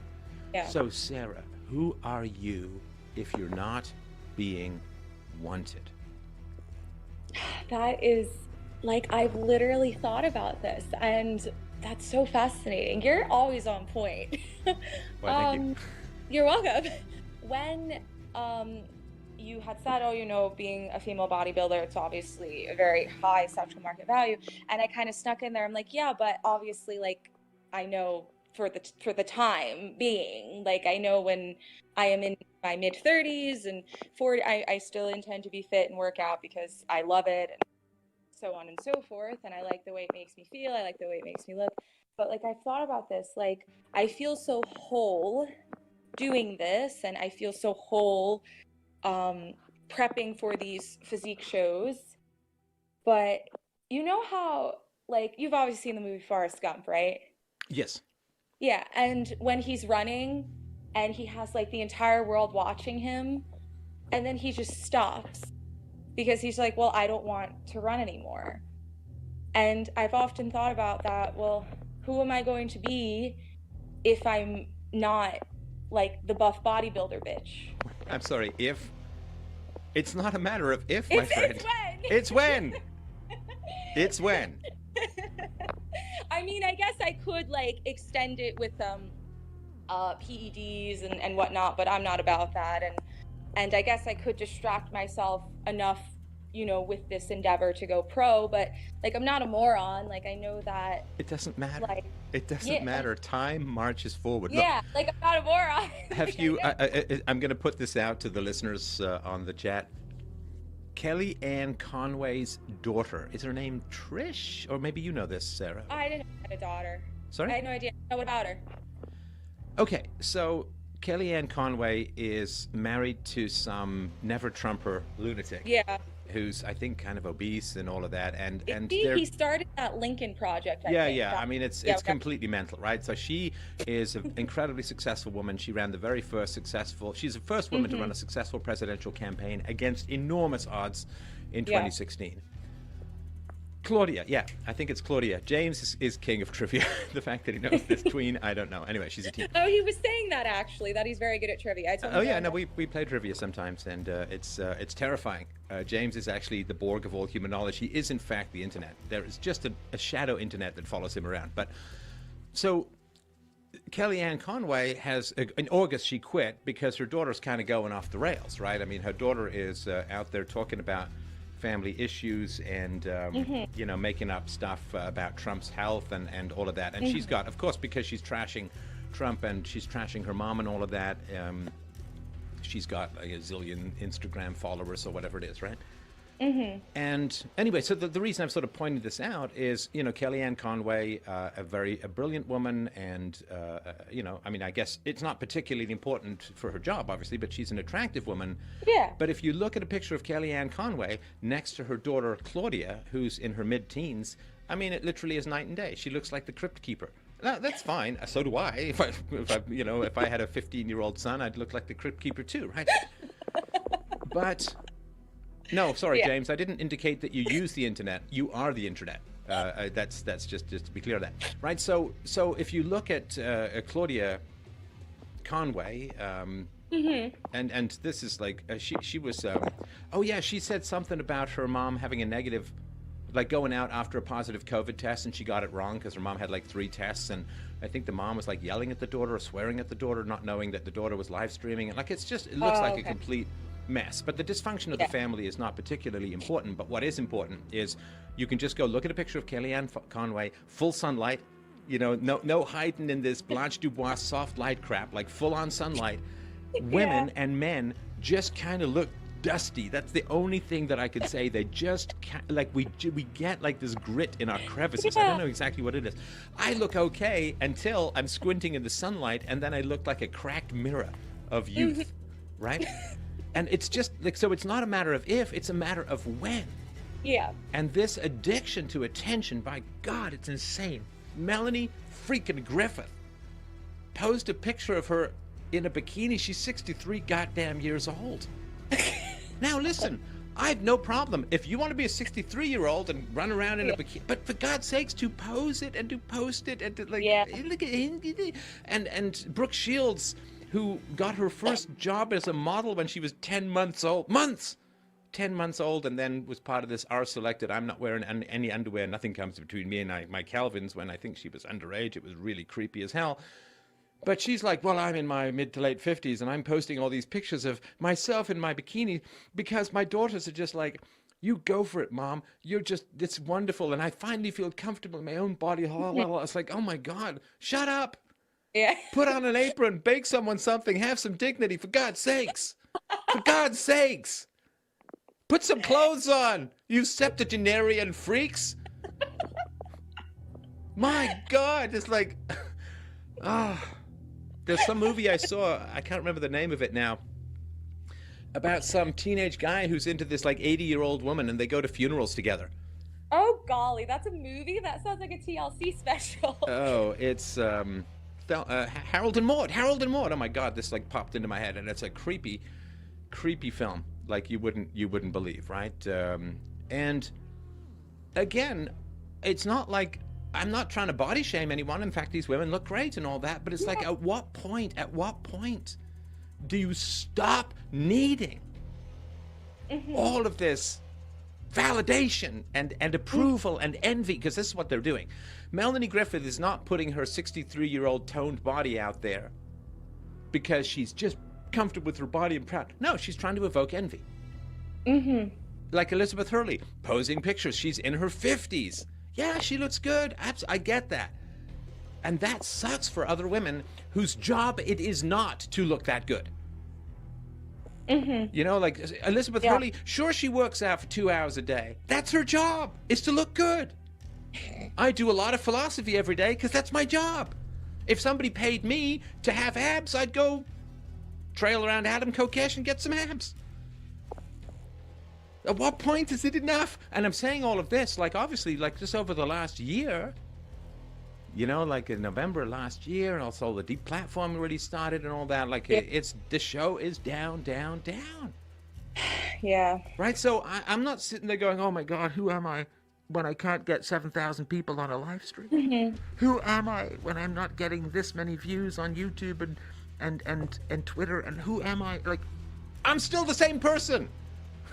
Yeah. They can't take that away from me. They can take my audience away from me, but they can't take my identity away from me. They can't take my joy away from me. Right? So, I mean, I'm just sort of saying, like, I built this show up over 15 years, and then boom, boom, boom, right?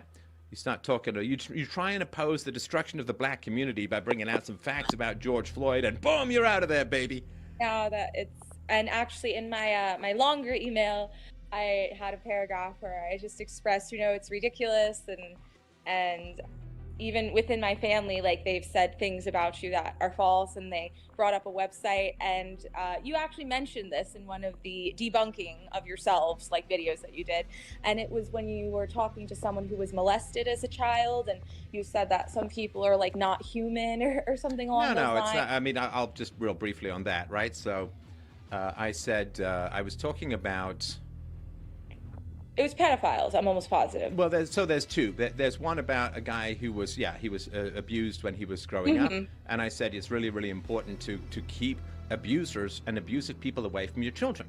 That the entire breeding arena of the species needs to be cleaned the F up from pedophiles and abusers and soul destroyers and addicts, and just keep insanely destructive and abusive and molesty people away from your children. And of course, that was taken completely out of context, and now I'm into eugenics.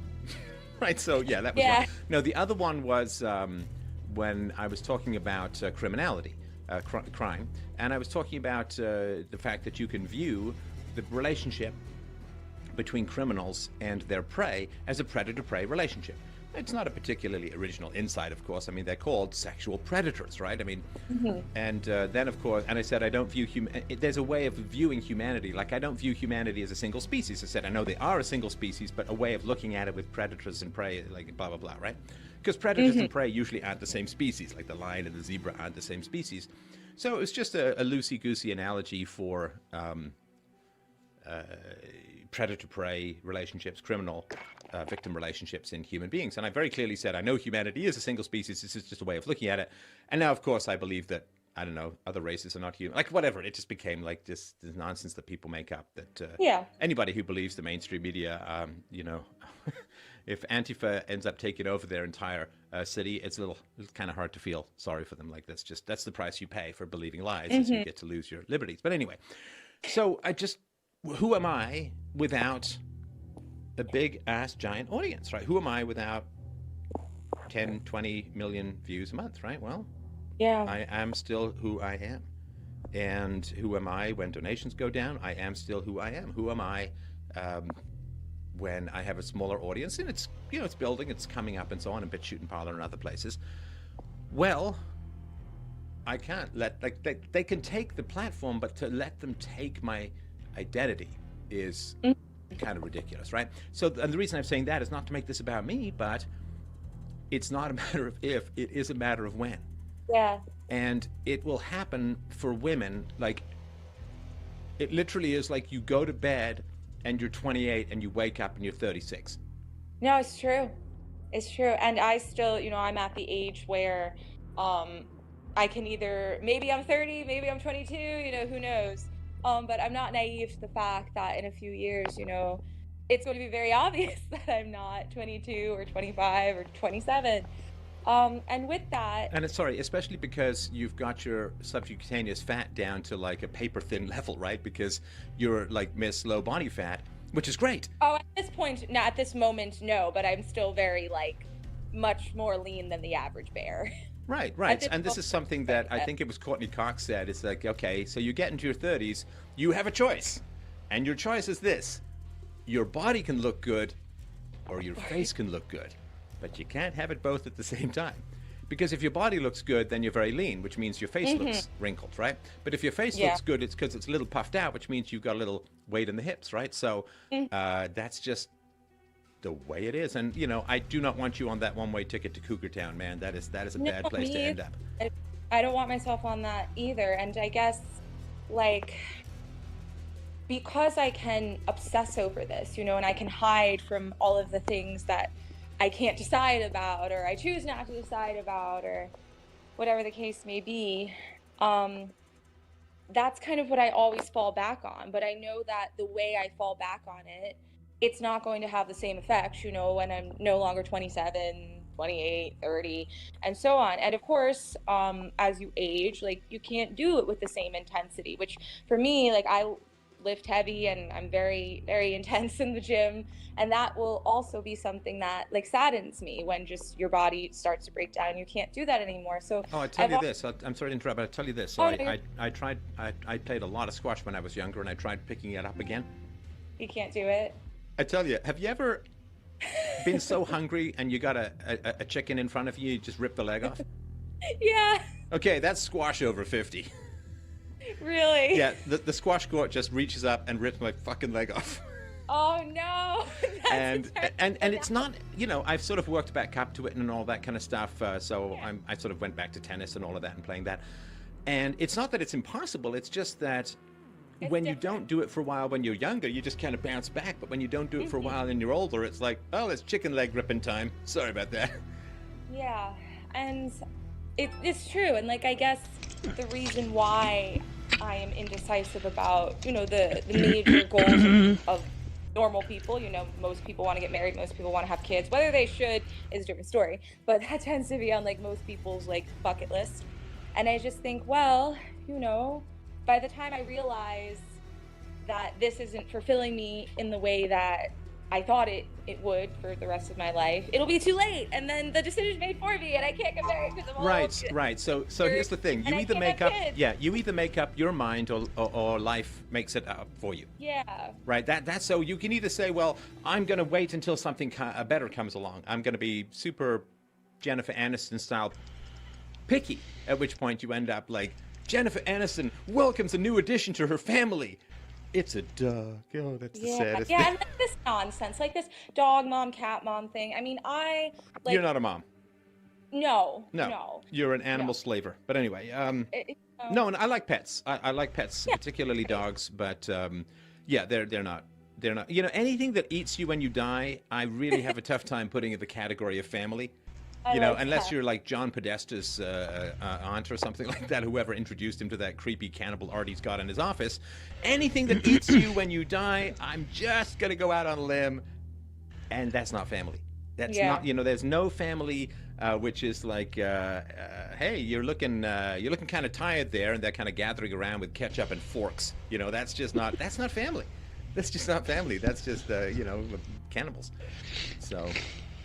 So you either make your mind up, or the decision's gonna be made for you by the passage of time and the sagging of everything that currently is zero gravity in your physique. Yeah, and also like, and this is something I've talked to James about. Anyone who I'm very close to like knows this fear. Like, I'm afraid that in becoming, here we go back to like the uncertainty, in becoming, a wife, in becoming, a mom, which I want to do with James. I want to have his children. Do I personally, myself want to raise children? No. Do I want us to raise them? Yes, because I know he'll be a good father and we'll, have a nice family. And I'm just thinking, well, then I'm not a bodybuilder anymore. Well, here's the funny thing. Let me just stop you for a second there. I'm sorry to interrupt. No, you're fine. Here's the funny thing, Sarah. You are the greatest fucking bodybuilder in the world. Do you know why? Why? Because you're building actual human bodies. Oh, that's good. That's something he would say. You're actually, like, you can work your muscles, but no matter how big your fucking biceps are, they're not going off to college without you. Look at my glutes! Yes, but they're not going to write you letters about how wonderful it is to pick grapes in Queensland. Yeah, and like in just really behaving the way I've always envisioned myself behaving with a significant other. This time with somebody who I emotionally connect to, who I'm not trying to love to fix them. Oftentimes I think I would try to love someone who's so dysfunctional so hard because I want to fix them. That fairy tale of the heroine who tames the beast, and that's their fairy tale. But when you try and put fairy tales in real life, it kind of gets messed up, because the fairy tale for the guy, it's like, oh, I'm going to save the damsel in distress. Well, if a girl in real life is in this much distress, she's probably really messed up, so you want to stay away from her. Do you know when, this is kind of an odd question, but do you know when the mental health of women in England was the very highest? The mental health of women was the very highest? Is it within like the last 100 years? Yeah, just last 100 years, or since it's really been measured. When was the mental health of women the very highest in England? I'm just going to say Victorian era. No, it was actually right after Princess Diana died. Really? What do you mean, really? Why? Like, you were just talking about the death of fairy tales. Look, this girl, beautiful, athletic, great hair, she married the prince. Yeah. All the fantasies that women are supposed to have. Yeah. And then she died like a dog in a tunnel trying to outrun the hounds of vanity in hot pursuit of her. this wasn't supposed to happen. She was a princess. She married the prince. Yeah, wow. How interesting. And women wept themselves into a brief flash of sanity. So it's like when we try to take these archetypes or these tropes or whatever you want to call them and look for them in real life. In my case, you know, the beastly man the brutish man who just needs to be loved enough, you know, and be tamed. And in the case of the man, you tame the beast, right? The Beauty and the Beast thing, right? Yeah, exactly. The Prince Charming and only your kiss can wake her up. So when we apply these tropes in real life, it's destructive, and that's like really what I've learned. Well, fairies don't exist, so fairy tales is a way of guaranteeing lovelessness and an arid existence of delusion. Yeah, I mean, what was so that. interesting about Princess Diana? Like, what? She threw herself down some stairs. She didn't eat. She got divorced. She got passed around. I think she ended up with some Muslim guy, and she got just kind of passed around, and she had a pretty miserable existence, and she was manipulative and kind of psychotic and a shopaholic, and like, what was interesting about her? Oh, okay. So she did care about landmines. I guess that's a good thing. And she did hug some AIDS patients. I guess that's a good thing. But really, why on earth was she the most photographed and fascinating woman in the entire world? Because she represented a kind of fantasy of a life without effort. That life where you're just pretty. And the prince comes along and he scoops you up on his white horse and he marries you, and it's televised all over the world, and you're on the cover of every magazine and everybody. Oh my gosh, can you imagine what a great life that must be? Like Meghan Markle, you know, like no one really knew who she was before. And I didn't know who she was. I had no idea who the hell she was. I'm like, oh, okay. Now everyone knows her name. Yeah. Because she lived, you know, that fantasy that we all kind of look for whatever reason. And I don't know why, you know, we like kind of resort to these tropes and wanting it to be our lives, but because culture wants us to fail. Because culture wants us to be so deluded that we can't be happy. Yeah. Because when we're happy, we can't be controlled, and when we're happy, we don't keep buying shit all the time. Yeah, I can see that. How and it starts you know, very young, like, and I love the Disney movies, you know, what are you gonna do? But certainly I was 5 and talking about, you know, Prince Charming, and talking about probably up until I was in my very late teens, just waiting for this person to come and save me from some not too distant. You're still waiting. What do you mean? See, the way that you kill a culture is you raise the expectations of women to an impossible level. Yeah, you talked about this That before. is exactly how you can destroy, and it's like a silent neutron bomb that goes off in the wombs and eggs of the women. Just keep raising the women's standards to the point where men, mere mortal men, cannot possibly. I mean, my God, the most attractive man, at least when I was younger, he was still a pretty good-looking guy, right? Brad Pitt, right? Great body, great talent, great hair, great. He's got that face of like the soulful thug. He's got like that for some reason, that like Jim Morrison's soulful thug face just makes women's nipples go into helicopter mode. I don't even know what the hell's going on, but that's because I'm not a woman, right? And so, and he, you know, he's not enough. Angelina Jolie dumped his ass, right? Now they've been fighting in court for 4 years. Even he's not enough, right?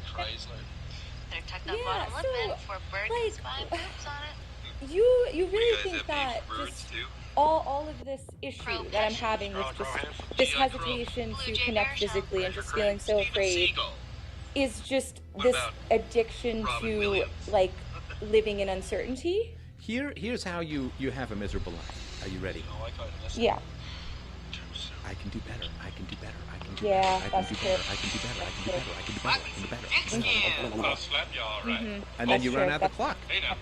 And then the great switch occurs in your early to mid 30s, where you can't get guys anymore your own age. You certainly can't. Because here's the thing: when you're young, and you know this, right? But when you're young and you're in the height of your beauty, as you know, your fertility markers, your clear skin, your lustrous hair, your great physique, and all, like, and you're like, you stride the universe like a goddess, and literally like a goddess, right? And you can command, and you can control, and you can get men's attention, and this is particularly true in the age of swipe left social media, you know, sex and STD spreading viral acts, right? So you have all of this incredible power, and I don't begrudge it. I think it's fine. It's the way nature intended us, and that's great. But then what happens is you're like, oh man, I'm too good for him. I'm too good for him. Maybe I'll date him a little bit now. He doesn't match me, and I'll go and date. I've got all the time in the world, and this power will never ever end. Until it does. Until, and this is it's a satanic thing that is being sold to women. It literally is satanic, because by the time you wake up, you know, I dated this woman. Was older than me. And she was really at the end of, like, it was like do or die, right? Do or die. I won't get into much of the details because I want to make sure we keep this about you. But anyway, let's just put it this way. I'll be perfectly frank. I've always thought I was a great cat. I've always thought, listen, when I was younger, I was a little bit more of a temper and a little bit more. Did you look thuggish? I'm sorry? Did you look thuggishly handsome like Brad Pitt? I had a definite bad boy streak. Absolutely, absolutely, definite bad boy streak. And so, but I always thought, okay, I'm going to be a good husband. I'm going to be a decent provider. I'm going to be a great dad. Like, that was always my goal, right? That was, I mean, I was a kid and I was looking forward down the tunnel of time. I thought, oh my gosh, I'm going to be 34. When the year 2K comes, I'm sure I'm going to be in an office, I'm in a nice suit, and a professional career. And that's what I was doing and all of that. So I always thought, okay, like, you could date other guys, but why? Like, why? I guess you could go for someone else if you want, but why? And yeah, look, I'm a good husband, I'm a good dad, like a great husband, great dad, I think. And I remember dating this woman. I was in my early 30s, she was in my late 30s, she was in her late 30s. And she still looked great and all of that, and yet she was really, you know, she didn't like, I don't know, she thought I wasn't quite, too emotionally available, you know, like, I like that. Yeah, like, why, what's wrong with us? Well, no, she was just fussy, right? She was fussy like she was 20. Impressive. And anyway, so we went out for a little bit, I got tired of the fussiness, and we broke up. And she ended up alone, right? I mean, that's... She ended up alone? Of course she did. Because if she's too fussy in her late 30s for a guy who's good-looking, successful, professional, and, you know, 7 years younger, well, good luck. Good luck with the over 40 crowd, right? A woman who you had said that you dated her briefly, but she was older and all she wanted was babies. And you're like, okay, like, I can't. Too much. Well, no, and this was the same woman. She did want babies, and I said, listen, I'm going through therapy. I've just become myself, and if I just become a dad right now, I won't have had enough time to be who I am and all of that. But I was willing to, you know, I was still young and unwise in the ways of egg death, right? So I did, man. It was the same woman, but she's like, and basically I was her last shot, but it was like, you know, I prefer a man who's just a little bit more reserved. I'm like, you know, I don't mean to be... There's got to be some crazy long drawn-out answer, dog. You said, well... I really don't. But how about a Chrysler 300? It's like, I'm what? like, are you serious right now? Like, why, bro? Like, I'm 98% of what you want. Because but that 2% I got it at a good price point. And so I know this for a fact. That I could afford, and it was brand new. There is someone in your life who wants... Like, brand new, never been used, nothing? Yeah, it had 7 miles on it from being driven around the block. And succeed at the same time. Yeah. How much you get it for? Who wants you to fail? I invite everyone I got it for to this conversation. 24. Put a pause in it. Think about out the door with everything. 24. In your life who is invested in your faith. In other words, if you succeed, they were offering me a good rate. Good interest rate. 4.5. Like, you've got the mom who's like still high. I know. I told him I wanted 3, but I said I got a 3 point something on my house. So if you get what you want and you're happy and positive, you're gonna ram into her. You're gonna ram into that negativity. Yeah, I tried to. The payment's at 20. That's probably about $500. so on and so $400? forth. And if things 500? continue, like, Yeah. we're gonna get married soon. That's where I was on the expedition. You bought a fucking Chrysler 300? It was between that. What the fuck? It was On between white that. walls. He said it was on white walls with rims. No, I didn't. That makes sense now. It was between a brand new Chrysler 300 or a used 2017 Mazda 6 Grand Touring. White on white. Yeah, white Mazdas for girls. Mazda Man. 6 Grand Touring. I bet that bitch is clean. That It's Sky very Active, the Sky Active technology is dope, bro. Yeah, it was very clean, and the HUD looked nice, and I wanted it. But he said I was too upside down in my truck, and they have what they have in that car. So, how much did you owe on your truck? 15, What year was that? 2011. Ooh, you did owe a lot for the 2011 But car. I've been upside down the past 3 cars. God damn, So that's when'd why you I buy had that car. Well, I had a Chrysler 300C, and then I found I was getting this job to move to Texas, North Carolina, and I needed a truck for the job. And so I traded in and got a truck, and I was upside down in the 300, but just a couple thousand. And then I got the truck, and I moved here. Everything was good. I didn't really end up needing it for the job because the job fell through or whatever, but it was a 2-wheel drive truck, and I kept getting stuck in my fucking driveway. Driving me insane, dude. I had to go out and use boxes to drive over in my driveway to get out because it was so muddy, and we lived in kind of like the country, you know? So I needed something that was 4-wheel drive. And so I bought the Expedition. What year did you buy that? Man, what year did I buy it? I bought it. Damn, man. Man, a 2011, and you still owed 15 grand on that bitch? Again, remember, I was upside down by a couple thousand coming out of the 300. And then I was really upside down when I had to trade in the 2-wheel drive truck for a 4-wheel drive truck. Because I just got the fucking 2-wheel drive truck. I had it for a year and a half. So naturally I was upside down in that thing. But it was driving me insane. I couldn't do it. So that's where I really fucked myself. Yeah. I knew I wanted something that was nice, that would get me where I needed to be, and that would allow me to pay it off. So I ended up getting that for like 35 with everything. Yeah, so that's because I was so far upside down in my other vehicles. The total payoff on the new vehicle was 35. So I paid that down. I put about 20 grand into it. You know, I paid it off. I paid a shitload of it off. And it was only worth, they say 10, but with the extras, it's 12. So Yeah, and they're not going to give you shit for that stuff. I didn't know that. Yeah, they You know? never do. They don't give a fuck. Anything aftermarket, they're not going to give you shit. Well, it was just different options, like bucket seats in the second row instead of the third, instead of a bench seat, you know, and TV screens in the back of the headrest hooked to a DVD player. So what color's your Chrysler? I mean, the new Chryslers, what year is it? Yeah, I mean, a brand new one? They're 2020. nice. They're still nice. Yeah. It's just a Chrysler. Mm-hmm.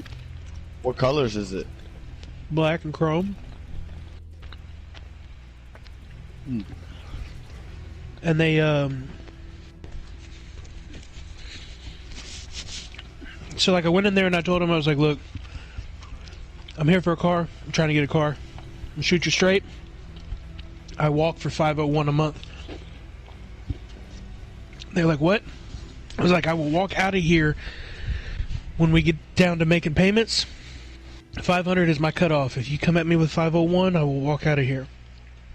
I said, I don't need it that bad to be in a bad position financially. I can keep paying on this thing and pay it off, and I won't be upside down. I know I'm upside down. You're not telling me anything new. I'd like to get into this used car. He says, it's going to be hard. Let's see what we can do. I said, all right. But so we couldn't get into the used car. He couldn't get the payments down low enough because of the fact that I was upside down and I was putting nothing down. Yo, you didn't put anything down either? Not a dollar. No, never. Why not? So, I don't know. I just want to go in there because I don't want to deflate my funds. I want to see what they can do. And if they can't do anything and I really like it, then I'll come to the table with somebody. You know what I mean? I always put like 3 or 4 grand down. Yeah, see, I got my car on 0%, so there's no point for me to put any money down. Mm-hmm. But, how'd you get it for 0%? It was in 2017 when interest was crazy, and they were... Now, the trick is that for the last 3 years, it would go up to 10%. So I basically had to make a bulk payment at the end of the 5 years. So I've had my money aside for that already. Well, in 5 years, you should be close to paying your car. Yep. Most people, you should be close to paying that bitch off. Yeah, I think it's You like... got something over 5 years. If you got over a 5-year loan, then, dog, you got fucked. Oh, yeah, it's 4 years of just paying interest or whatever. It's, yeah. It would be crazy. But so...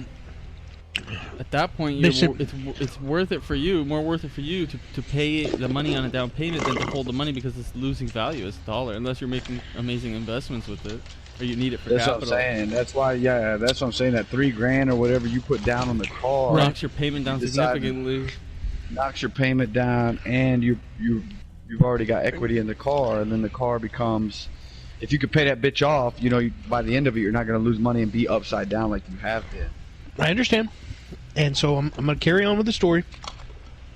So he tells me, you know, we talk about it all, and he was like trying to mince his words. I was like, buddy, just hit me straight, man. Just be honest with me. I'm being honest with you. Just be honest with me. Tell me what I need to do. I said, do I need to leave and pay that car note down some? He was like, well, if you do that, then the mileage is only going to go up because you're not going to sit still, so the value of the vehicle is going to be less, so you're still going to be in a situation. I said, okay, what do we need? And he said, I really need some money down. I said, what's the littlest? Amount. Yeah, the minimum amount that I can put down. He said, $500. And I said, okay, put me down for $500. He said, really? And I was like, yeah. And he was like, okay, let me see what I can do. And he was like, we're just not there. I said, all right, put me down for $1,500. And he said, for real? And I was like, yeah, let's see what we can do. Like, let's play with some numbers. You just acting like you didn't have $1,500 or what? Yeah, I wanted to see what kind of interest rate and payments he could get me if I didn't put anything down. It's 2020, buddy. I didn't want to spend any money out of pocket, out of my savings. I don't know what's going to happen tomorrow. I don't know what's going to happen next month. You know what I mean? Yeah. So I got to be real careful about what I do and what I spend money on. I know not everybody's not like that, and some people are different, and some people have lots of money set aside. I only have like 5 figures set aside. That won't last very long. I keep 10 G's in my savings, but most of my shit goes in my 401k. That's what I'm saying. Your savings, because your savings doesn't. I mean, there's a small return. Crazy small return. It's crazy like small return. Yeah, not even computable. You know, I mean, you can't even tell. Yeah. You got to have millions in there to even be able to tell. And then even if you had millions, you would never care about the $200 you incurred. You know, so he's like, okay, I'm gonna get you in this brand new Chrysler 300. That's what we can do. And I was like, yeah, but there's only one problem with that, buddy. He said, what? I said, I don't want a Chrysler. I didn't come in here for that. And, well, I've had one. I like them. They're spacious. They're roomy. They're what I need in a car. I like them a lot. But they don't have my number one request. They don't have leather. It has to have leather. Oh, I'm not even a big leather guy. It has to be leather. I get nasty at work, man, and I am not going to sit on a cloth seat smelling stinking. Put a cover, a seat cover. No, I don't want to put a cover. I want a fucking leather seat. Why put a seat cover, a fake leather seat cover, when I could have real leather? So he was like, "How big a deal is this?" I was like, "If you don't make this happen, I'm leaving. I don't care. I want what I want in my vehicle." And so I said, how much would it cost for all leather? day in this bitch today? Yes, I did. God damn, I can't Yes, I stand did. that shit. I knew what I was getting in store for, and I let the wife leave a couple times. She went to Hobby Lobby to clear her mind and go do her thing. I went back and forth at one dealership. Then I called another dealership. I was standing there and see what kind of deals they had. They had a better deal. I told the dealership where I was at, what was going on. I said, if I don't buy a car, I'll come back and see you. We'll come over there right now, yeah. Yep. They'll bring the car to you, though. You're a high maintenance customer. You're absolutely right, man, but this is a big purchase for me, and I'm going to get this right. If I don't do my due diligence to try to get the best possible vehicle for the lowest dollar that meets all my criteria... and telling them? I went to a few different dealerships, but I didn't, like, call them and tell them. No, I called them and told them straight up. I had a manager jump in on the call while I was on the phone with them. Listen, this guy's telling me he's going to be a 10-year warranty, dude. Yep, Like, that's what I said. That's what it came down to. I was like, these people are telling me there's a lifetime warranty on this car. And you're telling me that your car, while it is newer, and it is $1,500 more, it has 30,000 less miles on it because it's brand new. And this was a 2019 that I was looking at over there. This dealership, I said, they have a lifetime warranty. Anything that happens, to bring it to anywhere I want in the United States, and it gets covered. And they were like, look, I know these small state places and their lifetime warranties. Here's how it operates. Blah, blah, blah. She told me what was going to happen, and so I brought a scenario up to him. I was like, what happens if I do this and this? Is this covered?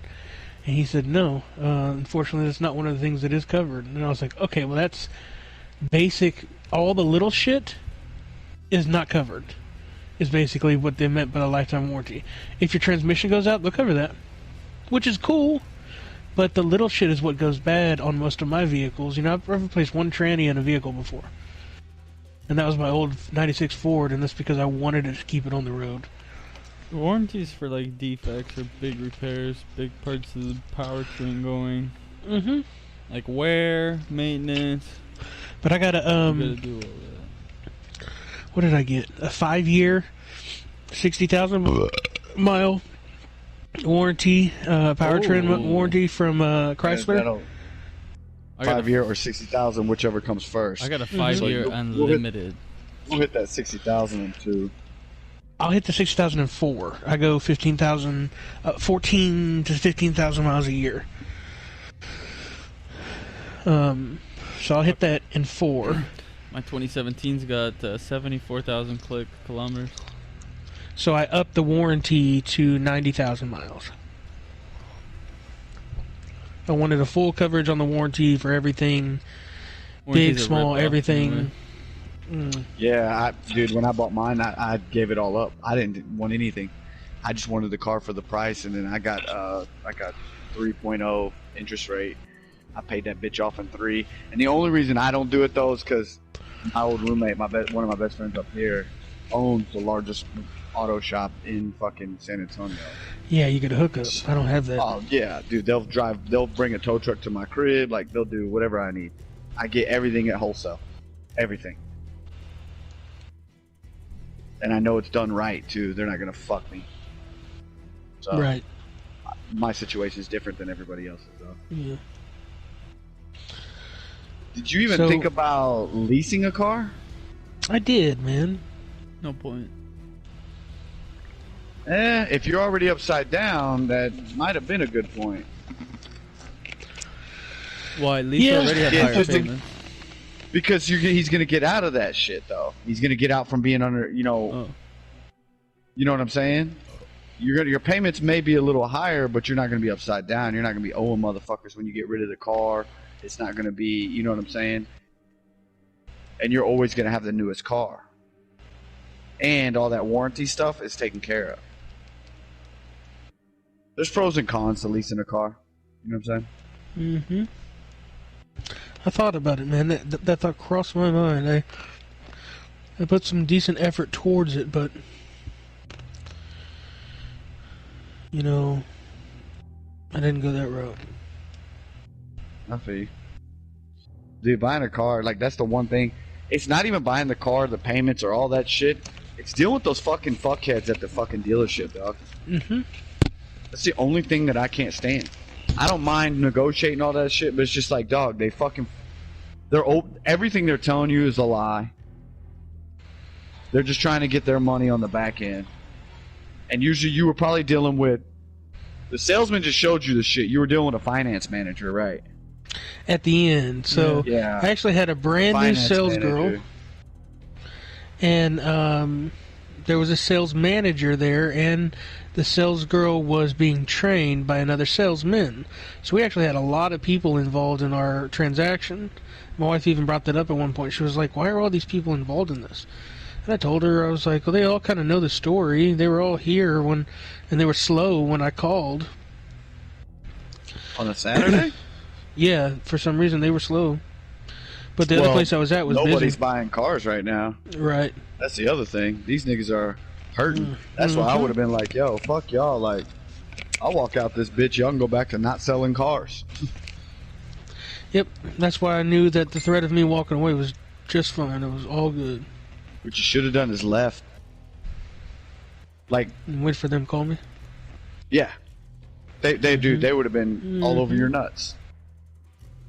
Mm-hmm. You're right. Well, we were getting up there. Well, you get impatient. You're just like, you see the car, and you're just like, look, I just want to get this fucking done. I don't want to drag this shit on. I know how it goes. Mm-hmm. Started strong, man. I started strong, not giving a fuck. Just, but yeah, I got worn out. And I didn't realize that. How many banks what bank did they go through? Your bank, or did you have them shop a couple banks? I had them go through the same bank that my previous loan was with. Why? Because they tried to shop me, and they came back with 3 different options. Yeah. And one of the options was the same one that we've been dealing with, and it was a credit union, and so I went with that. Just cause, like, did they give you a better rate? Mm-mm. They all had the same rate. Yeah, okay. they all gave me the same rate, and they said they're all the same rate. You can choose which one you want. And I said, well, let's go with the same one we've been dealing with. It's easier that way. Yeah. If they weren't giving you the best rate, no way. I don't owe them shit. You know what I'm saying? They're not tied to me for nothing. I took the best rate, and it just so happened to be that credit union again. And they only shopped you to 3 banks. Well, see, I think they came back with 3. The 3 best were all 4.5. That's the only other thing is that I don't like doing that shit because they run your credit, and of course, you know, it'll drop at 10 fucking points right off the jump because they're running it, which is bullshit.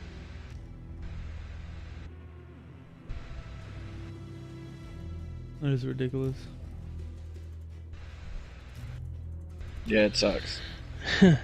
I did not know this, but while we were sleeping, Trump issued an edict that eliminates job protections for tens of thousands, maybe even millions, of federal employees. All federal employees involved in policy making.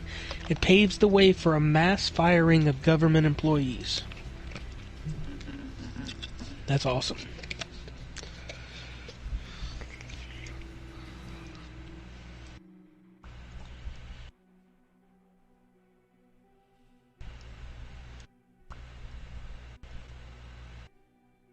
Did you see the latest Hunter Biden stuff? I heard the video came out. Is that true? I have not tried to look for it. I heard it came out. I haven't looked for it. There's a couple leaks on a Chinese website. I didn't want to click on it to see. There's a couple pictures I saw. I didn't mean to see them. I saw them on Twitter. There's one where you can't see who it is. He's like on top of someone who looks small, and then there's another one where he's like smoking crack in the washroom or something with some Chinese prostitute looking chick. There's a bunch of them. His hog's out there. Apparently he's got a 9.5-inch hog. That's word on the dog. What? You're looking at his hog? A Hunter Biden hog update. That's what I saw on Twitter. I didn't see the actual picture of it myself. I seen it blurred out. I watched the Borat shit. Thankfully. That was a huge nothing. Yeah, he said it was. Well, he said Huge the whole, nothing. as far as the whole movie went, it was dog shit, and that doesn't surprise The me. whole entire movie sucked dick, dude. Like, not even good at all. It was trash, to tell you the truth. It sucks. They went super political. That's all the movie is. It's just trying to push it, and it's just like so stupid because the first one was so fucking funny, dude. It's pure. Apparently, You know what I'm saying? there's some scene with a bakery, and there's like a, what is it? Yeah. Like someone's trying to get him to bake a cake, but it's reverse. There's No. like Nazis want him to build a not. What is it? No, he goes in to a bakery with his daughter, and he wants to get a cake, and I think the cake is he gets the lady to put on there, Jews will not eliminate us or something like that. Jews will not replace us. Yeah, the white nationalist Yeah. phrase. Yes. Yeah, Okay. Jews will not replace us. Yes. And the lady just says, okay, and she gets icing and writes it on there and gives it to him. There was one kind of disturbing part. He goes to a, he's got that girl that's like his fake daughter, which once he gets her dressed up, she doesn't look 14. She's not 14. There's nothing 14 about her. You know what I'm saying? Like, throughout the entire movie, except for the beginning, once he gets her, like, they do a makeover of her, blah, blah, blah. But they go to a, what is it called? I forget the name of it because they say it, Dubois or whatever it is, like where dads and daughters come in, like in the South. It's an old-fashioned thing. But he asked this old man, how much do you think my daughter's worth? You know what I'm saying? And the dude answers him, and you could hear him on camera. It's like $500. And then the dude's daughter is like, looks at her dad and is like, that's fucking disgusting. You know what I'm saying? So obviously the dude that he asked was a fucking pervert. You know what I'm saying? Like, but Or they were I all sit actors. there and one of the other, but the girls weren't even. Obviously, they were trying to make it seem like they were under. The age is never discussed, bro. Even with the Rudy Giuliani thing, dog, she's not dressed as a child or anything. She's dressed as a full fucking, like, she's in a dress, like, she looks like a fucking foreign reporter. She's pretending to be a reporter.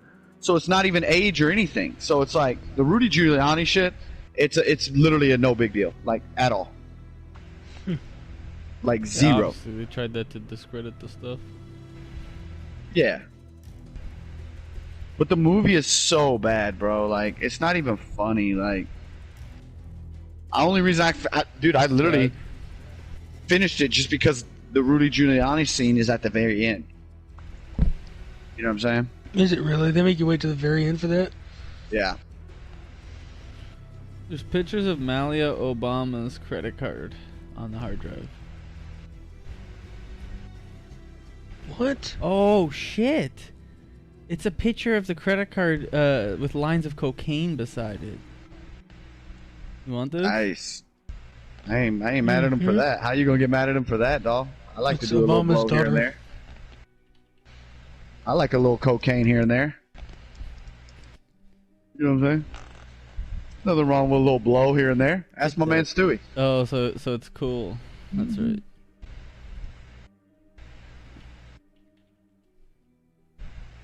Oh come on! Don't give me that. I don't ever like when people are doing drugs. I'm like, whatever. I don't really. I can't ever say I can't judge nobody on that shit.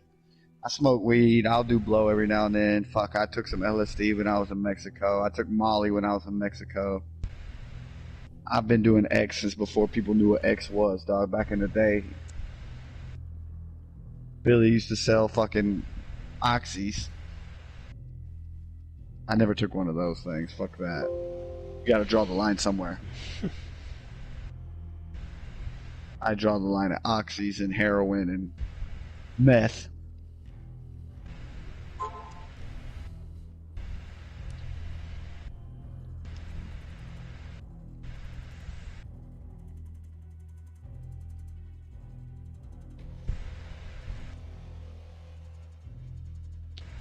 Three assists, that's it. I need more assists. Oh no, I just saw his cock through his underwear. That's brutal. Why am I... See, this is hard work, dude. What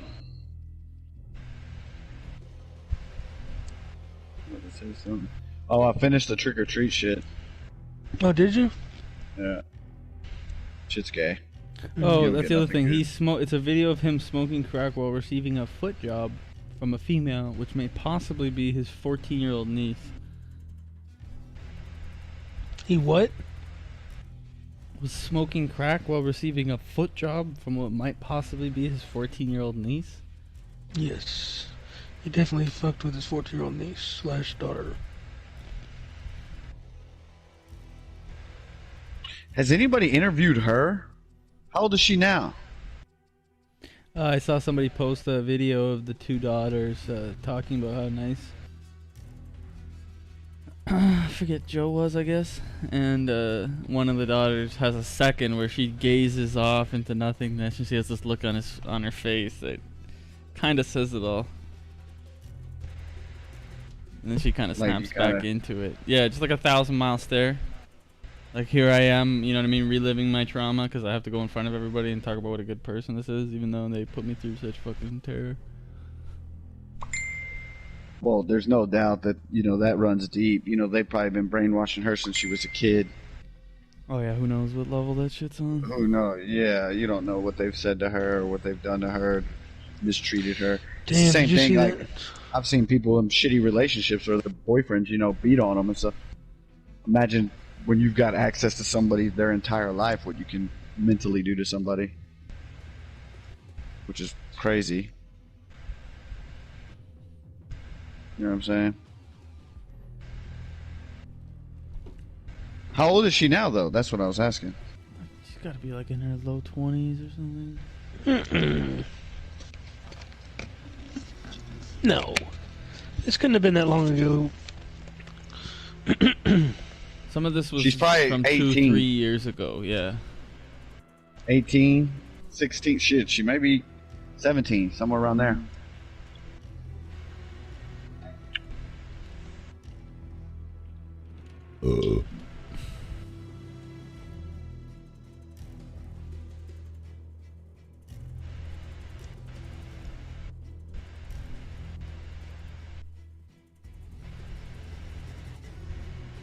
Dude, he Teenage took a people. picture while a chick shitted on his back. Damn, really? You have that one? I like that one. Yeah, from June 2018.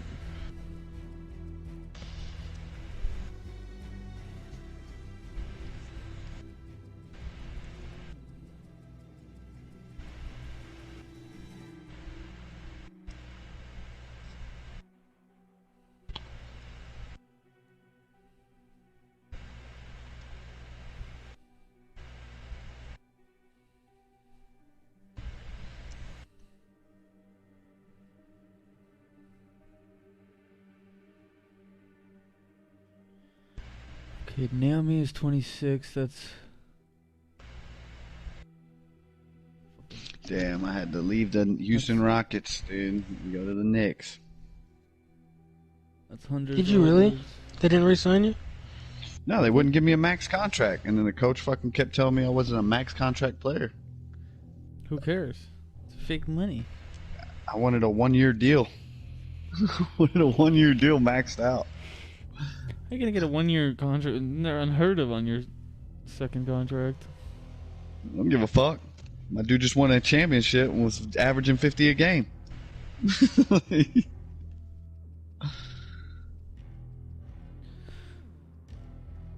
Man, I won Game 7 against fucking the Nets.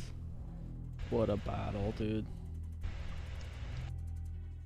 Had to go to overtime. So what'd y'all do, Bill? Where'd you take the car? Y'all go out to dinner? Y'all go out to lunch? Y'all drive around? What'd y'all do? The wife had an appointment around lunchtime to have her oil changed and tires rotated and some routine maintenance on her vehicle in Goldsboro. So we drove over. So she drove her car over there. I slept in and met her in town when she was done at the first car dealership, and Then she left there and went to Hobby Lobby and hung out for a little while I went to the other dealership. Afterwards, we were going to go eat dinner, but I was like, look, we haven't been home all day. I'm tired. I'm ready to go home. Let's just hit a drive-thru on the way back home. And then some idiot on the way back home thought I had my brights on, so he drove real slow in front of me, and then when I had to gun it to get around him, he fucking gunned it and turned his brights on and rode my ass for about 3 miles with his brights on, so I slowed down to the speed limit and let him have his moment. And then, oh, you got I punked? waited. No, then I waited. I waited my turn patiently, and then I got behind him and I turned my brights on.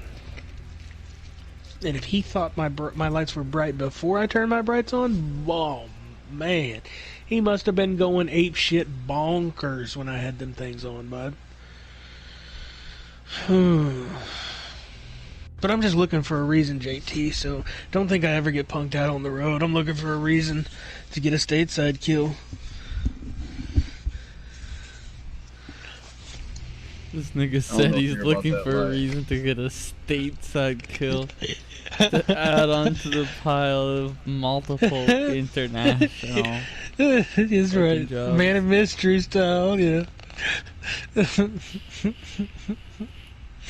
Like that movie, Hostel. Austin Powers? Oh. You can just pay to kill people. That's real life, dude.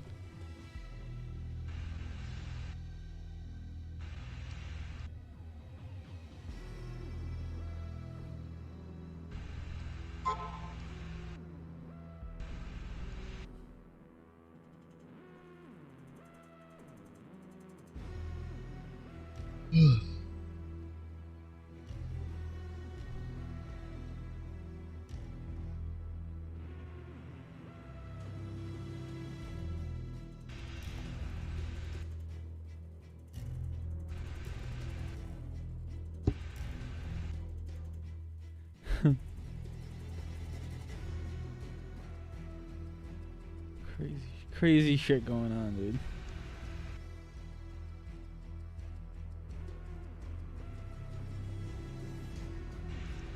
Oh, I seen a foot job picture. Did you see the foot job picture? Mm-hmm. I'm on Team Toe. Are you with Toe?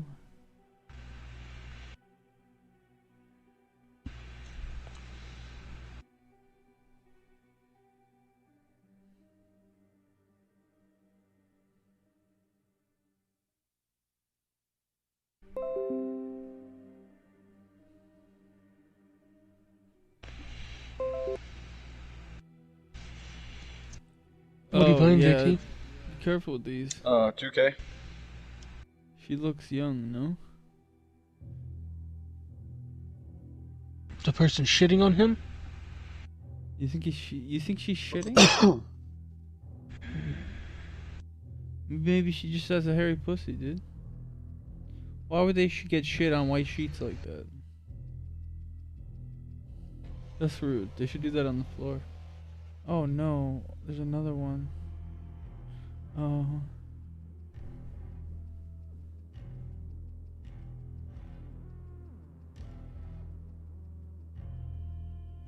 Damn, my dude be wrecking now, dude. Could just be a coincidence that that's same case.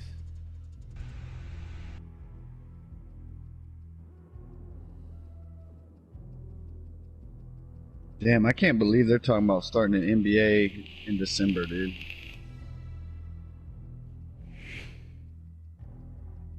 That's crazy. When is it supposed to start? Well, I think it normally starts in October, don't it? Mm-hmm. So they were already late, you know what I'm saying? So you think they're gonna just double it up and smash it together like that? Yeah. They got to make their money back somehow, and then you know they've already lost tons of money. I can tell you this: the Lakers won't repeat. Why? LeBron will be too tired. He'll sit out half the year. They get a low. Yeah, but all he probably needs get to do is sit. He'll probably sit out half the year and rest. And as long as they make the playoffs, it won't matter. He'll probably get hurt though. Nah.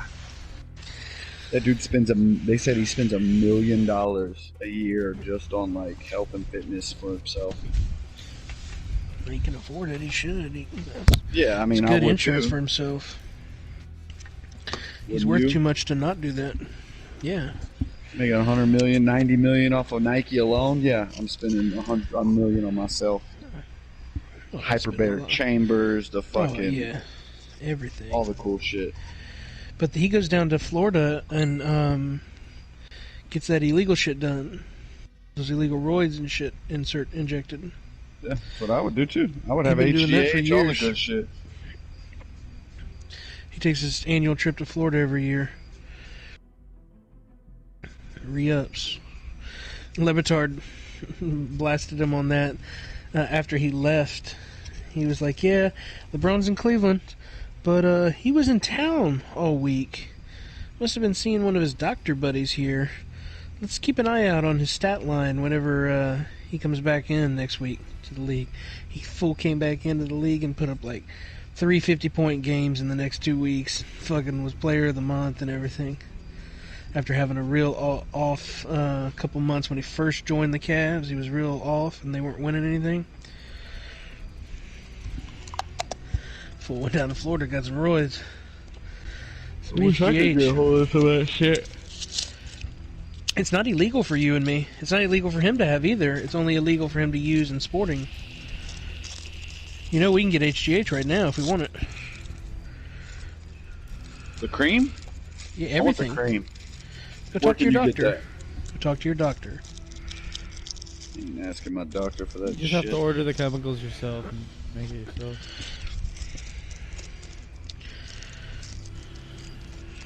I've taken roids before. Talk to your doctor, man. I took Anavar.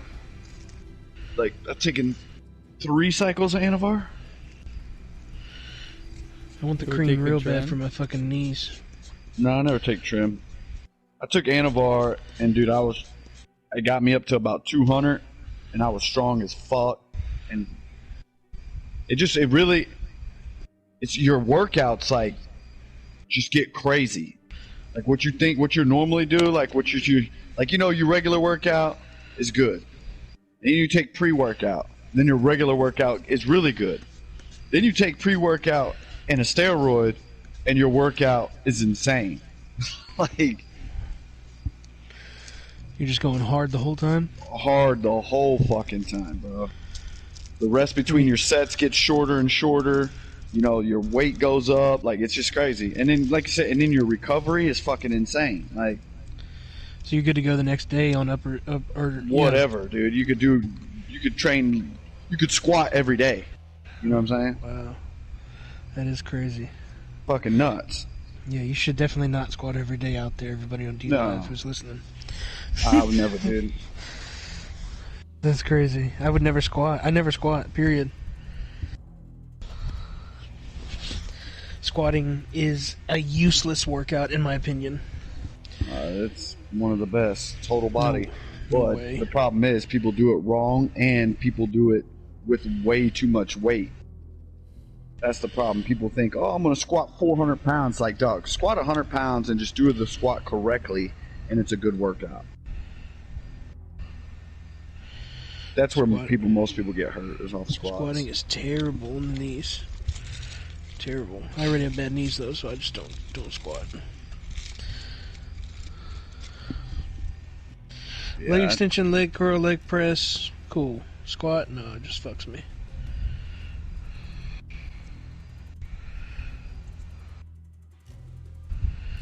I raped that leg press machine at Harvey Junior High in 7th grade. You did what to it? I fucking molested it, dude. I put all the weight it had Why? on there and fucking crushed it, and then did calf raises with it. I was like, man, I sure hope that you get more weight when we get to high school. Put all the 45s you could on that motherfucker, too. I used to never work out in high school. It's so funny. I didn't start lifting until college.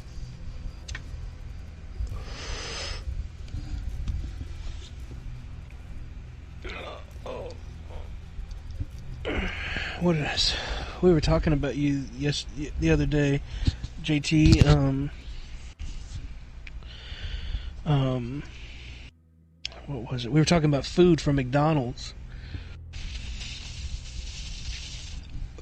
And Fly was giving us his order. It was some astronomical amount of food.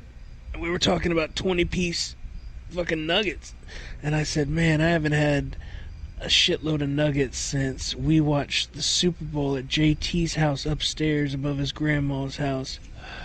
And we bought this huge fucking bucket that looked like a chicken bucket full of nuggets. It must have been like a 100-pack or a 50-pack or something.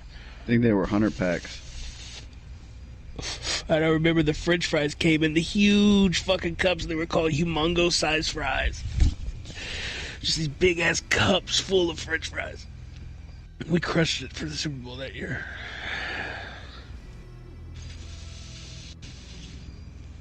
Remember? I We can't ate all believe my that shit. grandma used to let me fucking Me either. eat any of that shit up there. And then we went to Santa Fe that night to watch the game.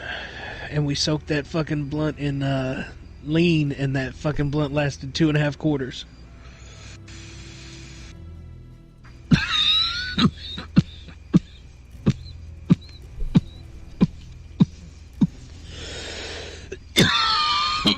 Pretty boy Nathan. Fucking Nathan. What is his last name? Green, right? Yeah. Man, I wonder what he's up to these days. Probably being a little bitch boy. Being a little bitch nigga. So we beat his. Dude, we used to fucking own that whole, like all of them. Their whole crew used to just punk them all out. Punked. Is it crew from the the only the one that I town next thought door to was, us? when you look back, it was that dude Hawk. Remember him? The long-haired dude, Hawk? Never met anybody named fucking Hawk, which was weird. But I just remember when I thought he was a pussy. He was the only one that I had my respect because I thought he was a pussy. And then one night, that one dude had been talking shit about him, showed up at that party.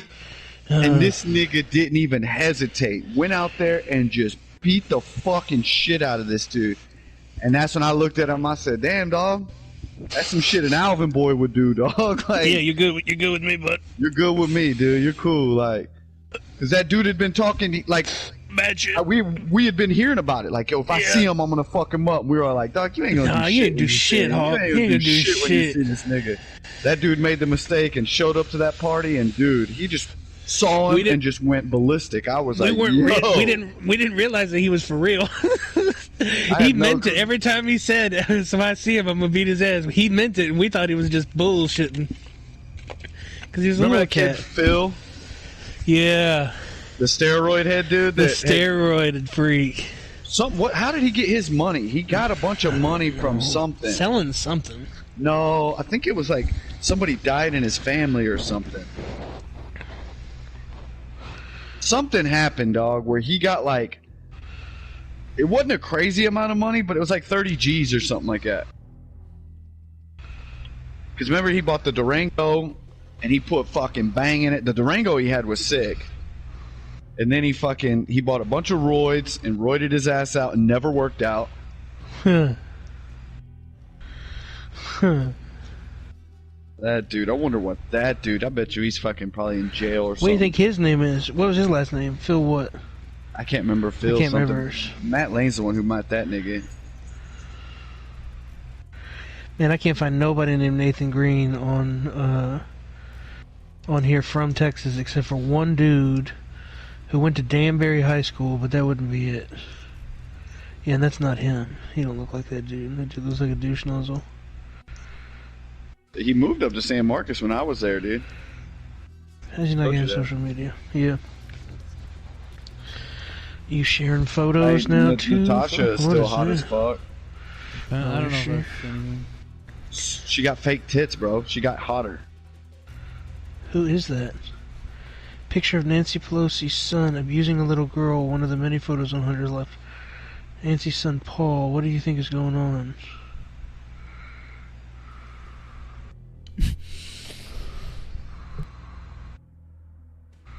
Damn.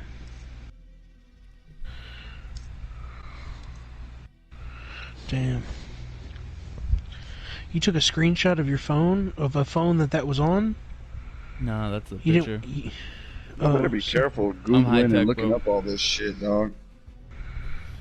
I'm high tech, You're bro. gonna be in a Oh list, yeah, I'm dude. in trouble. For What did this. Richard Grinnell say? We were ready for an tropical. So, okay.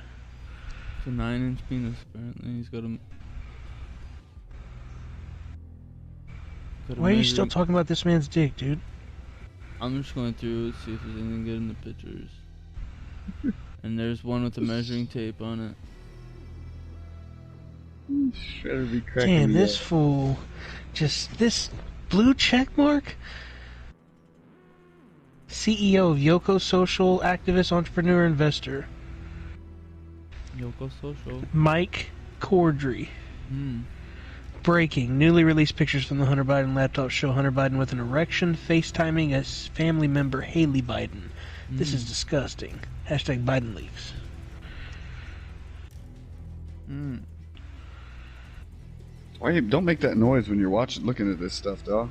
Disgusting. Now, Lynn Wood, the lawyer who got, who represented Nick Sandman, and the Kenosha, Wisconsin shooting guy, says Hunter Biden should be arrested at 7 a.m. tomorrow morning with CNN cameras rolling and 3 times the number of FBI agents used to arrest Roger Stone. The Biden crime family is disgusting. Happen. Should. Yeah, But it's should. not going to, yeah. No.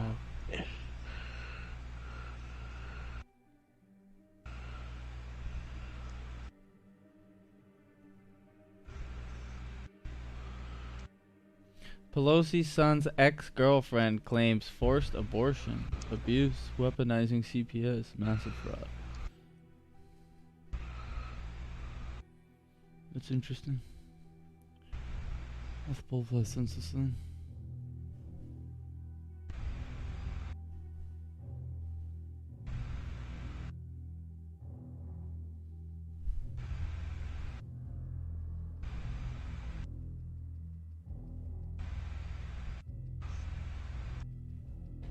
That's what I'm saying. It's just weird that nobody's like interviewed this girl about this shit.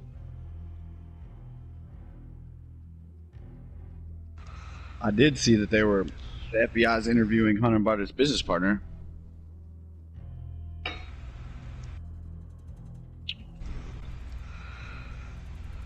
Hopefully that dude kept records of something, dog.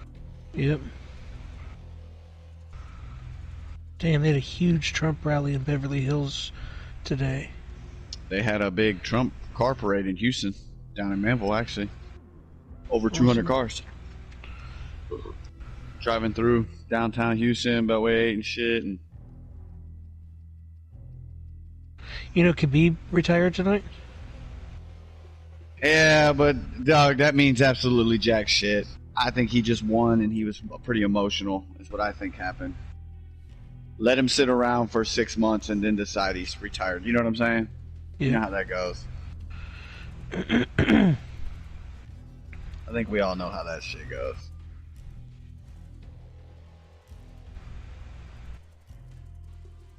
He left his gloves in the middle of the ring. Yeah. He won by triangle choke. That's what I heard. We'll watch it here in a little bit. Apparently Dana White's saying that fool was in the fucking hospital 3 weeks ago with a fucking broken leg or something like that. And he didn't tell anybody because he didn't want to fucking call the fight. With the broken leg? Something Broken broken. Yeah, he was in the hospital with his doctor 3 weeks ago with something broken. Maybe it's some broken bone in his foot or something like that. I don't know exactly what. And he didn't tell anybody. That doesn't solidify this nigga as a badass, and I don't know what. Undefeated, going out on top. So maybe he does quit. But I mean, it's the same thing Jordan did when his fucking dad died. You know what I'm saying? Won a championship, then retired and quit, and left for 2 years and came back. You know what I'm saying? But he does have a big fight team, right? So maybe he just says, I'm going to be in the coaching game. I don't know.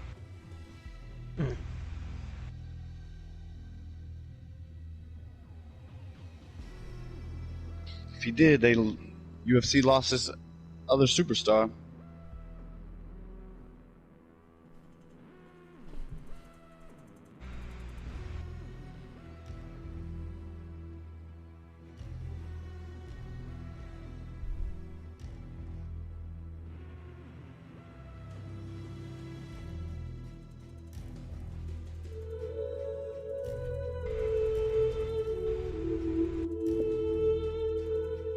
Y'all playing duties?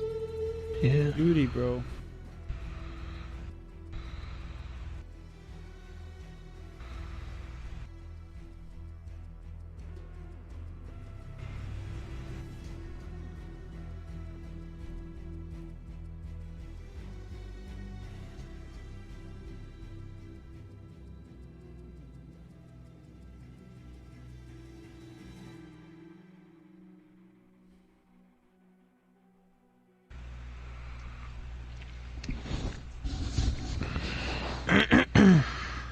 I'm about to come over there to duty. Just wanted to play a couple games of this shit.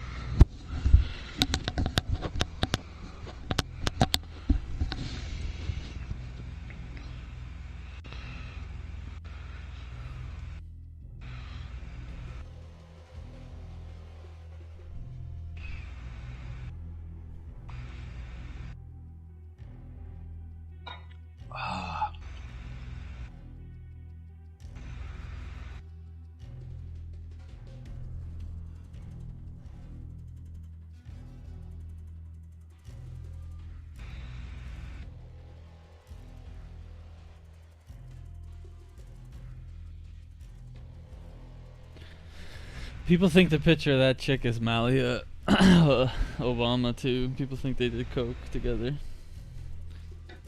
People think Obama sex trafficked his daughter or something. This is getting wild, dude. No, I don't. I don't know if it'd be that wild, but if you think about like the Obama daughter's party, so and they would have met each other. Yeah. Oh yeah. You know what I'm saying? And you got to think, kids. You know what I mean? They're drawn to that sort of thing. I mean, I don't know. Yeah, they're hanging out at the same houses and same social settings and stuff like that. And this nigga's obviously a pervert. Yeah, it takes advantage. Yeah. He's thinking. I mean.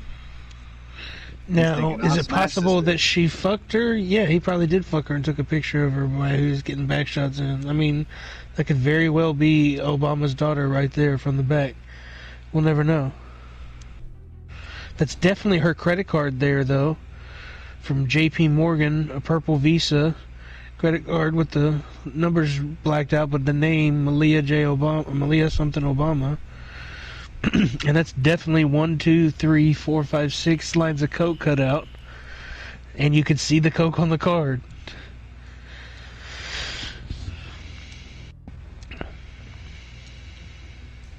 I wonder what that is though next to the black chick with her back. There's a whole picture of that too, but I don't really want to. I don't want to open it again. There's a it looks like a laptop. I don't know.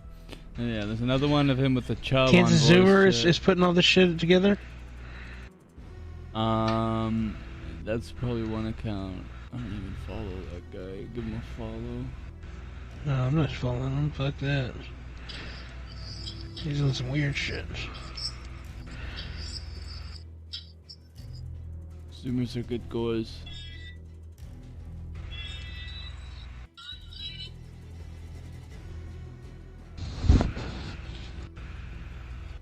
I voted red.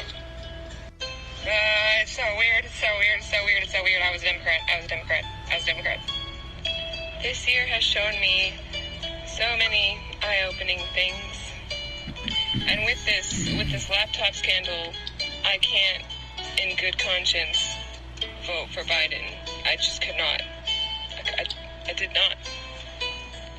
In 2016, I thought a dumb, misogynistic businessman was now our leader, and the world was over. Sit the fuck down, dude. I hated it. Watch your fucking mouth, bro. Get the I don't fuck know how down. to tell No, you how chill. much I hated Trump. You just I puked don't. everywhere, dude. But You don't even take responsibility. Lay You know down. what I just did? Lay the fuck down, dude. You're pissing me the voted fuck for off, Trump. bro. Okay. You better fucking watch your mouth, bro. Okay. Yeah, you're on thin ice. You fucking serious, bro? Fucking serious, bro? Dude, fucking chill. Fucking chill. You sit the fuck back, bro. Fucking chill. You fucking chill. I'm trying to sleep. Shit, Chill. sit the fuck down, dude. Chill, okay? Watch your fucking mouth, bro. Get the fuck down. No, you chill. You just puked everywhere, dude. You don't even take responsibility. Lay down. Lay the fuck down, dude. You're pissing me the fuck off. Damn, dog. I do. I don't want to. Exactly. Thank you. Thank you. You drink so much and I was drunk is when you talk to females. What you doing? Why are you touching me like that? There we go. You just spilled on my phone and you touching me like that? Oh shit! Hey.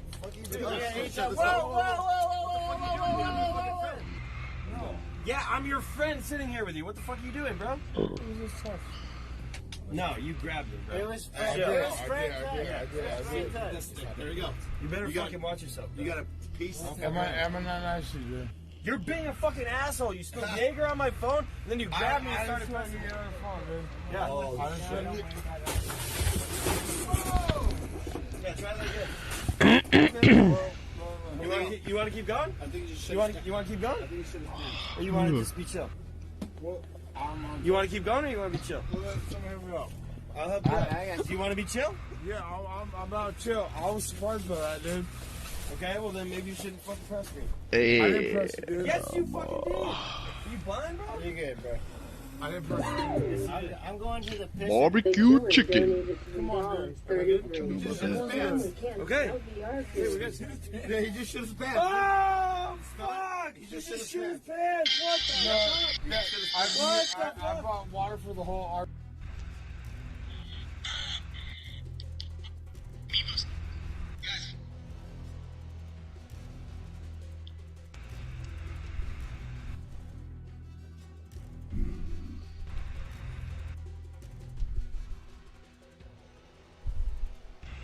NBC News. What does she do exactly? Well, by her description, her job is seeking out personally identifying information about anonymous Trump supporters online, some of them, and revealing their true identities. Yeah, go smoke. Zadradi has I'll play it as soon as you're done. this. I use social media sleuthing to learn about a subject's real Junk life, tickler, family, friends, jobs, personal and political associations. So what does that mean exactly? What kind of information? Well, that information could include phone records, property records, even their Amazon wish lists. What is this about exactly? Darren Beatty is one of the people who broke this story. He's with Revolver News. Darren, thanks so much for joining us. So before you get into the sort of larger meaning of this, tell us specifically what is she doing? What does this mean? Oh, she's up to no good. As you mentioned, she uses state-of-the-art proprietary technical tools to dig up personal information about anonymous Trump supporters online. As you mentioned, that includes property records. They're so phone clever of them to records, tell people that wearing a even mask Amazon protects wish lists, other you name people it. instead of She will yourself. do everything she And can also that to blacks are unearth disproportionately anonymous affected Trump by supporters, COVID-19. basically so Thus, she can if you are ruin their white and don't lives. wear a mask, you are seen as a genocidal Why psychopath. would NBC News be doing something That was in June like someone this? I mean, you posted think that. NBC's job would be to tell us Here the we news. are, What do the October policies 22nd. mean? Why would they be going after anonymous Doctor on Twitter CNN says white people are to blame for uptick in It's a Mississippi's great question. It COVID-19 really case. is disgusting. It's CNN's disgraceful. headline, White Even maskless by people causing modern spread in journalist Mississippi. standards. I'd love for NBC to comment on this. We see these journalists are not even acting as meaningful journalists. What they're doing is acting as commissars, a neo-Stasi, effectively, in order to crush the rebellion of the American people against their corrupt ruling class associated with the victory of Donald Trump. There's one aspect of this story that's maybe even more disturbing than what you described, and that is that Brandy Zadrozny uses this term disinformation as the pretext to go after Trump supporters and destroy their lives. I think as many viewers have seen, disinformation is this new buzzword, this new pretext used to silence Trump supporters. What's especially dangerous about this is that it brings this force to bear in a national security context. Disinformation is a national security term. It invites the force of our own national security apparatus to silence Trump supporters domestically. And as part of this trend that we're seeing, a broader swath of our own national security apparatus being repurposed and redeployed domestically to silence, suppress, and destroy the energies associated with Donald Trump's victory in 2016. For a news organization to work in concert with the federal agencies to suppress dissent domestically, I mean, I never imagined that would happen, but that's crazy. Right. The full story of this, I would need hours to explain, but just a little detail. So she wrote for her fellow journalists a manual, a doxing manual, detailing her methods for fellow journalists who failed the same ethics class. One of the sponsors of her doxing manual on how to ruin Trump supporters' lives by uncovering their personal information is Bellingcat, an organization funded by NED and our own government. Taxpayers are funding this. It's unbelievable. Noah Oppenheim at NBC News, one of the people who should answer. The guy who apparently leaked the Access Hollywood tape to the Washington Post in 2016. What? I'm gonna go walk these dogs. I'll be right back. Oh. Golly.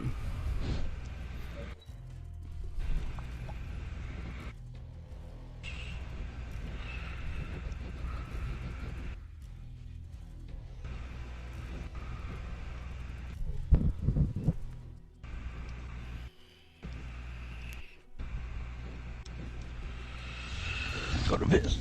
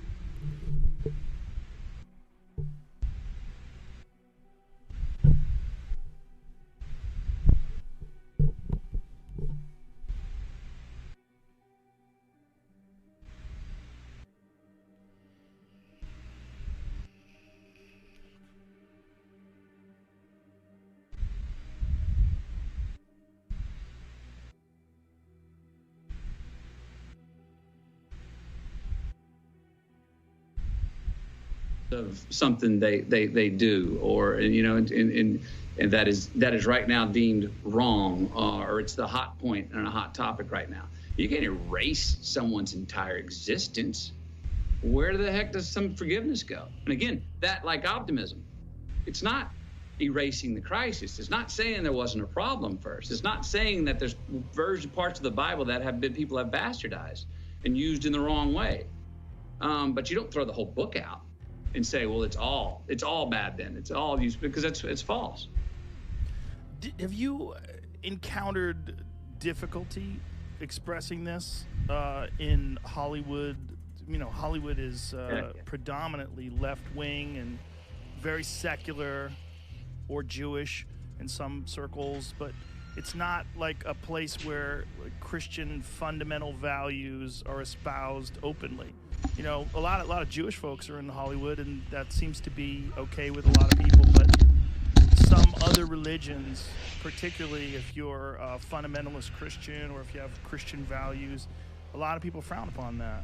Why do you think that is, and have you had difficulties with that? I don't know. I haven't had difficulties. I have had, and I won't throw any people under the bus, but I have had moments where I was on stage receiving an award in front of my peers in Hollywood. And there were people in the crowd that I have prayed with before dinners many times. And when I thank God, I saw some of those people go to clap, but then notice that, whoa, be bad thing on my resume, and then sit back on their hands. Oh, wow. And I've seen people read the room and go, whoa, that wouldn't bode well for me in the future. If for getting a job or get the room and go, whoa, that wouldn't bode bad thing on my resume, and then sit back on their hands. But then notice that before dinners, and when I thank God, I saw some of those people go to clap, but then notice that, whoa, be bad thing on my resume, and then sit back on their hands. Oh, wow.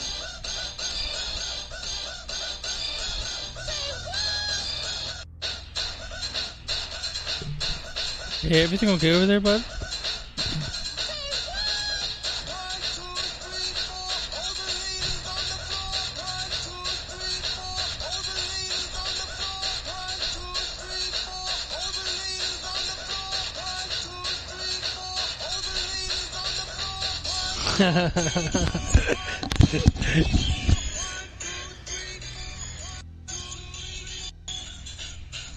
That was awesome.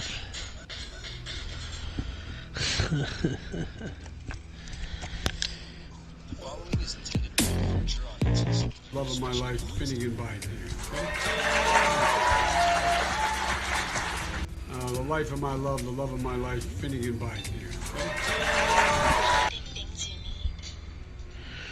What's up, Fly Dizzle? What's up, dude? You hear that song in the baby? You got what I need. Have you ever heard that song before? Yeah. But the Biz Markie version of it? Oh, baby, you got what I need. And you say he's just a friend. And you say you remember that song? Yeah. Well, it's really black-centric, you know what I mean? Because Biz Markie is not any kinds of anything but black. He just screams black. Uh-huh. We were playing against the black football high school. My freshman or sophomore year, I can't remember when it was. And there was a timeout on the field by the refs. They were talking about a flag. And I just busted out in that song. And singing and dancing. And everybody, my team on the line, their team, everybody, we all started singing it in one big unison. As like a whole Christmas song. Day in World War II. Yeah, it was crazy. And we all started singing it, and we were waiting on the refs, and everyone on the sidelines heard it, and it was just the linemen, the 4 D line, 3 and 5 O line, and the tight end, and we were all just standing there, kind of waiting around for the play, and We were all singing it together. It was funny as fuck. And after it was over, we all crossed that line and gave each other five and shit and everything. And the games were different after that. You know what I'm saying? Like, it was more like it stopped. Like, I feel like I solved racism that day between our two teams. It was great. Wow. So every time I hear that song, I think of that moment. The day you solved racism? The racism for Do you that, think that's the for those day- people. Do you think the black people felt the same way? I think that they definitely looked at us as more than just backwoods, racist country bumpkins after that. Hmm.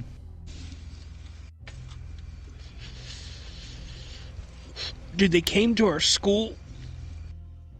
No, I'm sorry. We came to their school on their homecoming when I was in 8th grade.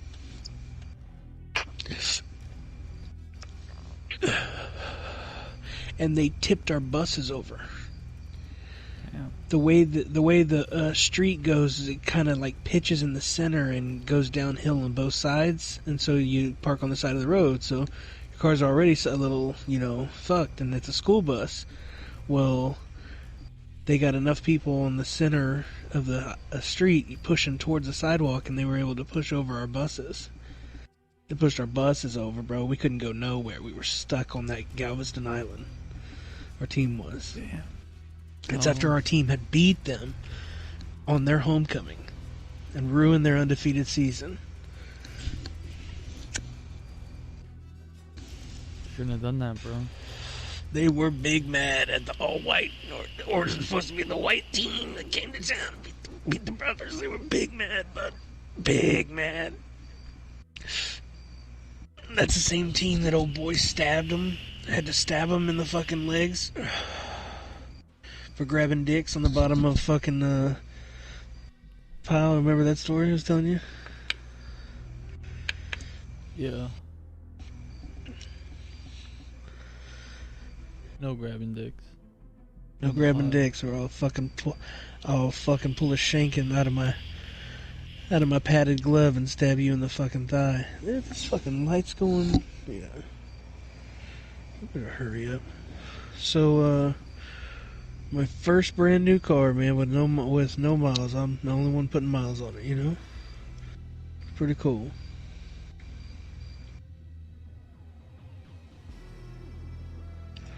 I really like that Mazda 6 though, man. That heads-up display was something serious. Oh. Why is it on the windshield? Yeah, no. It looks like it's on the windshield because out of the dash, when you turn the car on, out of the dash pops up a clear glass screen. And that screen, which is clear, shows your speed and the speed limit of the street that you're on. Fuck.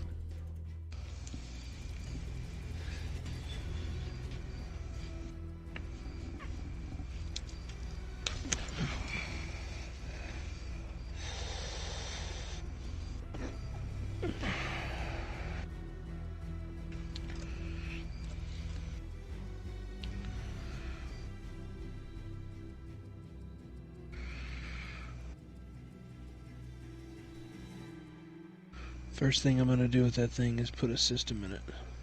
It's already got a really good stock one. I'm going to get some speakers and put it in that motherfucker. Really? The ones they come with now are good enough. What's good enough, man? No, they're lit as fuck. Like, they said that if I hardwire the phone to the car with a cable, that it will pull up the Uconnect app that I can go to, and it will mirror my phone to the navigation. And I was like, does it matter what's on the phone when it does that? And she was like, I don't know. I said, what about like Netflix? Will it essentially act as a bigger screen for Netflix while I'm driving down there? And she said, I don't know. Nobody's ever asked me that. Will you let me know? I was like, yeah, sure, I'll let you know. As soon as I find out, girl, I will let you know. the Teslas can do all that. I bet.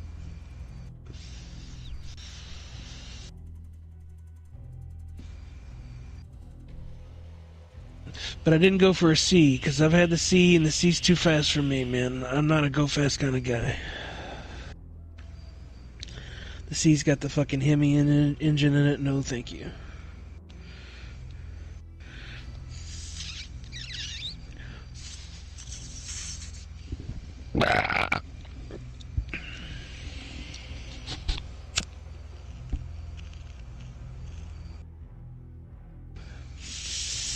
It gets double the gas that I was getting, too.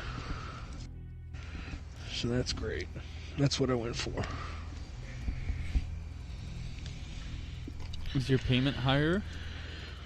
$20. $20 higher to get a brand new car. Half the gas mileage. And it really only cost me $1,500, so that's not bad. I feel like it was a good trade. $1,500 plus my car at 133,000 miles on it. Definitely out of all warranty and everything, and it was all fucking starting to fuck with me, you know. And I felt the tranny slip a couple times while I was going down the road in the last 6 months. And so, I don't want problems, man. I don't want those issues. Those are what set you back. Being upside down sucks, but car problems suck. Especially if you don't have a hookup. That's where the dicks hang out. Oh, that's right. Gillen told me you're helping with cleanup here now, eh? You should shake more than once. We know what you're doing. How long you been at it? 48 fiscal hours. Boy, that's more enough time to see a nightmare or two around here, eh? Sometimes there's shit on the outside of the toilet. Huh? Sometimes there's shit on the outside of the toilet. Is that right? You think that's bad? You should see the Uranus. Uranus? Huh? You think that's bad? You should see the Uranus. Over there. Sometimes there's shit on the outside of the Uranus. What? In the history of American. Secondly, we're in a situation where we have put together, and on the outside of the Uranus, did it for our the President Obama's administration before this. We have put together, I think, the most extensive and inclusive voter fraud organization in the history of American politics. Second, You're Canadian. Yeah, are we ready? European. Oh, you think that's bad? Sometimes there's shit on the outside of the toilet. That's bad. Sometimes there's shit on the outside of the toilet. Well, that's great to see from time to time when I got crap on tap. I never miss the bowl entirely. Fucking degens need to mind their screw. You think that's bad? You should see the Uranus. You think that's bad? You should see the Uranus. This guy. Sometimes there's shit on the outside of the Uranus. Sometimes there's shit on the outside of the Uranus. How the fuck did shit get there? Remember how I said sometimes there's shit on the outside of the toilet? Feels like you told me that nearly a year ago now. Daylight here, right? I bet shit get on the outside of the Uranus the same way the shit got on the outside of the toilet. Oh. No offense or nothing, but I think I'd rather just piss outside, Alexander. I just came in and washed my hands. Why'd you wash your hands? Out of dirt. Oh, I don't know. Maybe I have dirt with you and then just wash my hands after that dirt. Gents, I know how the shit get on the outside of the toilet and also the Uranus. Why would someone take shit on the outside of the toilet and also the Uranus? Because that's where the dicks hang out.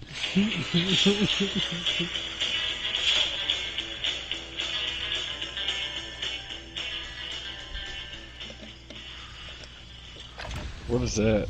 Check your gear and That's weapons. probably one of the funniest shows. What, like this afternoon?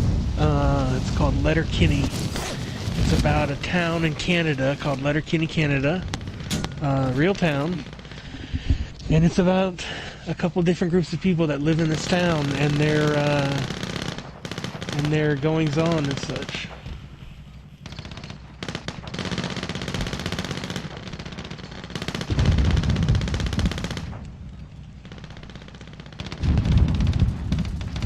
Pretty good show.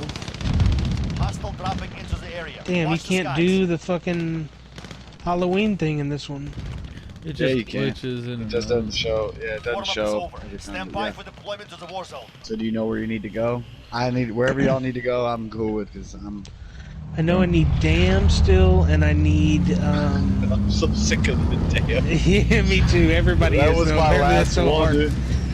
dude. It was the hardest I need one to dam. find. I need dam, and I need gulag, and I need train, and I need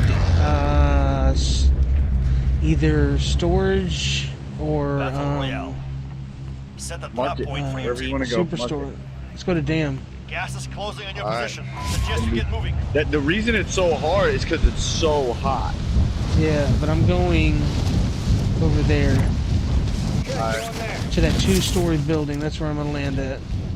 Yeah, Right I there. found mine on the inside of the actual in here. In this yeah, that's where I found mine. So. Primary objective is to eliminate all targets.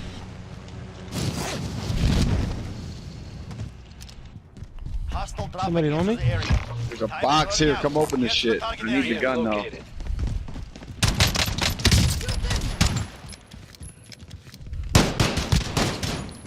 I don't mind giving you the Like box what's to get you a trick, but I just need You the. can have all the shit out of it. Yeah. Fuck me. Fly's Come on. mic's probably muted again. No, I'm here. I'm coming, Fly buddy. I'm coming. I'm a beast, dude. That's better. Get the fuck out of here. I got one more. You have been killing, Oh, I don't know. killing shit lately. Dude, with the pistol. This guy had a rifle, ran out, I had to reload, switched to a shotgun. Not only that, he had a Still fucking- badass rifle too. I saw the rifle Oh. he had. He had a nice one too. Could do shit to this, dude. There's one more somewhere. Where's this guy? Guy right here, right I outside. see him, I see him. Oh, fuck. Oh, he's got no armor. Fuck. They're moving. Good shit. Suck it up. We're fine. That was close. Yeah. He was one shot away from killing me. Yeah, it's just looking at the health thing. I forgot I had the SKS out, not the AK. And I hit it. I pulled the trigger once, and I didn't have my fucking. I don't usually turn that fucking thing on. Oh, he didn't have no ammo in this stupid thing. Huh. Why I even picked that up? I don't like 14 that. bullets. I got 30 rounds and that's it. This is brutal. We got boxes. Yeah. Have you got this already, Fly? No. And let me get them boxes if you can. I'll let you get all Said the no. other shit out of it. Oh, you Your haven't. team is I'm hunting sorry. you. Stay alert. My bad. Bitch, dude. My bad. I didn't. My bad, man. Yo, they're here, dog. They're Oh, on they- me. Oh, really? I got nothing. Time is up. Objective failed. Yeah, they're walking around below me right now. Oh, that's you.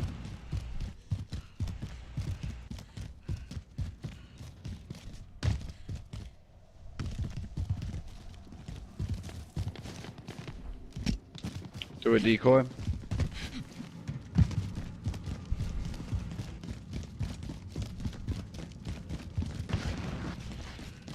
How far do you think? They're here. Where is JT Green? I'm on the second floor, up top. Let me Can you in get a nice- outside? Where's Fly at? I I'm see on the him. roof they right come. now. They're outside, up top, coming down. Yep. I'm ready for them. They're coming up. Yep. Curtain coming in. Jump down. Jump down. I got one, but I'm down. Still outside. Coming in behind you, Bill. He's picking up this guy right through this window here. He's up. Get him. I got you covered, Bill. Oh, two.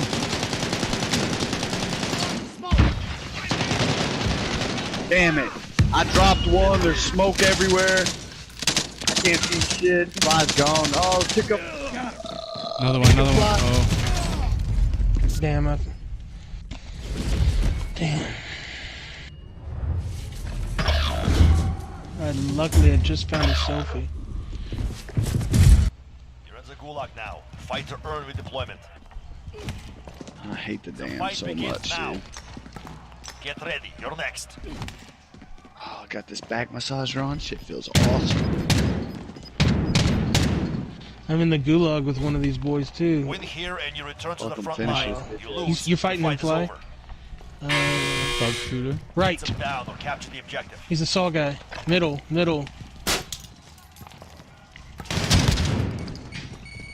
Right side. Yep. Shit. Stand by for deployment. Ready for movement. I need the TV. Teammate redeploying to the AO. Moving. Teammate has been cleared for redeployment. You need TV? Yeah. Also scabby up here. Tagging a scavenger contract. Oh my goodness. Looted.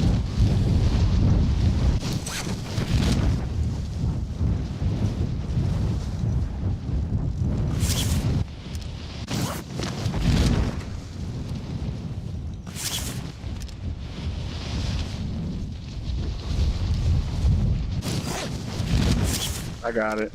We'll pick it up. Oh, you got it? Supply cache ready for pickup. Has this all been hit or no?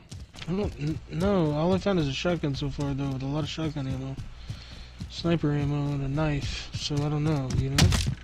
No, there's boxes. I hear them on the building across the street. So none of this has been hit.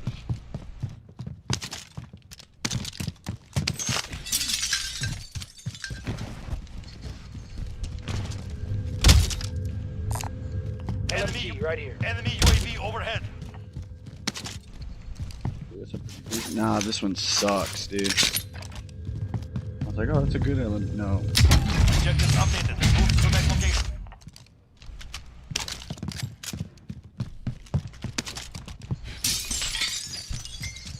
Did you hit all these tents already? Mm-hmm.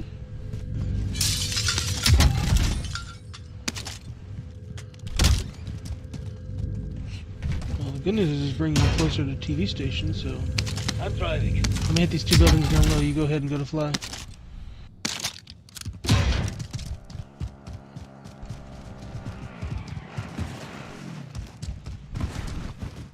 Objectives updated. Move to the next location.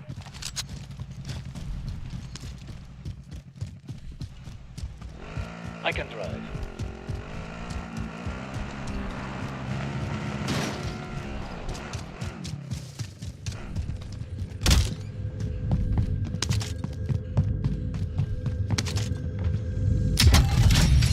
Primary objective accomplished. All supply boxes found. Replay. Armor over here. So you not carry any of them? On a satchel. I got an armor box, 4 plates, another Armor plate. over here.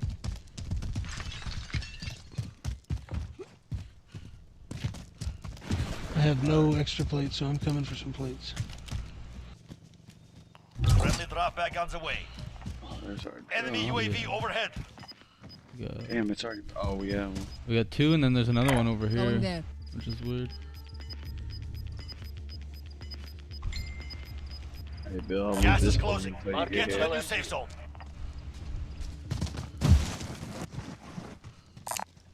Armor located. Hear him shooting over here, fighting.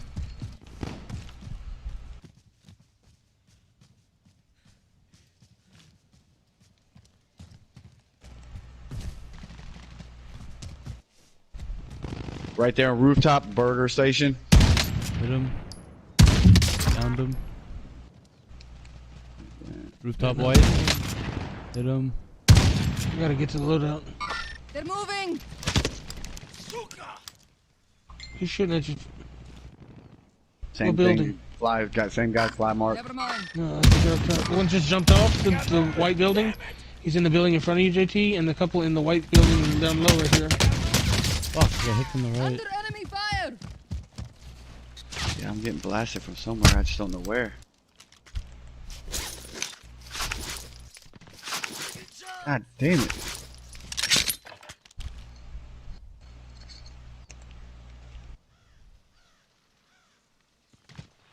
God damn. I still don't see him. No way. Incoming rounds. Fucking, he's in the window, dude. I couldn't fucking see him. Gas is closing in.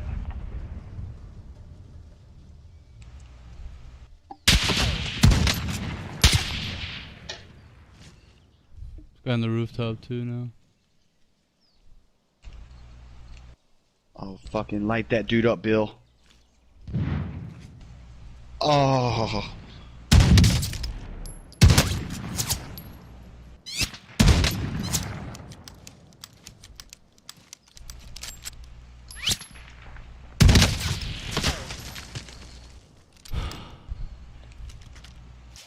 Right. That's better. What is your position, Fly? I'm behind this rock here. I'm about to give them something to shoot at.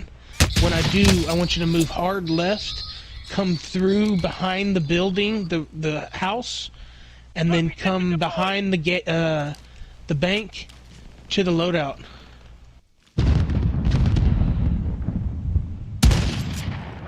You feel me? They're running right now, moving. Where are they running to? I don't know. They push back. Oh, fuck, there's another team behind me. Ah, on the road here. On the fucking loadout too. Blow up that fucking four-wheeler.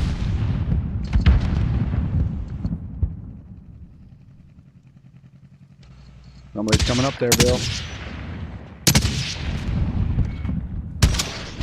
Fuck him. Somebody's coming up, Bill.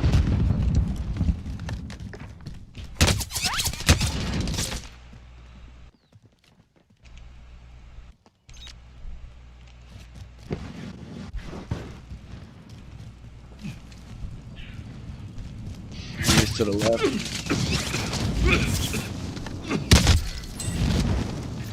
lost that one. We'll come back stronger next time. Oh, good. Warm up.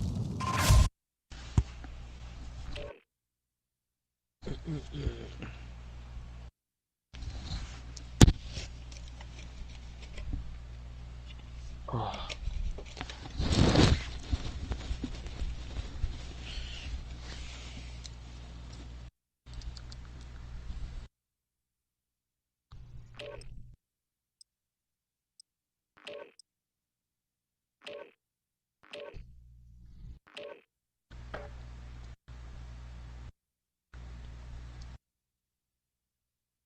Afternoonish? This afternoonish, yeah. Well, I'd have to check my agenda. You check your log, check your records. Well, I checked your day planner, and you logged a line, underlined it in bold, and highlighted it in italics. Oh? Anything ringing a bell? Striking a chord? Drumming on up? Oh, that's right.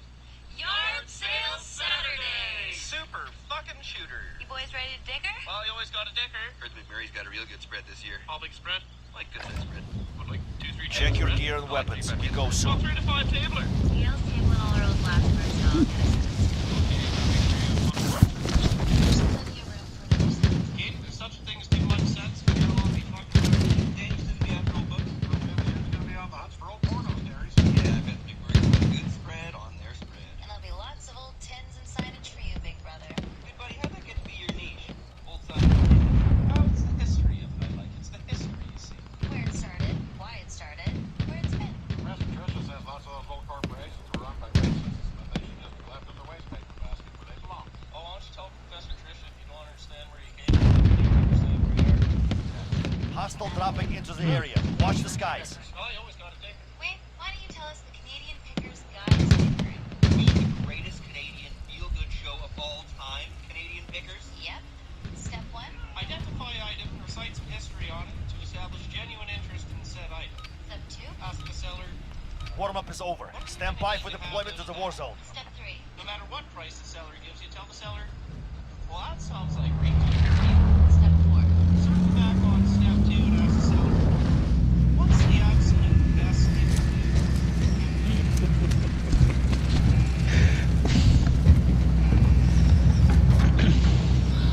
Alright, boys. It's either Superstore or Storage Town or TV Station. Let's do TV Station for Fly. Gas is closing in. Proceed to the safe zone. We are live! That's our DZ, boys.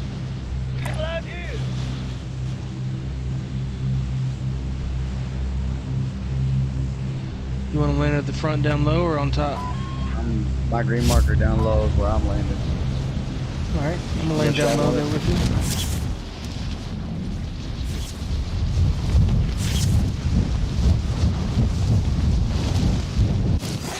Shitload of motherfuckers going here, dude. Apparently we're not the only ones who still need TV stations. Right behind you, Bill. Yep. Primary objective is to eliminate all targets. Ooh. Hostile dropping into the I'm area. right here with you. Watch the Fuck that, I skies. didn't go down. I'm right here behind Fly. Jump down. I know, we're right here with you. He's got SKS. They're on my ass. I'm coming right behind you. Coming to you. Hurry up, come through the window. Come through the window, jump through. Another one coming through this door. They're moving. Behind me, behind me.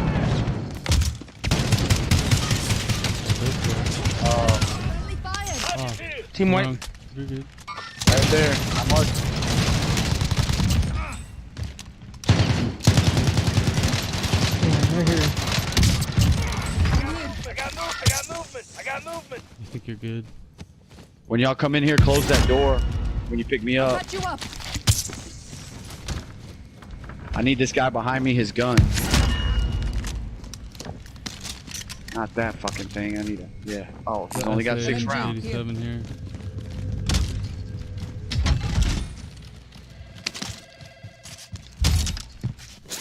Somebody's behind us. I'm moving. Above Yep. us. Whole team to the left. Armor broke on the left. Armor broke. To my left, to my left, to my left. Fuck, he's in here with us? He's above us. He's got jumped in. Nah, he was still across on the other side, dude. No, there was a guy jumping in from the roof, from the hole in the roof. Got me with There's a shot. still one more down low on the other side. There's a different team on the roof. Fucking guy Yeah, down low different team on the other roof. side. This is the I gulag. should have fucking. Survive and you What can a deploy. shit, dude. I should have jumped in there. You know, neither one of these two games have worked out for us, but I like the way I'm feeling right now. I mean, I'm. You can taunt the enemy while you're waiting. Yeah. It's nice to get Words some are action. Rocks Yeah. I work feel better. good coming out of that, like 3 or 4 kills. Feels good.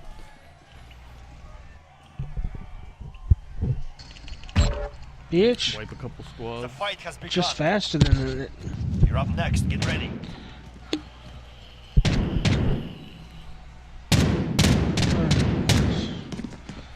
Eight. Win this fight and you return to the front line. But PlayStation if you gods lose, chose you're it for done. me. So I will Beat them oblige down or them. capture the objective. Damn, there's people at the fire station. Damn, I They're no fucking longer with us. missed that dude by an inch, man. Holy shit. Lost the fight. Return to What a base. little bitch. It is not over yet. Your team can still buy your release.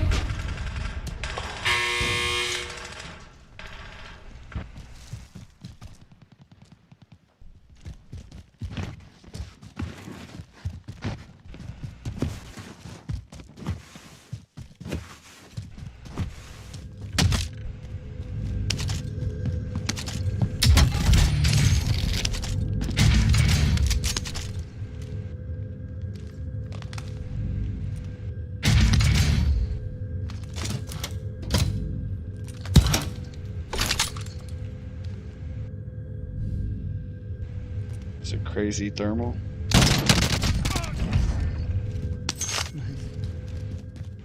What kind of gun is that?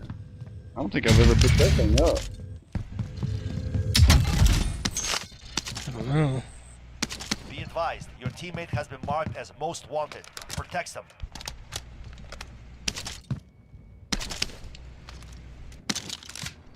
Bring that with me too, just in case so. Maybe we get lucky, boys.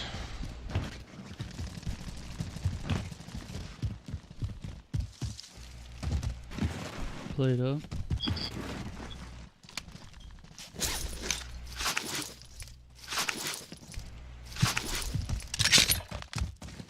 Could be good call right there. Good buddy.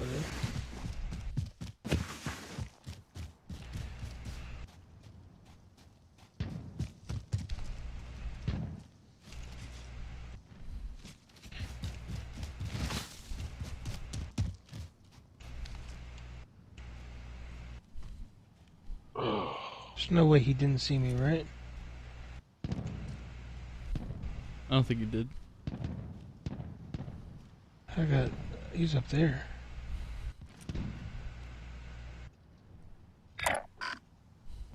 Tango spotted. That's crazy.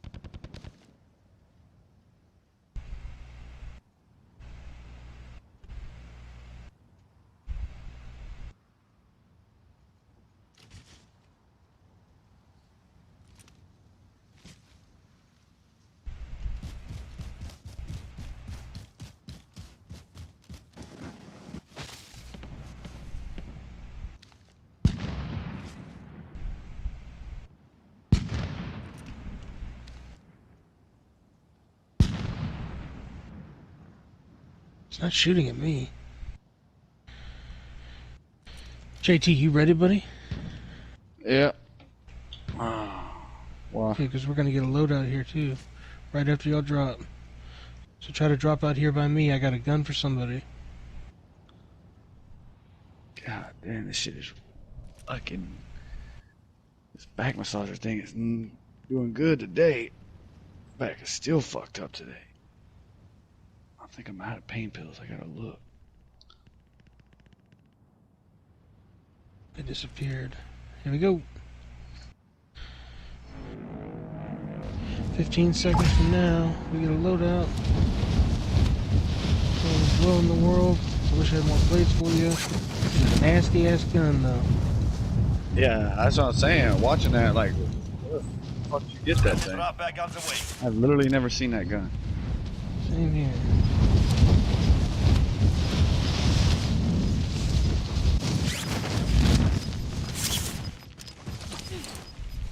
Got people coming down up top, right up there. Marking new safe zone. I believe he just made contact with you and saw you. He ran away.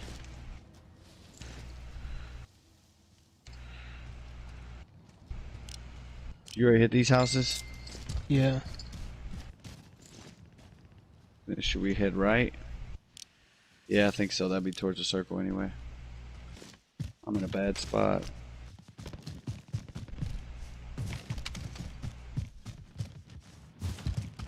Damn, I tell you this though, Bill, there's nothing better than a brand new car smell. Man. Yeah. Yeah. Getting in that bitch and everything's new.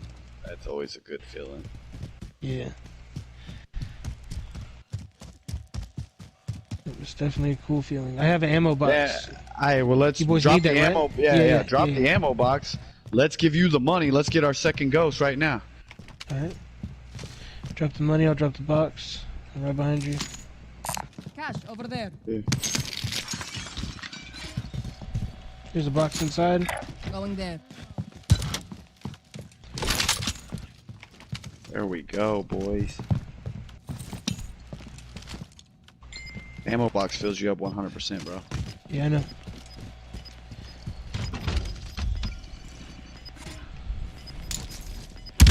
Friendly drop back headed your way. Gas Guy just dropped in right up there on my green marker.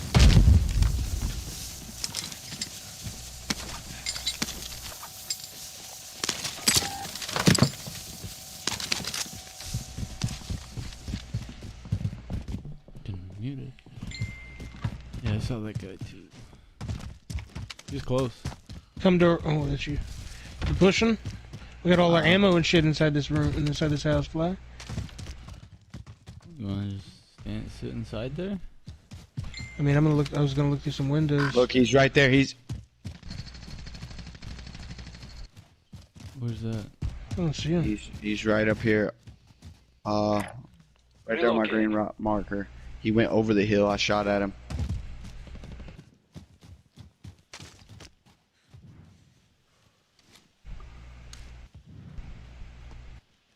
Nothing on the beat. He probably ran as soon as I started lighting him up. There's a loadout right here. Fire sale. Get back. Yeah, there is shit. People died here. I have money anyway. $0, but we got selfies. 1,100 free selfies, yeah. Enemy UAV overhead. I'll buy a UAV. How much is a fucking armor? Probably 800. $300 for armor bundle. I'm buying 3 bundles. Come back. God damn it. Just drop them, yeah. What can you do with that other 200? Some armor here. Nothing. I literally can't do anything.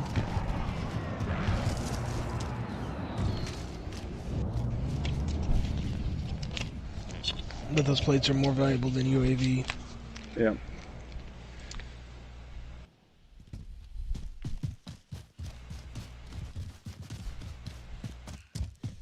Man, we don't need to really move anywhere else. We need to find this is it. Yeah. We need to stay in an area. I'm getting to this. I'm getting to this tower right here.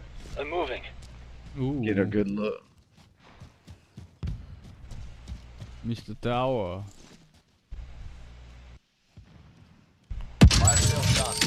I'm the fire starter. Remember that song? Wicked fire starter. Yeah. Remember that song? Dude had like a shaved like horns on his head or something like that. Yeah, don't hear that shit. They Hurry were up, from bud. like New England or somewhere like that. Never Hurry up, I'm right behind you. Why you looking at my ass, dog? That's gay. Because you're so slow, man. Why you looking at my booty hole, It's gonna dog? get us both killed. Hurry up. Ooh, this is perfect. You going up? I'm going up.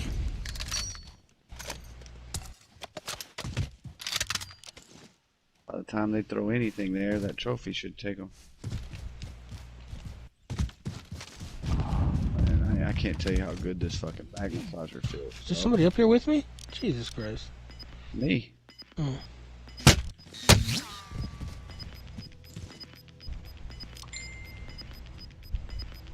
Alright, I got activity right here. Relocating the safe zone. Moving. Shit, disregard last. Contact. Okay. And Fly shooting at a guy right there behind that white building. Yeah, this guy's closer. Copy that. Going there. I popped his armor. The sniper sees us. Sniper sees us. 464.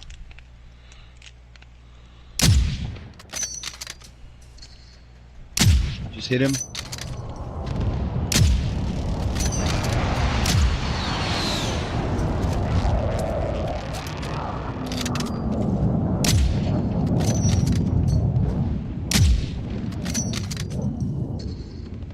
Hit him again.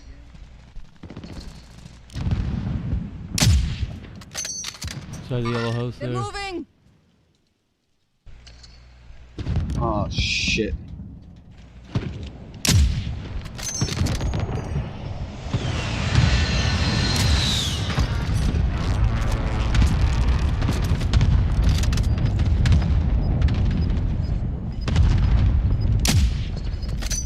It's all good. We're all together still. Fucking pussy. Got gas moving in.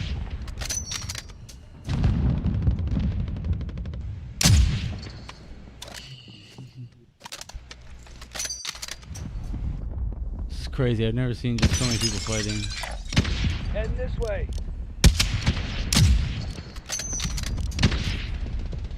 Mark him if you see him. Man, everywhere. I know. Anywhere you I look. know they're everywhere. I know they're everywhere. But I mean, like, I might be shooting at somebody too far when I can shoot at somebody closer. I see the blue marker guy running from right to left behind the red building. They're deeper too down there. Yeah, both took a shot at that guy. The blue marker's moving around the left side of the front of the building, right there. I got a guy across the street right here. He's shot at by blue marker. Oh, it's a totally different team. 2 people in the red building. 2 teams. Dog, I know. There's people everywhere, bro. 2 teams in the little red building. There's literally motherfuckers There's so everywhere. much murder. So much carnage. Like, you're calling them out, and I'm looking, and they're fucking everywhere, dude. One upstairs yellow shit, building. That yellow One house, there's downstairs, 3 one guys up. in there. Yeah.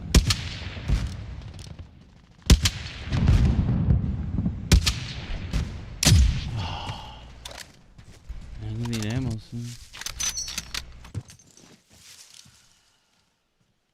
Then we stop shooting. Back here, there's a guy back. Look, back there. 100 meters or shorter. Only I can't shots mark we him. take. Something about blue marker, JT? No, back there. Yeah. Found some wheels here. Cancel that. Mark out. I'm going. That's my last copy.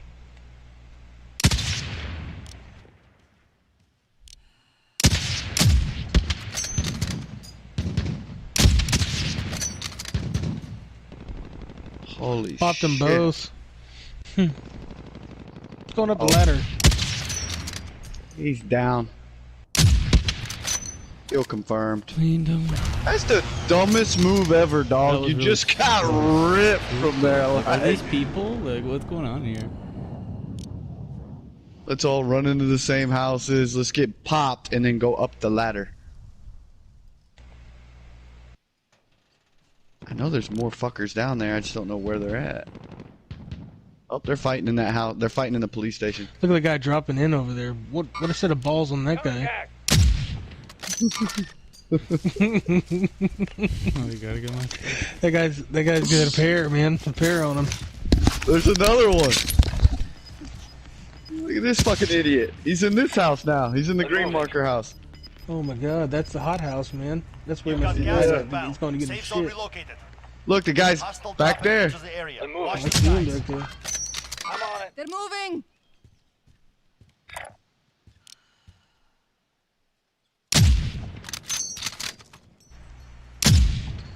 Bought someone back.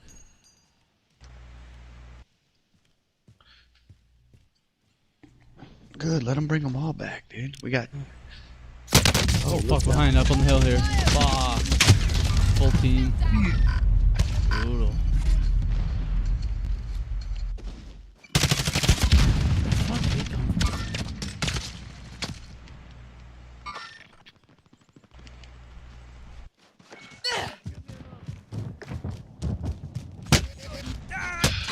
Did Fly have any money to get you back? Don't know. Yellow house got me down, and they running up on me. Get back, dude. Fall back. I just if you had can. to- If you can. Yeah. If you can.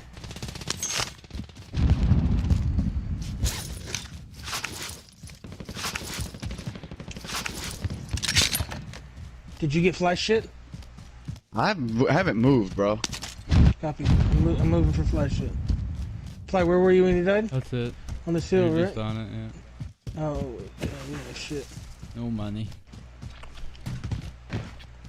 All right, let's see. There's one buy in this. There's a couple buys actually. There's one back here, Bill. Back behind us. Who's popping on you? He's on a roof.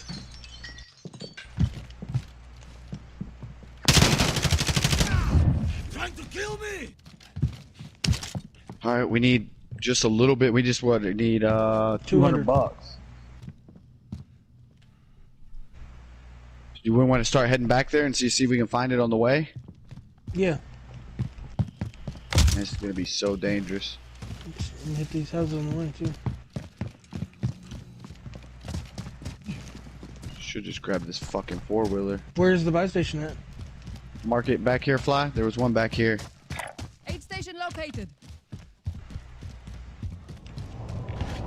I'll try.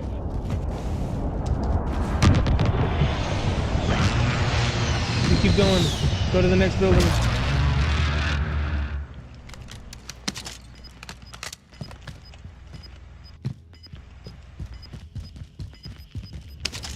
I got a little.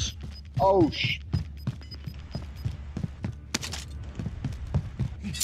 Damn, you got people there? Yeah. Coming, bud.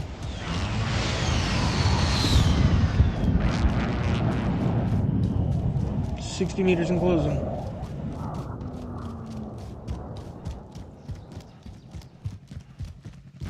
There's only one, I think.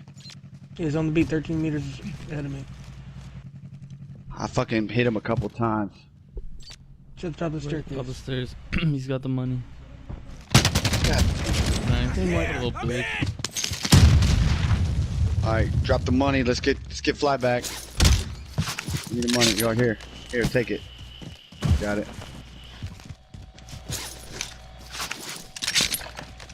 We could probably go back there, fly. I mean, I don't know what you're gonna do. Did that guy have any decent guns? Well, our loadout's right here. You getting your shit?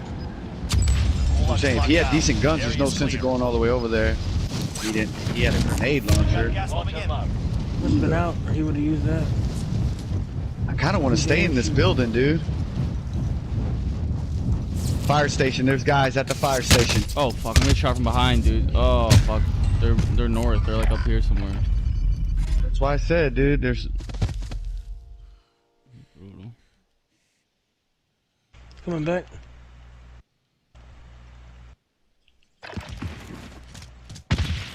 Look, they're down. They're down in the. Oh, we got field day right here, bro. Move it.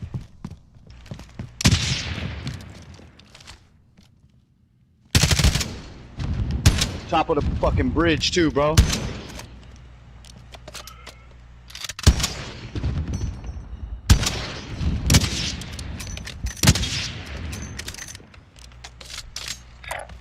On the bridge, on the.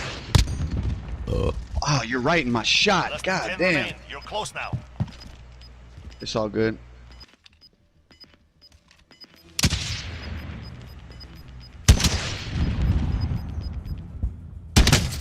Under fire! I'm moving.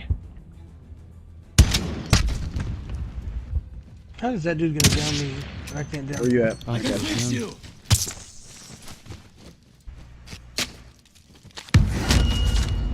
Guys on top of the bridge. Yeah, that's one of the ones I've been shooting at. You can't kill me! God damn, how did he shoot me? Oh shit! Oh, he's in there. Oh, he's in the fucking building with us. The One shotty. of 10 remaining. We lost that one. Yeah, sometimes it's not worth going back for your loadout. Sometimes it's like, yo, just, you know. Well, no, worse than that, you didn't even go for the loadout. You went for your shit. Yeah, sometimes it's worth just get to us and we'll figure it out, dog. Dead either way there.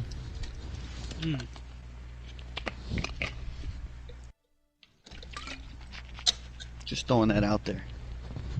So you're saying we shouldn't have even brought you back, or? Well, I mean, tried, right? I want to buy you back every time. I want you to be with us, though. I don't want you to win on your own. Especially when the circle's that low. Oh, and we got a loadout right there that we can all go get if we need to get you a gun. Just saying.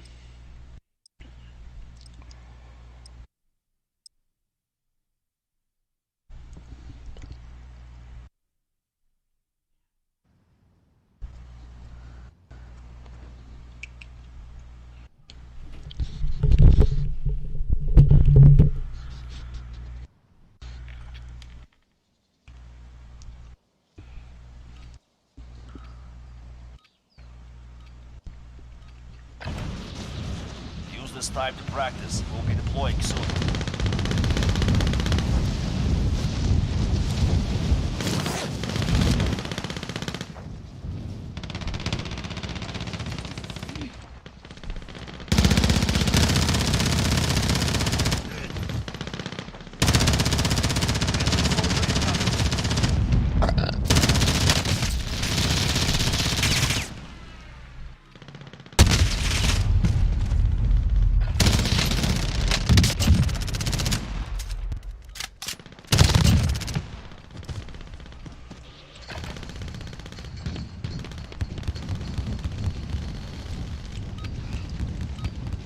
Enough training. Now we face the enemy for real. Okay.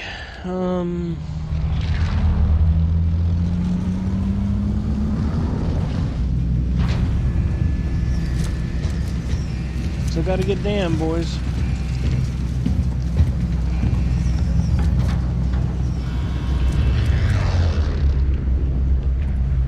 Head this way. Battle Royale. Gas is closing on your position. Suggest you get moving. Damn sucks.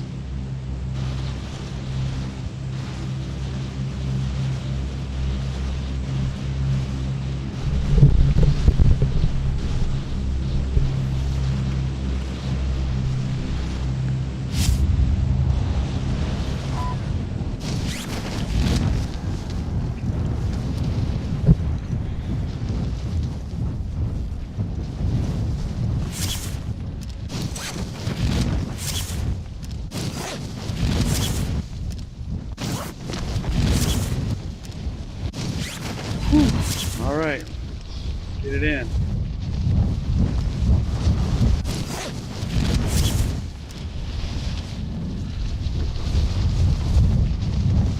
Man, are y'all sure you can get trick-or-treat boxes on this map? Dude, it took me forever, dog. Targets are I up. got it. Get to work.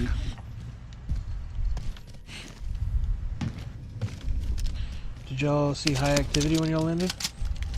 Actually, this is the first time I Most didn't wanted see a designation shitload of accepted. people land here. You're a target now. Hurry up and get over here. Gear located. Fucking box. And get this stupid shit so I can fucking get what's out of there. Get down there quickly. Coming. Well, I already opened it, dude. Nothing.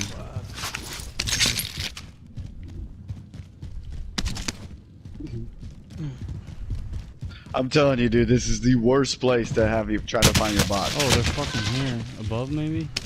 Yeah, he's above. He's jumping in right now. Two jumped in, one didn't. One's on the rocks. So they're above us still? Yep. Roger. Oh my god, absolutely. Wow. Down one. Gulag now. Fight to earn redeployment.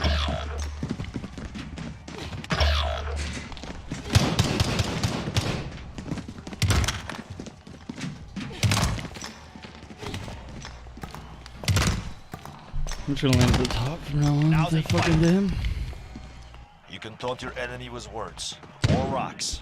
It makes the wait go by faster. Told you, it's the fucking absolute worst place.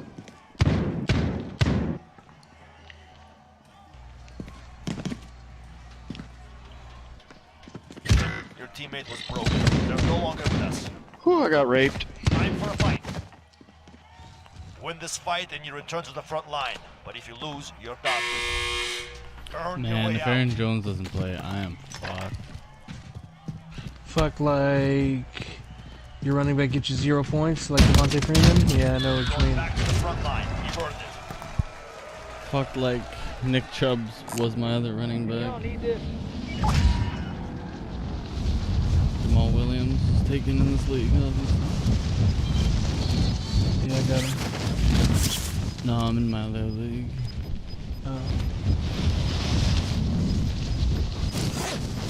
You got gas moving in.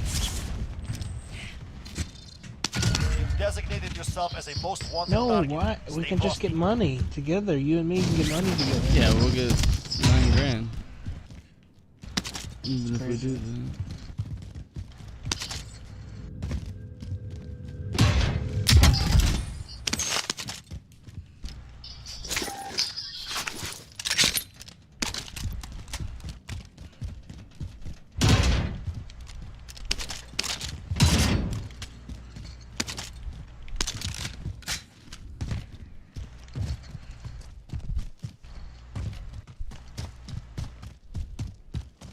We're in the safe zone.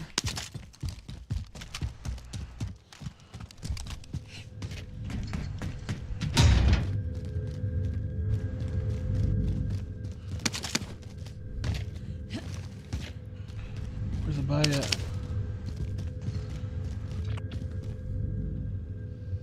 Aid station here.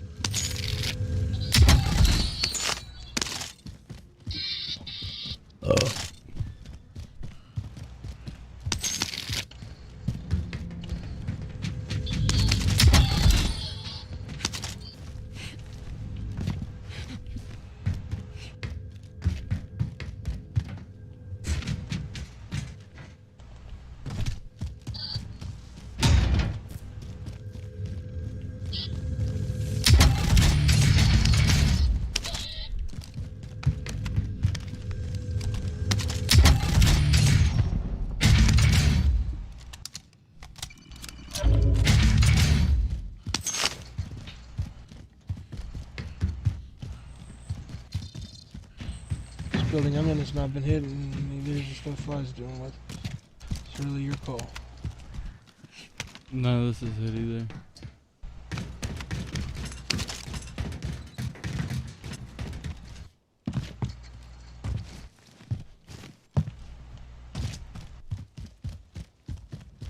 Get people on me now.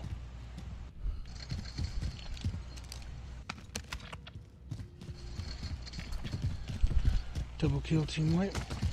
There we go, baby. That's what's about.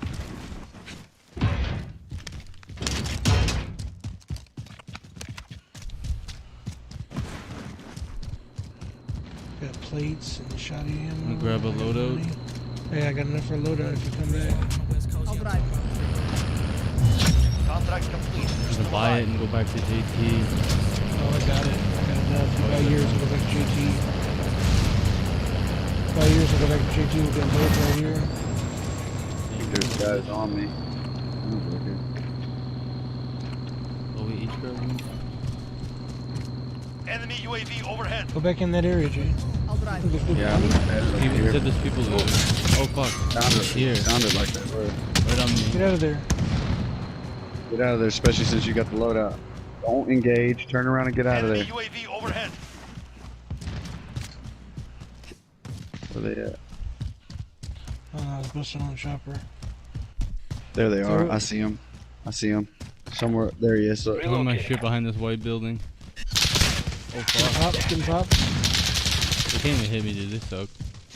Oh, they're hitting me. Friendly drop bag headed your way. Right around me.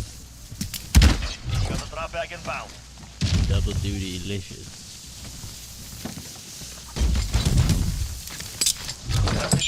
That shit literally almost landed on you, bro. Oh, the other one came down. It deleted. There can only be two on at one time. So when the other one dropped down, it moved the other one.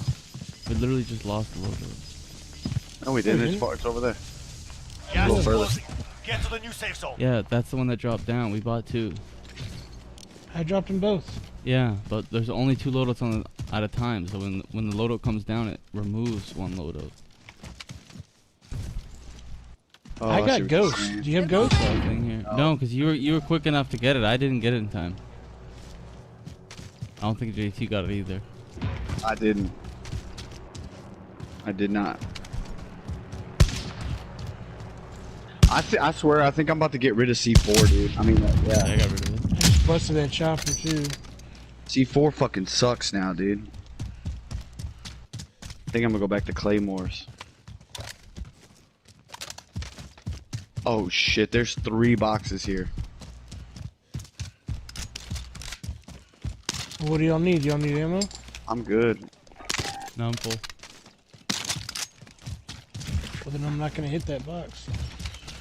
Yeah, where should we go? Where you at? Okay, where do you want to go? We're probably gonna go north. I want to redline that motherfucking thing. Yeah, this shit's gonna down be there. out for Enemy soldier Corey. incoming. Enemy soldier coming in right on the loadout. Let's go, buddy. Enemy UAV overhead.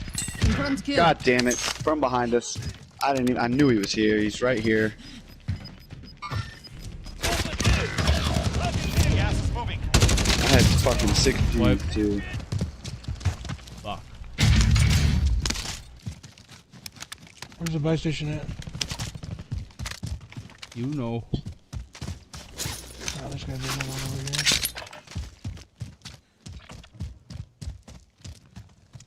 Fuck. No, otherwise we wouldn't fucking went all the way down fucking there. Buy station marked. Okay. Either that or we go up there. Buy station marked.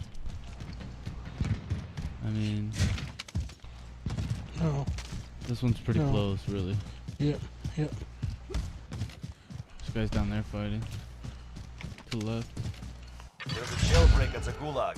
Oh, hell yeah. Oh, yeah. Let's stay here. Oh, Stay shit. close to his shit. I think this is the first time I've ever gotten a jailbreak. You can get your shit right Whole there, and then you bunch can of hit the teams loadout fighting here. again and get Ghost.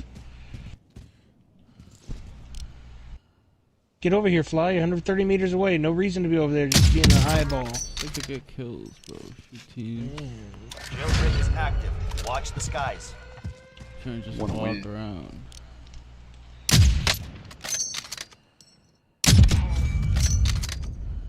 On this rock. I'm gonna leave my teammate there all alone. I can't believe I got a jailbreak.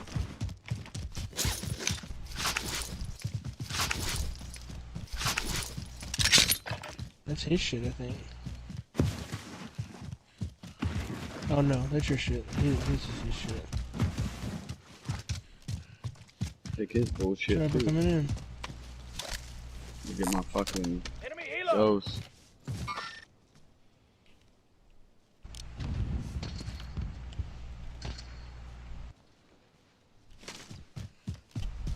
Man, these guys ought to be pushing up soon. Oh, that should have hit it.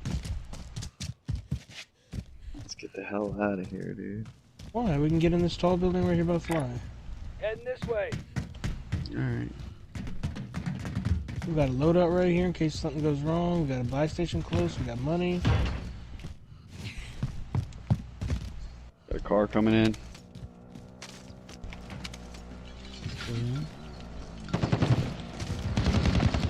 Behind me is shoot. I believe their team is behind him. He's a decoy.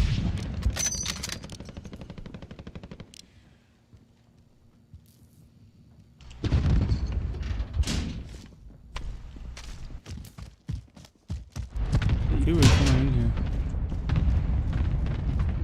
Me and Jacob are over here on the stairs. We're together. We're on the second floor. Where are you at? Right below you. Outside, bro. You're outside? One of the doors here on this How side. the fuck are you outside? That's what happened last game. You were out in that hill.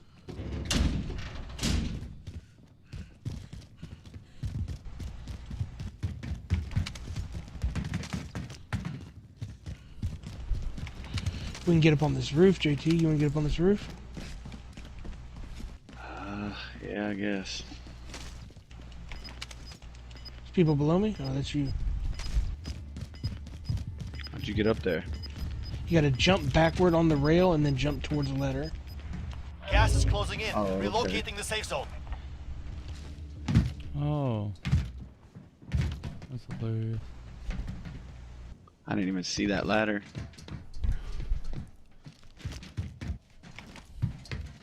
Rooftop, right there. Enemy located.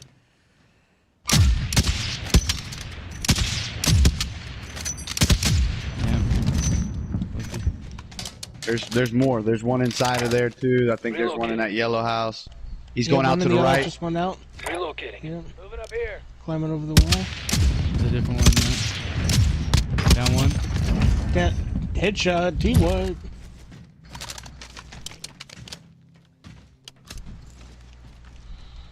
Should we move to the right? I like our spot here, man. We're gonna be out of the circle though. Alright. Let's get up on that building. Enemy UAV overhead. Going there. Alright. Bunch of cash right there. We just move right, Fly. You're losing ground. It's all been hit, so nobody on the beat.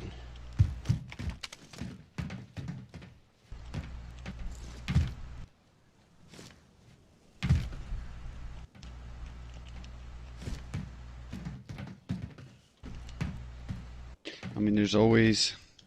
I think it's gonna end right here. Moving here. Yeah.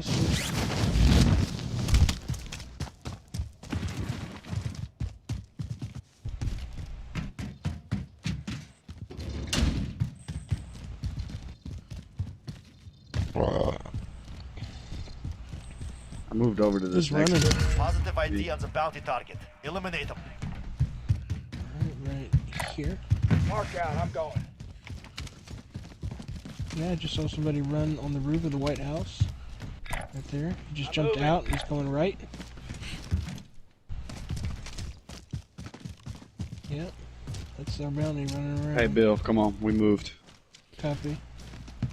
Think about one of these hills. Look at this car. Look at this car. In the red train here. Yeah. They're moving. Car pulling up, yeah. Enemy Going by UAV that overhead. trophy. Always. No armor? Yeah, I got no visual. No armor on the car. My shit gets past the truck. Hey, why don't we go up in these hills, dude? Here he comes right behind us.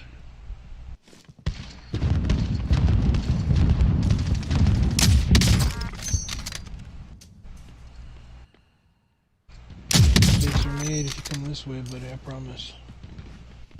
Come back. I dare you. Hey, guys, there's going to be our bounties right here. He's right there. He's behind that rock. Moving here. Right there. Yeah, I downed 2 on that team. And they're getting picked up now. They're all gonna be up. They're behind that rock? Yeah. All of Yep. them? Yep.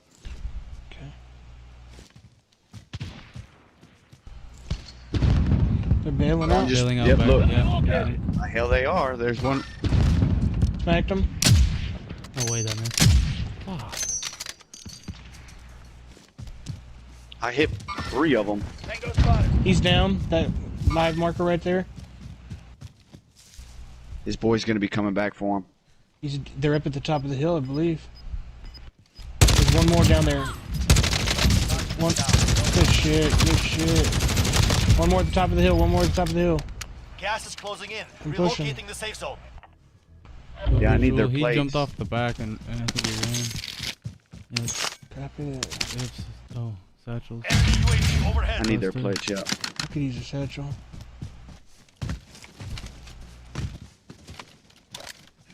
Could use everything. Plates. Do they got gas masks? What else do they got? Small caliber ammo. Here. Small You grab the caliber satchel? ammo. Fuck, if you're not going to take it, I'm taking this shit. Let's go. I was getting rid of my plates. I got 5 full.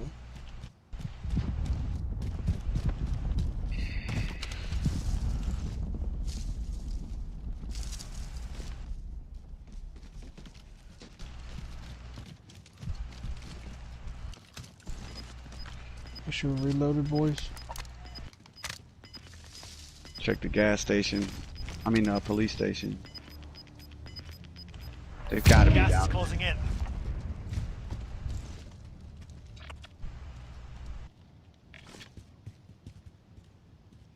I'm watching southeast and southwest. Across, Look, we know got a this guy. dropping in there, up there in blue.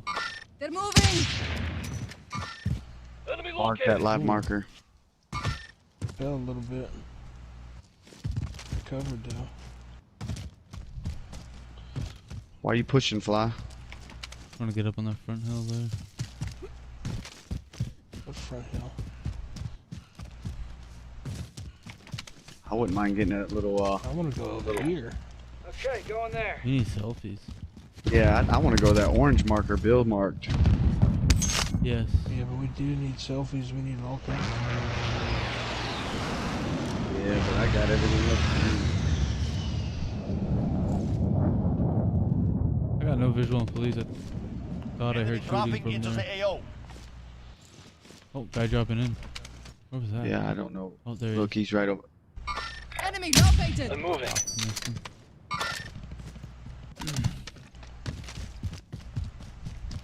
He's I running guarantee down I'm for not sure. going in that police station. I know Yeah, we could somebody's just, sitting in there. yeah, just ignore. The only buy is all the way across there. I mean, Buy fuck station it, marked. right? Yeah. We gotta go. We gotta It ain't go. worth it. It ain't worth it. Not this late in the game. Stay tight and Pick each other up. don't We'll go be fine. down. Had 2.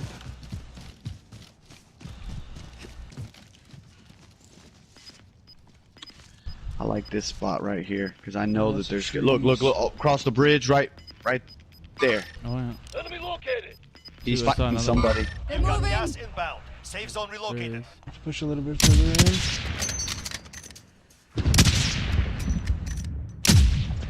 25 remaining. Fuck, maybe we do need to go to the police station. That's where we're They're going, moving. boys. Friendly drop back. Either way. Does anybody need any of that? Nope, I don't need any of that. I'm not going to that shit. Watch our right. They're shooting to our right. Guy dropping in. Unload up. Enemy located. Going into the police station is where I'm going. After all that talk about not going in there. I got a trophy. I'm gonna go up on the second floor. I'm reloading right here downstairs, closing doors. Nothing yet. Close that door.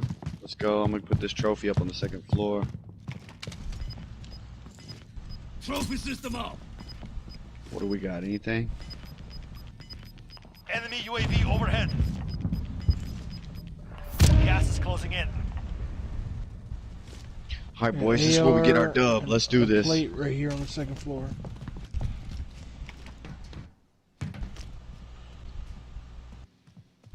Where's this cat that was on this loadout? That's who I'm looking for. Yeah, I couldn't see him. Car over at the fire station, coming in to our northwest, west. Going across. Come on, don't get right in my shot, though. Trying to break some glass. And Trying to find where these people shooting are. Another car back there. They're shooting at this spot right here. Another car. They got out too. They got out. Yeah. Unload out. Yeah, there's a white. There's a loadout. On the car guy. One car Dude, I guy. haven't done shit. Are you up? I'm on the roof. Yeah, I'm coming up. Feel good about my Car to our left on the bridge. It just stopped.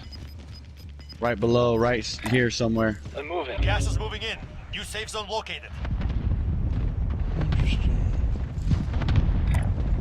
Okay, go on there. Fucking rough, man. Moving up here. Guy in the field here. Two guys. Marching hostile.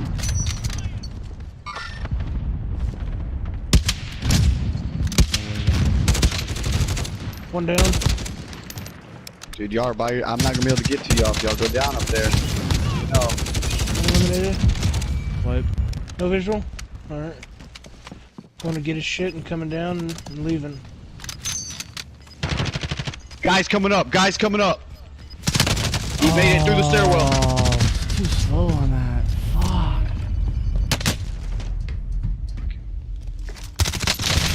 Did you play? Yeah, on the roof. You came up like right after you said that. It was too slow. Watch it to your left, Bill. He's on our roof. Jumping off. He's in the. Here he goes. He's still up there. No, he's still up there. Damn, I couldn't hit shit. He's right here and coming out of the storm. Movement.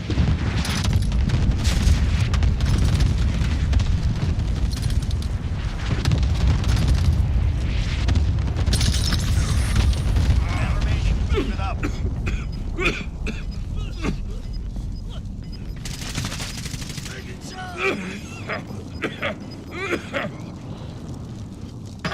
Stay close for my money. Oh.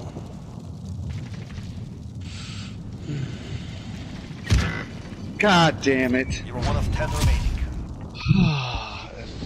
I don't know why y'all go like at the end of the game, you're like on the roof. You know what I'm saying? Like where everybody's gonna be looking. Well, nobody got us up there until they came up the stairs.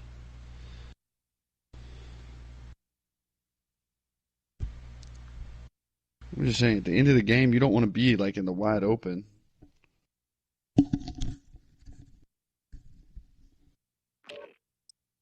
How many dubs, JT? Remind me. Yeah, y'all play this. You've played way more games than me, probably.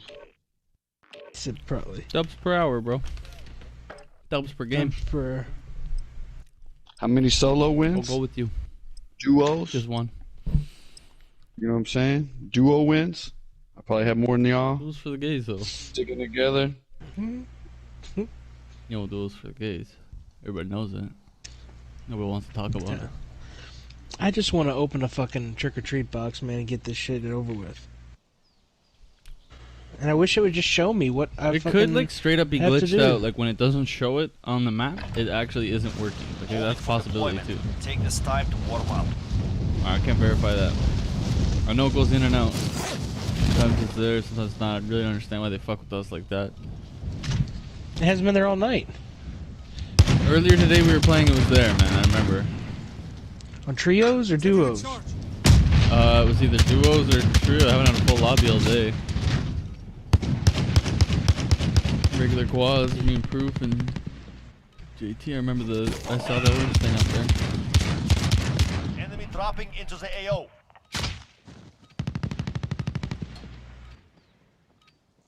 These motherfuckers think I care about this shit. Possible we restart again and show us back on there or something weird. Yeah. Warm up is over. Stand by for deployment to the war zone. Grenade out! Enemy soldier incoming.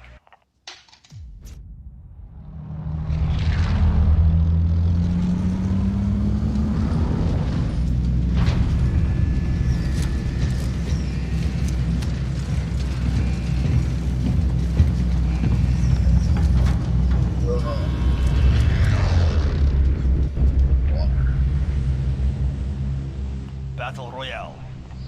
You've got gas closing in fast. Get to the safe zone.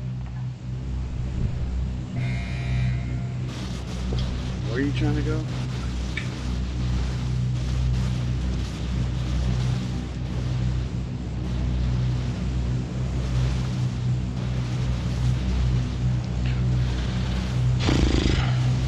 TV station, I guess?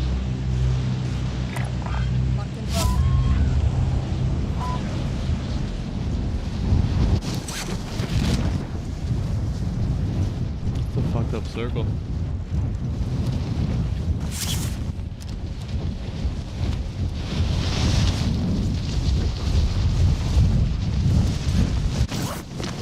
Way ahead.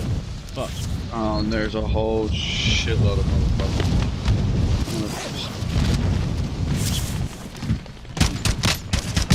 Better get a gun before I get in. Hey. Oh man.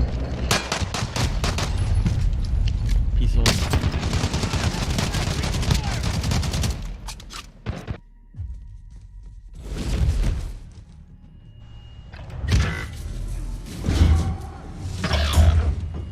Well, fuck. Let's get out of there. I didn't. This is the They gulag. beat us there. Survive and you can redeploy. Win this fight and you return to the front line. But if you lose, you're done. What's the access? Earn your way out.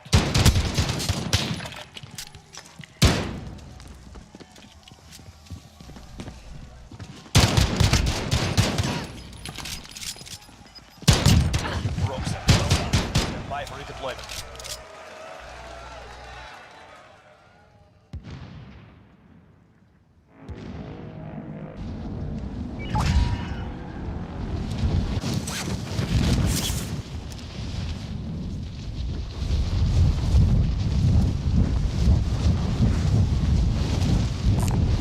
Marking LN assault rifle.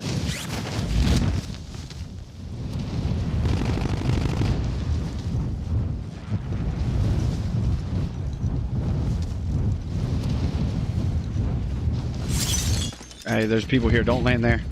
There's people Too all late. up in there. I don't fucking have my mic muted. I was like, I'm blinding around these people. I'm fucked. Teammate has been cleared for redeployment.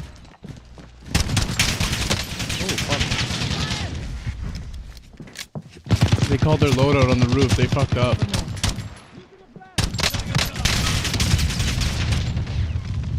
That one weak as fuck.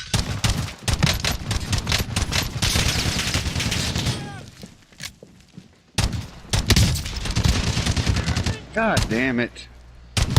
One down. Ah, fucker. Bill. Behind the truck. They're moving. Or he was anyway. I think he's coming on the roof here. He's coming right around. Nice. You're good. I got you. Finish that I don't know fucker and where take their his friend gun. is. Oh, woof, woof. Second floor, second floor. Oh, that guy's dog shit, dude. He's shooting a shotgun. That's why. See that window. Watch it. He was literally shooting a shotgun. That's why he's so shit. Broken armor. Alright, back to action.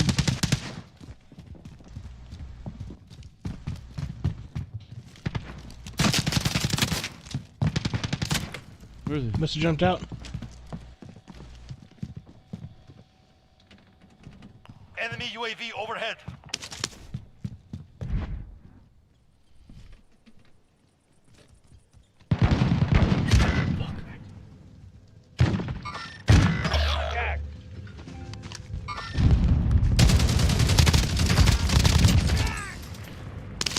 Got him. Billy had a connection failure. On aid station.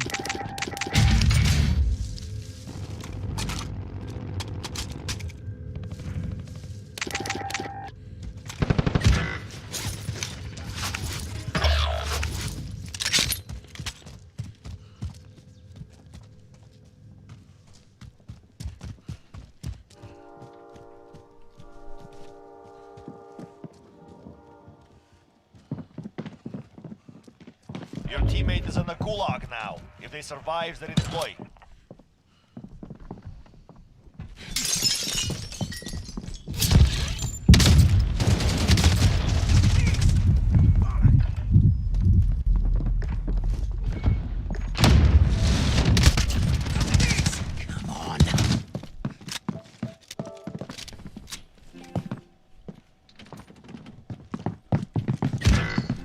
We lost that one. Wait, Cool.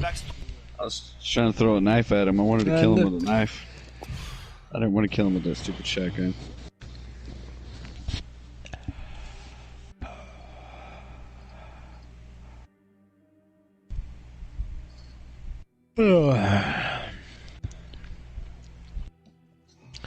Okay, I need I should have got some liquor while I was storage. Dam. Train. Gulag.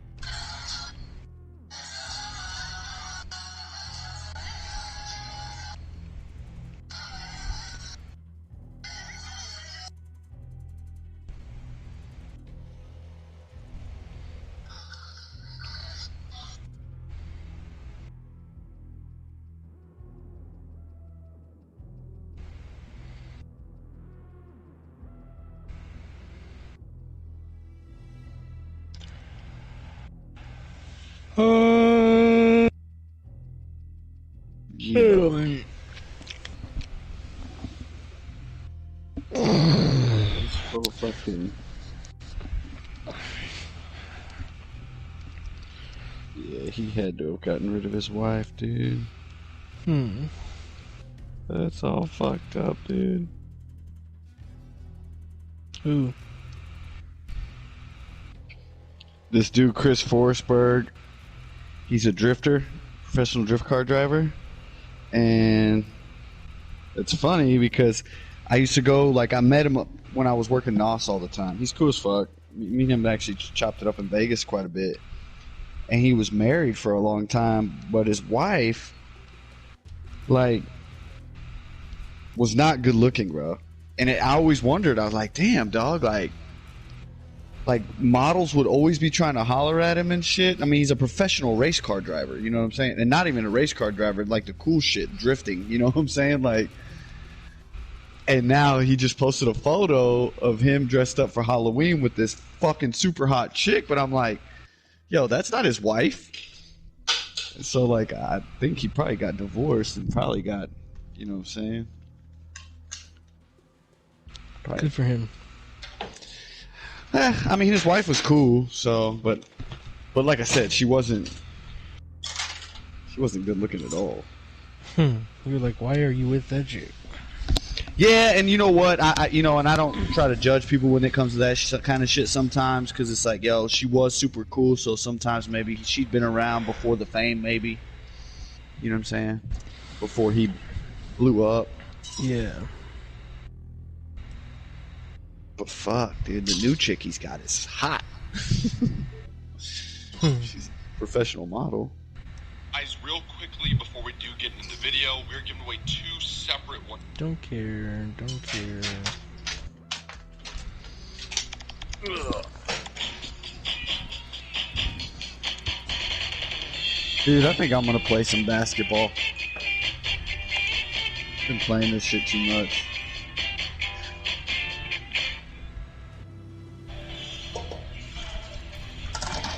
Think I'm gonna play some 2K.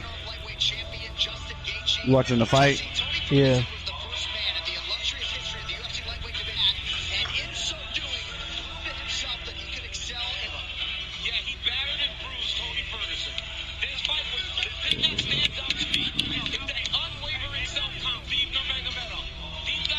Why are they so who fights for the belt now then? If Khabib I think quits? the guy he just beat will fight the winner of the Conor Poirier match fight. So Conor comes back. Hey, so here's what's gonna happen. Conor comes back, wins the belt. Khabib comes out of retirement to fight him for it. That'll work. And then they the really story. wanted to see Khabib versus GSP because they're practically the same fighter. Yeah, but I know everybody wants to see that. But bro, GSP's been out of the game for. Yeah. That's why I'm like, yo, everybody like GSP's just. I'm like, yo, dog, like. He hadn't been out that long. I mean, he was just the lightweight champion. He came back and won the belt. How many years ago was that? That was 2 years ago? 3 years ago? Dog, 2 years that's a ago. long time to be out of the fight game. I know. I understand and I agree. I think a year. Like, I think Conor McGregor's pushing that. He's been out of the game for quite a bit too. He's pushing that limit.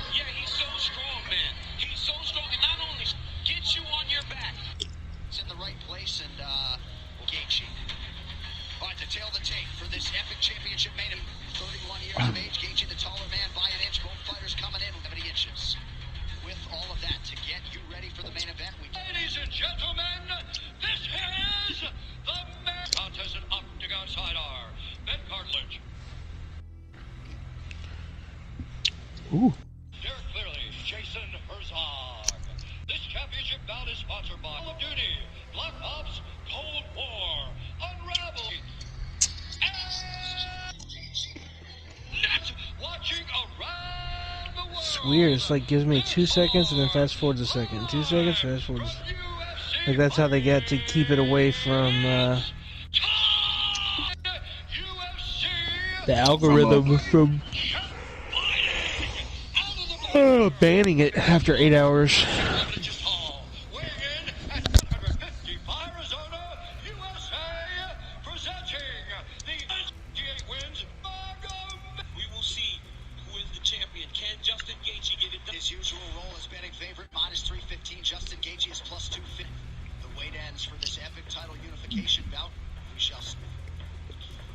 Yeah, man, you know, this is big time fun way to where Khabib does change levels. Justin can defend it, see it come, made the improvements that he's made. 30 seconds in, nobody's thrown a punch. Look at it. Make him fight him in a firefight. That's a good point, especially one to make Earl timing with that right hand. We'll see if he can find a home for it tonight. Reckless with a guy that has dynamite in his hands like Justin Gaethje. Anthony Davis chiming in, watching. And when you get an athlete like Khabib Nurmagomedov, you know, at Bro. times they want to prove this is a stand-up fight. That is when Holy you start to shit. change levels and get to the legs. I ate one of these hot pickles. Jesus Christ. Nice jab lands for That shit is hot as fuck. Nurmagomedov has the Yo, there's a team about to be on a 5-game streak over here on the Euro court. Fuck that.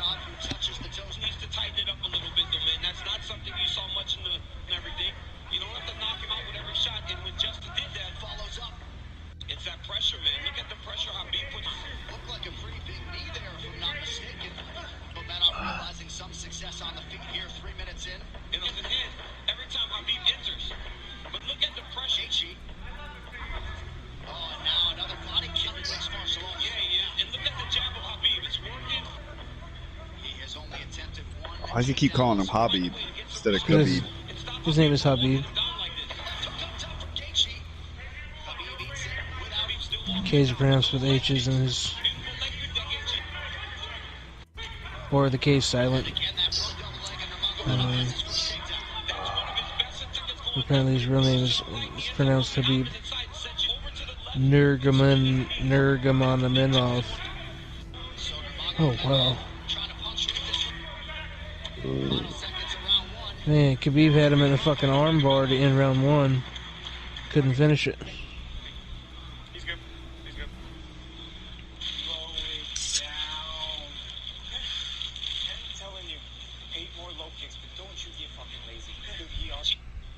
Go to the voting booth and vote early and in person. Don't let them take your vote away. She entered with that inside leg. I hear you, DT. Has to keep doing this. Right hand. Boom. Corner sets Gaethje down, ends up in the mount, went right to the submission. Left leg of Khabib Nurmagomedov, so we will keep an eye on that. And clearly for the message we heard in the Ferguson fight. Slow it down. You don't need a rut. Herzog, let's go. As the second round started. Now a combination appeared to partially land.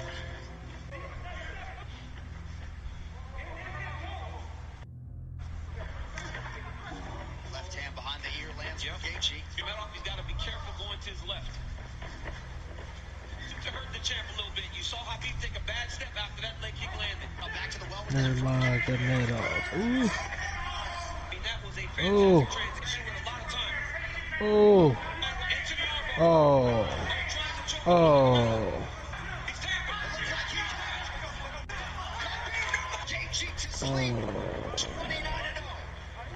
Beautiful triangle choke finish. I mean, you never know what a performance by the #1 pound for fighter.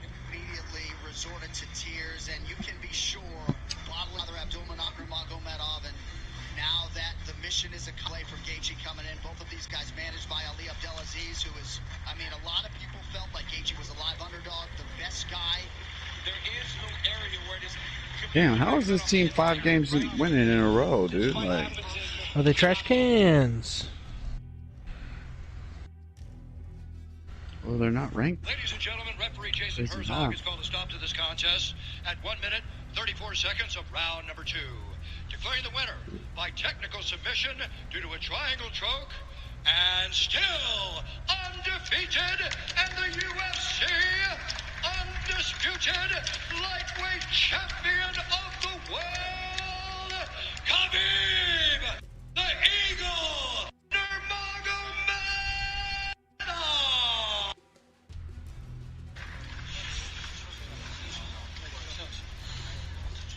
They just play like a fucking team is what it is. Damn.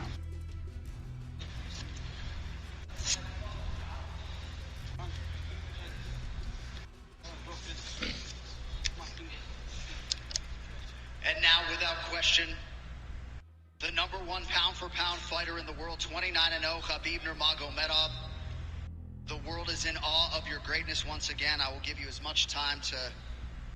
Come on, like, bro. She started like crying, and I think it was a combination of just feeling like herself very much a failure, because she's always expressed that she's never been treated right by a man. Like, her dad was kind of abusive, and her first husband was a heroin addict, and my dad, while he paid the bills and provided in that respect, but well, he wasn't very nice, and he wasn't always emotionally available, which is something that I've just learned to not expect from a man. So it's like, if they don't have it, I was kind of just, okay, don't care. But you understand, you can't please you and her at the same time. No, you got to make exactly. a choice. Yeah. And she is going to, the people who don't, know how destructive they are the most destructive people at all. I know that sounds like some bullshit little koan or something from a fortune cookie, but it's really, really true. Your mother will sabotage the shit out of your relationship. And I don't think specifically, like, intentionally. No, that's more dangerous. Oh, I want her to fail.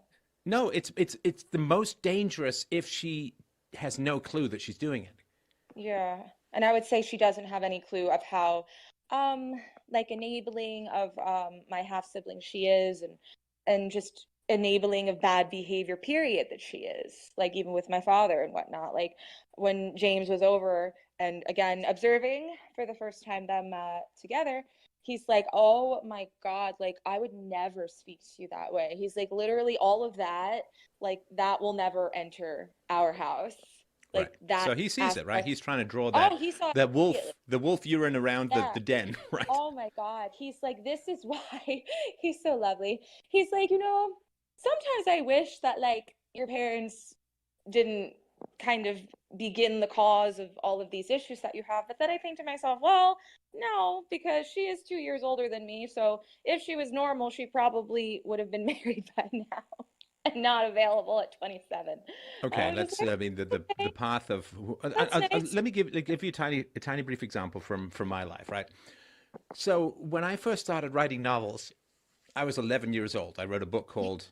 Actually, I'd never finished it. It was about half a novel called "By the Light of an Alien Sun," that my English teacher actually read out to the class until she got to the saucy parts, in which case she began blushing and everybody began, because you could completely identify the girl in the class who was in my novel. It was really, really obvious, and I liked her quite a bit. Anyway, so she helped me with some of my early novels, and she and we did have a fairly decent bond over my writing, right? So I wrote that science fiction novel, and then I wrote a novel about the First World War called The Jealous War, and then I wrote a novel about my time in boarding school, which I couldn't quite finish, and then I started writing a novel later on revolutions, which is the first one that I think was really good and complete. Anyway, so the point is that her father and her uncle were both famous writers in Germany, and from what she said, they had been ripped off by people copying their work. So she was always, always, always insisting that I get my copyright, that I hang on to my books, that I don't show them to anyone, that I make sure I hold them close. And I still have in my basement something I sent to myself, I don't know, over 30 years ago, which was a FedEx package, which was unopened to show ownership. And I did that as a result of my mother insisting that I hold on to my copyright and I not release anything, and I make sure that... And what did I end up doing with my books? Nothing. Well, my books are at free domain. Oh, okay. I thought you were talking about, like, the one you wrote when you were 11. I'm like, oh yeah, no, I didn't do anything with the book I wrote when I was 11. Okay. So I have no give them away. Yes. Give them away. Yeah.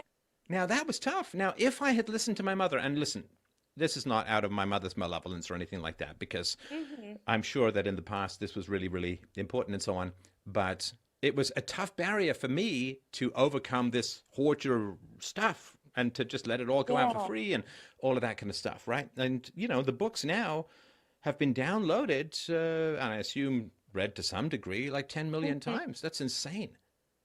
10 million works of philosophy, literary works of philosophy out there in the world, right? That's amazing. Right now, of course, that would never have happened if... I had charged for all of them and so on, right? And I was telling them and I was charging for them, and I decided to just give them away for free. Now, my mother was not in my life at that time, of course, but if she had been, she would have gone insane about that stuff.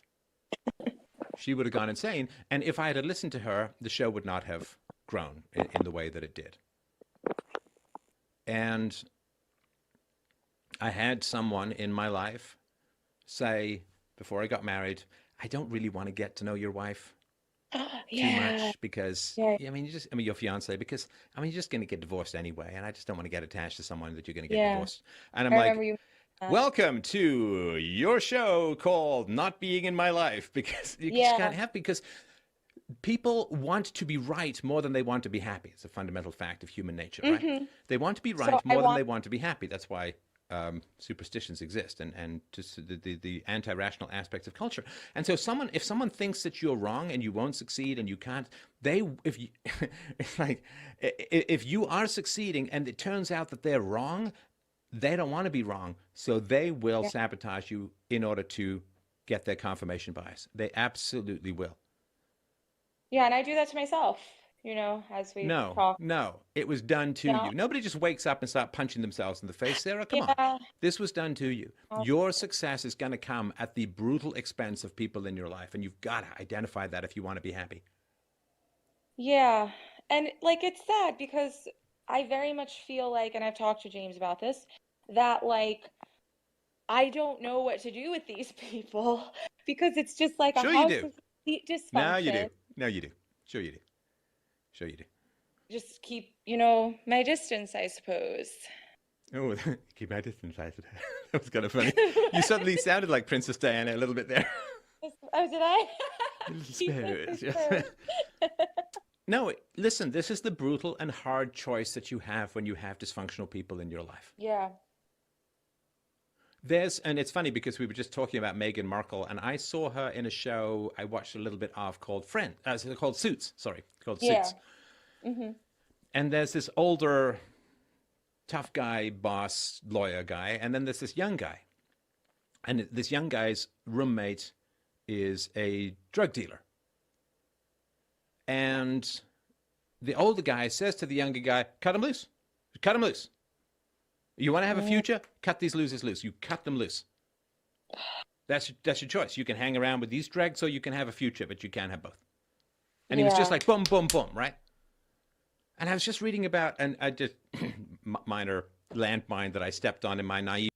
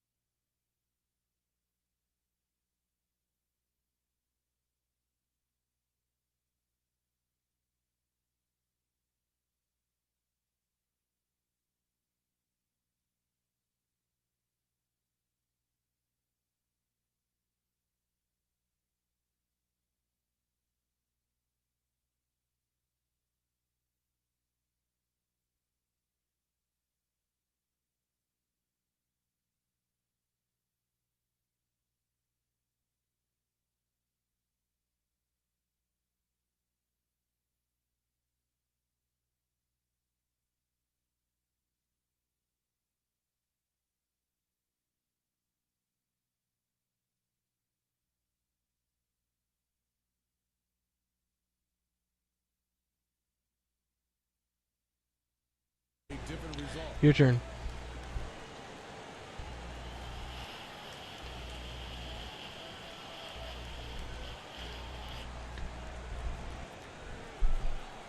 What's a Slimer? He's got like green hair and green shorts and green shoes and white pants and slime on his shirt. Slime on you? Why do you keep giving this idiot the ball, dude? I'm trying to keep him involved slightly in the He's game. He's already fucking us. I don't like want too him to late. jack up the ball, but He's we're down already doing one. it. I know, but we gotta do something, man, because they're keying on you, and I'm inbounding the ball. So He's already fucking. We be up by fucking. He's already like what you're trying to do is already being. He's already doing it. Like what you're worried about him doing, he's already doing. Yeah, but he's not standing in the paint. So there's that.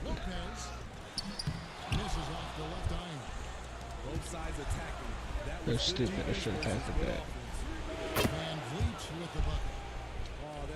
And he's not playing D. God damn, dude. I just want one good teammate. Fuck you, motherfuckers. Dante DiVincenzo, he's checked in for Milwaukee. Then for the Raptors, Serge Ibaka, he's checked in for OG Anunoby comes in for Patrick McCall. Kyle Lowry in for Fred VanVleet. Such a fluid mover off the bounce. He tipped it in, it looked like. Goaltending, yeah, it looked like he tipped it in. I've listened to it, I subscribe to it, I love it. What do you make of some of the NBA players now doing the same thing? We have a couple of them. At the Ringer, we have JJ Redick, we have Vince Carter, Ken Bazemore. See? He's jacking. Damn, I mean, as man. soon as you give it to that nigga, he's jacking it up. He's cold, too. God damn, dog. That shit.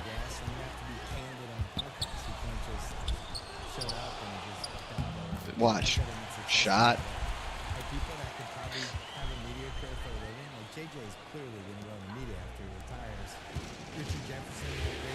No, he missed that shit.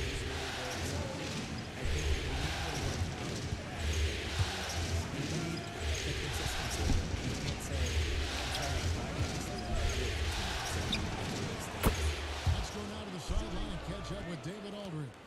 Hi, Kevin. Well, the dude in the last outing against the Nets Where'd he go? was a man on a mission. He added 33 points, and his unselfishness with the ball, combined with his defensive activity, made a huge impact. A phenomenal outing from him in a winner-take-all Game 7. The very definition of clutch. Kevin? Nice work, David. Thank you. Greg, he did some fantastic things in that. He made a huge impact. And I look for him to try and repeat. God damn, dude. I dropped a. I really do. And I'm sure coach is hoping for that. Man, as that well, dude but everyone's sucked, different. man. Who knows? Maybe someone else will have to step up this time. Well, he was in rhythm, hitting 2 threes in the opening quarter, but hasn't made one since. Fuck that dumbass guy. Ruining my shit. You need 2 down there. Purple. I would say working with young people, Well, they're gonna need. trying to help them get better. I think that's the coolest thing you can do, especially if you feel like you've done some God, good that's stuff fucking and frustrating, accomplished bro. some things and realized some dreams. Like the next This thing dude's a 95 playmaking shot. Oh. Get away from that dude. Fucking idiot on our team. Go up here. I'm just gonna get on this court so he can really come out. taking chances and hoping things are going to be fun and work out. You have to have a good team around you, and you have to have like 6 or 7 awesome people that you completely trust who can help you do stuff, because it's impossible to do it on yourself, especially if Can you hear me? you're trying to increase the speed Yeah. of what you're doing. And I think that even works for an NBA. Billy. Billy. It's not like one person running everything. Not there? Hey, yo, can you hear me? Yeah. The mic muted. I don't know why. Oh. Yeah, I've been talking to you the whole time, JT. So might as well go to the winner's circle. Damn, now I wonder if I even got to go in there and say anything.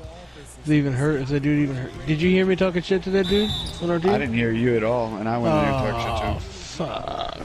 I ripped his ass, dude. Told him that snowflake next to his name didn't mean he was a bitch. He was just a bitch. He was that cold.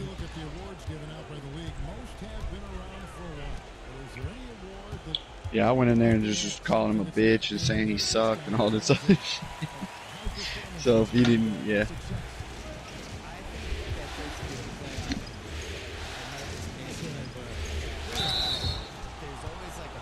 These are difficult times for our country. Fuck The pandemic, the recession. I should have bought some beers tonight, dude. Should have bought some beers tonight. I feel like drinking.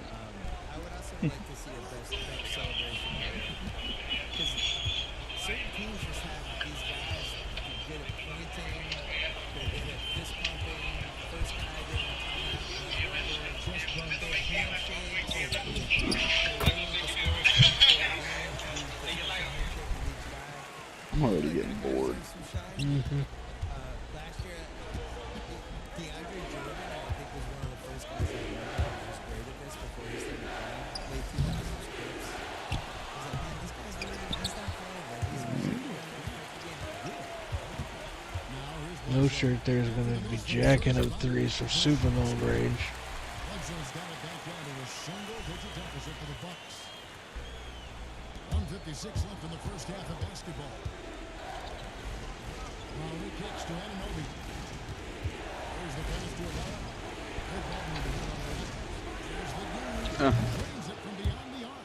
The dude's got 8 points. In the That was quick. Nice pass. Not really known as Oh, who we got on our team? Ibaka has the experience at this point to execute these plays. Fucking bitch. Try that dumb shit.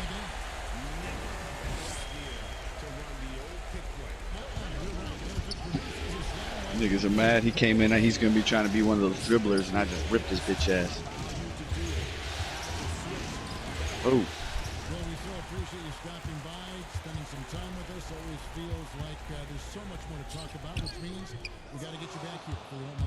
Yeah. We'll look forward to that. And Steve, you get the sense that no NBA topic is off limits when you talk to Bill Simmons. He gets the discussion going. They're dribblers, little driblets. Oh, come on, you gotta help when we do that. Come on, man, your guy came right into me. You gotta read that and switch over.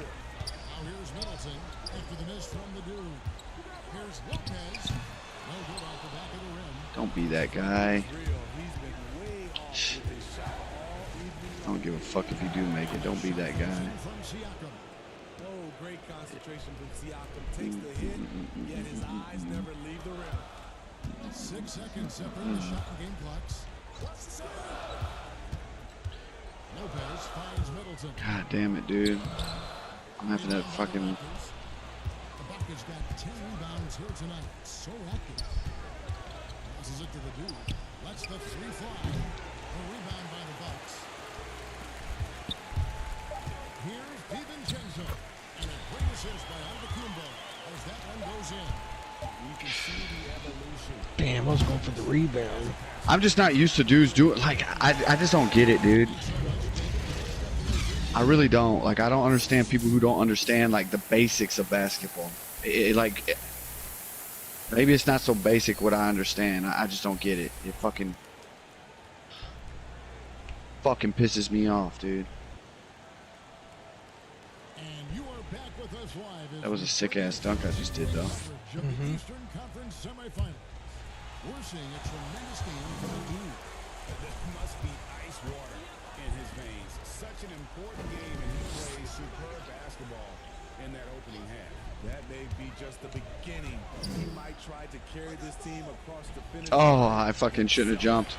So the Raptors foul right now. The duo down low. The dude out there at Lowry, and it's Anunoby in the 3-6. Good pass. Good block, too. He thought he was about to do something special. Oh. Anunoby's got the first field goal of the second half for Toronto. And what an assured player. Ananobi believes in his ability to shoot the ball off the catch. Ah, he can have that too. Fucking bitch. Give it to him if he wants it. Siakam passes to the dude, and Chris Middleton pulls it down. Bucks trail by 12. Down low. Let me get out. And Antetokounmpo with the basket on the assist by Middleton. Antetokounmpo is back 17. He like gives you the ball in like shitty situations. Dribble around, and then wait till you're covered in a corner outside from the 3-point line, and then give it to you. It make no sense. It's like that's the type of shit I'm talking about. Like just basic basketball sense. Your center shouldn't. Don't give it to him. Give it to him when he's down low, not when he's out trying to set a pick and come like. Right. Makes no sense. And. The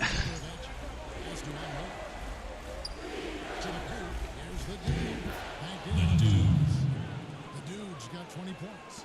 3 out of 4 coming out of the half, showing good execution on the offensive end. I'm gonna go for the oop. Nah. Lopez with the ball. Fires the three. Siakam pulls it in. Lowry passes to a backup. At least help out and pick up ball. God damn, dog. It's his man. Jacks up a three. Tries again. And the rejection by Antetokounmpo. Here's the dude. That shot is up. Some solid defense from Antetokounmpo. His inability to make shots has not brought this team down. That shows you their resources. Come on, fuckers. Just take it to the hoop, my friend. Brilliant throwdown. That's bullshit. He's fast as fuck, dude. Milwaukee making a switch. Just stop and go. The Raptors also with a sub. Hollis Jefferson's checked in. Get off me. Get off me. Lowry passes to Hollis Jefferson. To the middle. That's Here's the dude. Grabs the miss. He just doesn't look like himself. Ah. Something's missing.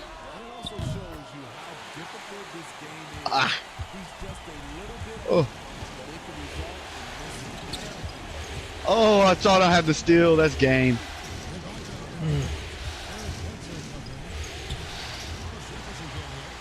a character for him to miss that shot. Maybe just a little too casual. And no doubt they would love to see him get a lot more on third opportunity. And that deficit will go away quickly if he doesn't.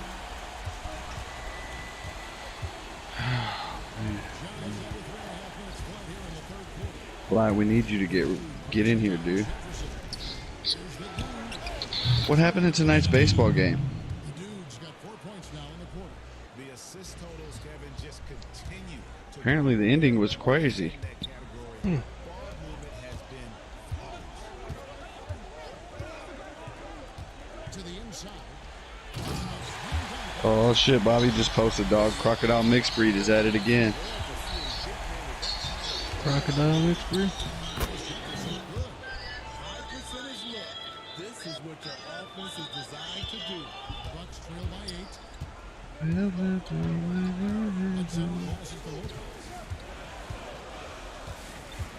Kicks it to Giannis. Fly, we need you, dog. You think so? Yeah, you got better D's than the guy we just.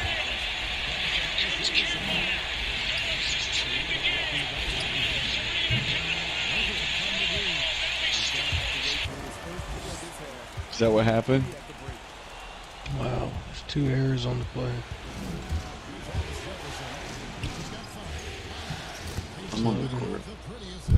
I'm not. I gotta take a break. Wow, that's how they won. An error from a throw, from a missed catch of a catcher. Wow, that's routine. Crazy. Both of those errors are routine. What was that? 2 errors on the last play of the game. Who made it though? The Dodgers. Dodgers Gotta love catcher? to see that shit, man. Dodgers catcher and outfielder. Who's that? Not Grandel anymore. Yo, that was a routine fly ground ball. Check your Twitter. Holy fuck.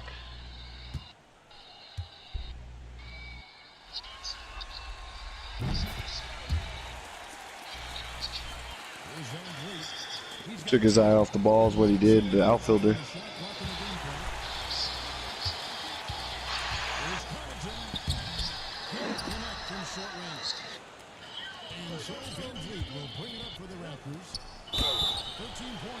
Yo, that was crazy, bro.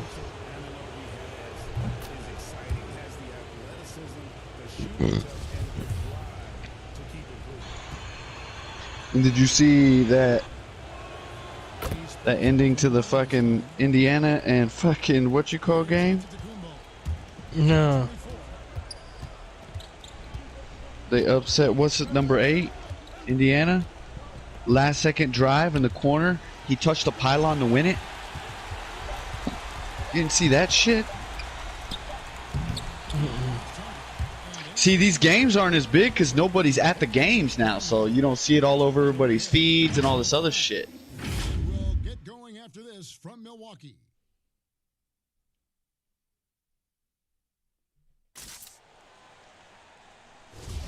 And we're ready to get back into the action here in game one. Let's see what this quarter has in store for us. This is the 4, and this is the 5. Hill is out there with Matthews, and it's Connaughton back at the 3. That's the 5 and the 4 for the Bucks. Matthews scanning the floor. Here's Lopez. Oh, he blocked it and deflects off the Women are being forced to give up their careers due to COVID. The sexist thing. Oh, no. Moving the ball. Love to see this kind of offense. Bucks trail by 7. Passes it to Connaughton. Lets it go with the 3. It's rebounded by Anunoby. It's so hard to keep the defense honest when you miss wide open looks like that. Really, really good possession there. They've never lost their focus, even as the game's gotten tighter. With their lead starting to stretch out just a little bit here late, they're in a prime position now to wrap this one up. And they got to keep him off the glass. For a little guy, he can be a handful on the offensive boards if you're not aware. Damn. The Lincoln Project. The stupid fucking losers who are all fucking a part of the coup to try to take out the president and try to get him to where he wasn't elected. Red Made 2 Iranian billboards. propaganda. They put up 2 billboards. One's of Jared Kushner with his arms crossed and has a quote in big letters that says New Yorkers are going to suffer, and that's their problem, when referring to COVID-19, and then has a picture of Ivanka with her hands up like showcasing something, like showing off whatever's in her hand, kind of like she's a Price is Right girl. And it says 33,366 plus New Yorkers, 221,247 plus Americans dead. She's all happy and smiling, and the Kushners and Trumps are gonna sue the fuck out of them. The right track, because right now it feels like the pace is being dictated to them. They need to go back to playing their brand of basketball. A different look from Milwaukee. Chris Middleton's checked in for Paul Connaughton. Ante DiVincenzo comes in for Wesley Matthews. Eric Bledsoe is subbed in for George Hill.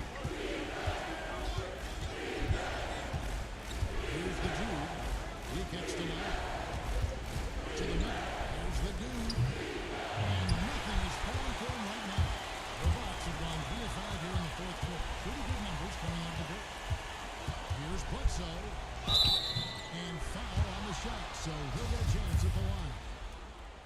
Yeah, how about the body control on that? Narrowly misses getting the deuce. That one drops. He ties it up. He's living there tonight. A tough guy to guard without fouling. And the bonus, he's going to knock him down. He's moving the ball around. No good from the Dude. Coming out of halftime, he wanted to start strong. Yet, amazing This is the time for that kind of flair. In a close game, the important thing is to get the 2 points, not necessarily the dramatics. Oh, come on. He had to go for that, didn't he? My goodness. Free throw no good for Giannis. Toronto's gotten off to an 0-for-2 start from downtown here in the fourth quarter. Lowry's shot is good. Lowry's got it all tied up now for Toronto. Man, I think I might be done, boys. Ends an 11-0 run by the Bucks. Yep, that's it for me. I plan on getting up at another decent hour tomorrow and doing some shit around the house and watch some football. Pretty good. Yeah, I'm glad you feel that way. I will hit you boys up in the morning.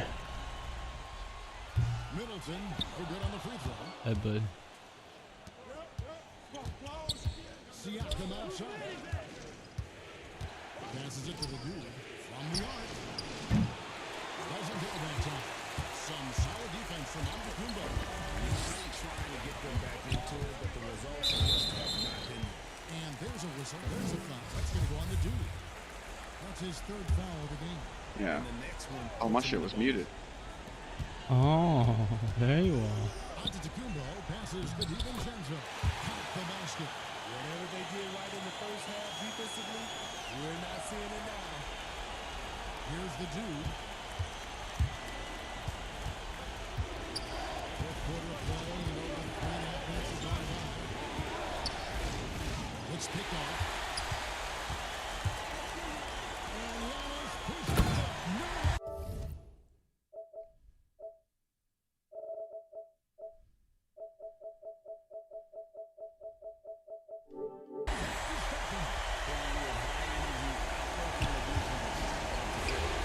Finally got a team that's fucking playing right, dude. High percentage look. Not always the case these days. And the penetrating ability of Anunoby. Confident when it comes to attacking the defense.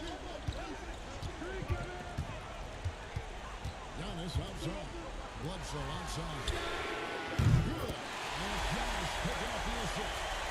Bledsoe's got the lead up to 7 after the Bucks. The dude passes to Lowry. Here's Anunoby. Played by Bledsoe. Pass to the dude. Three-pointer. The rebound by the Bucks. Giannis has got 15 rebounds here tonight. I can see he's pressing a little now, trying desperately. Yeah, I'm gonna get off too. Fuck. I don't know, I might get back on, probably not.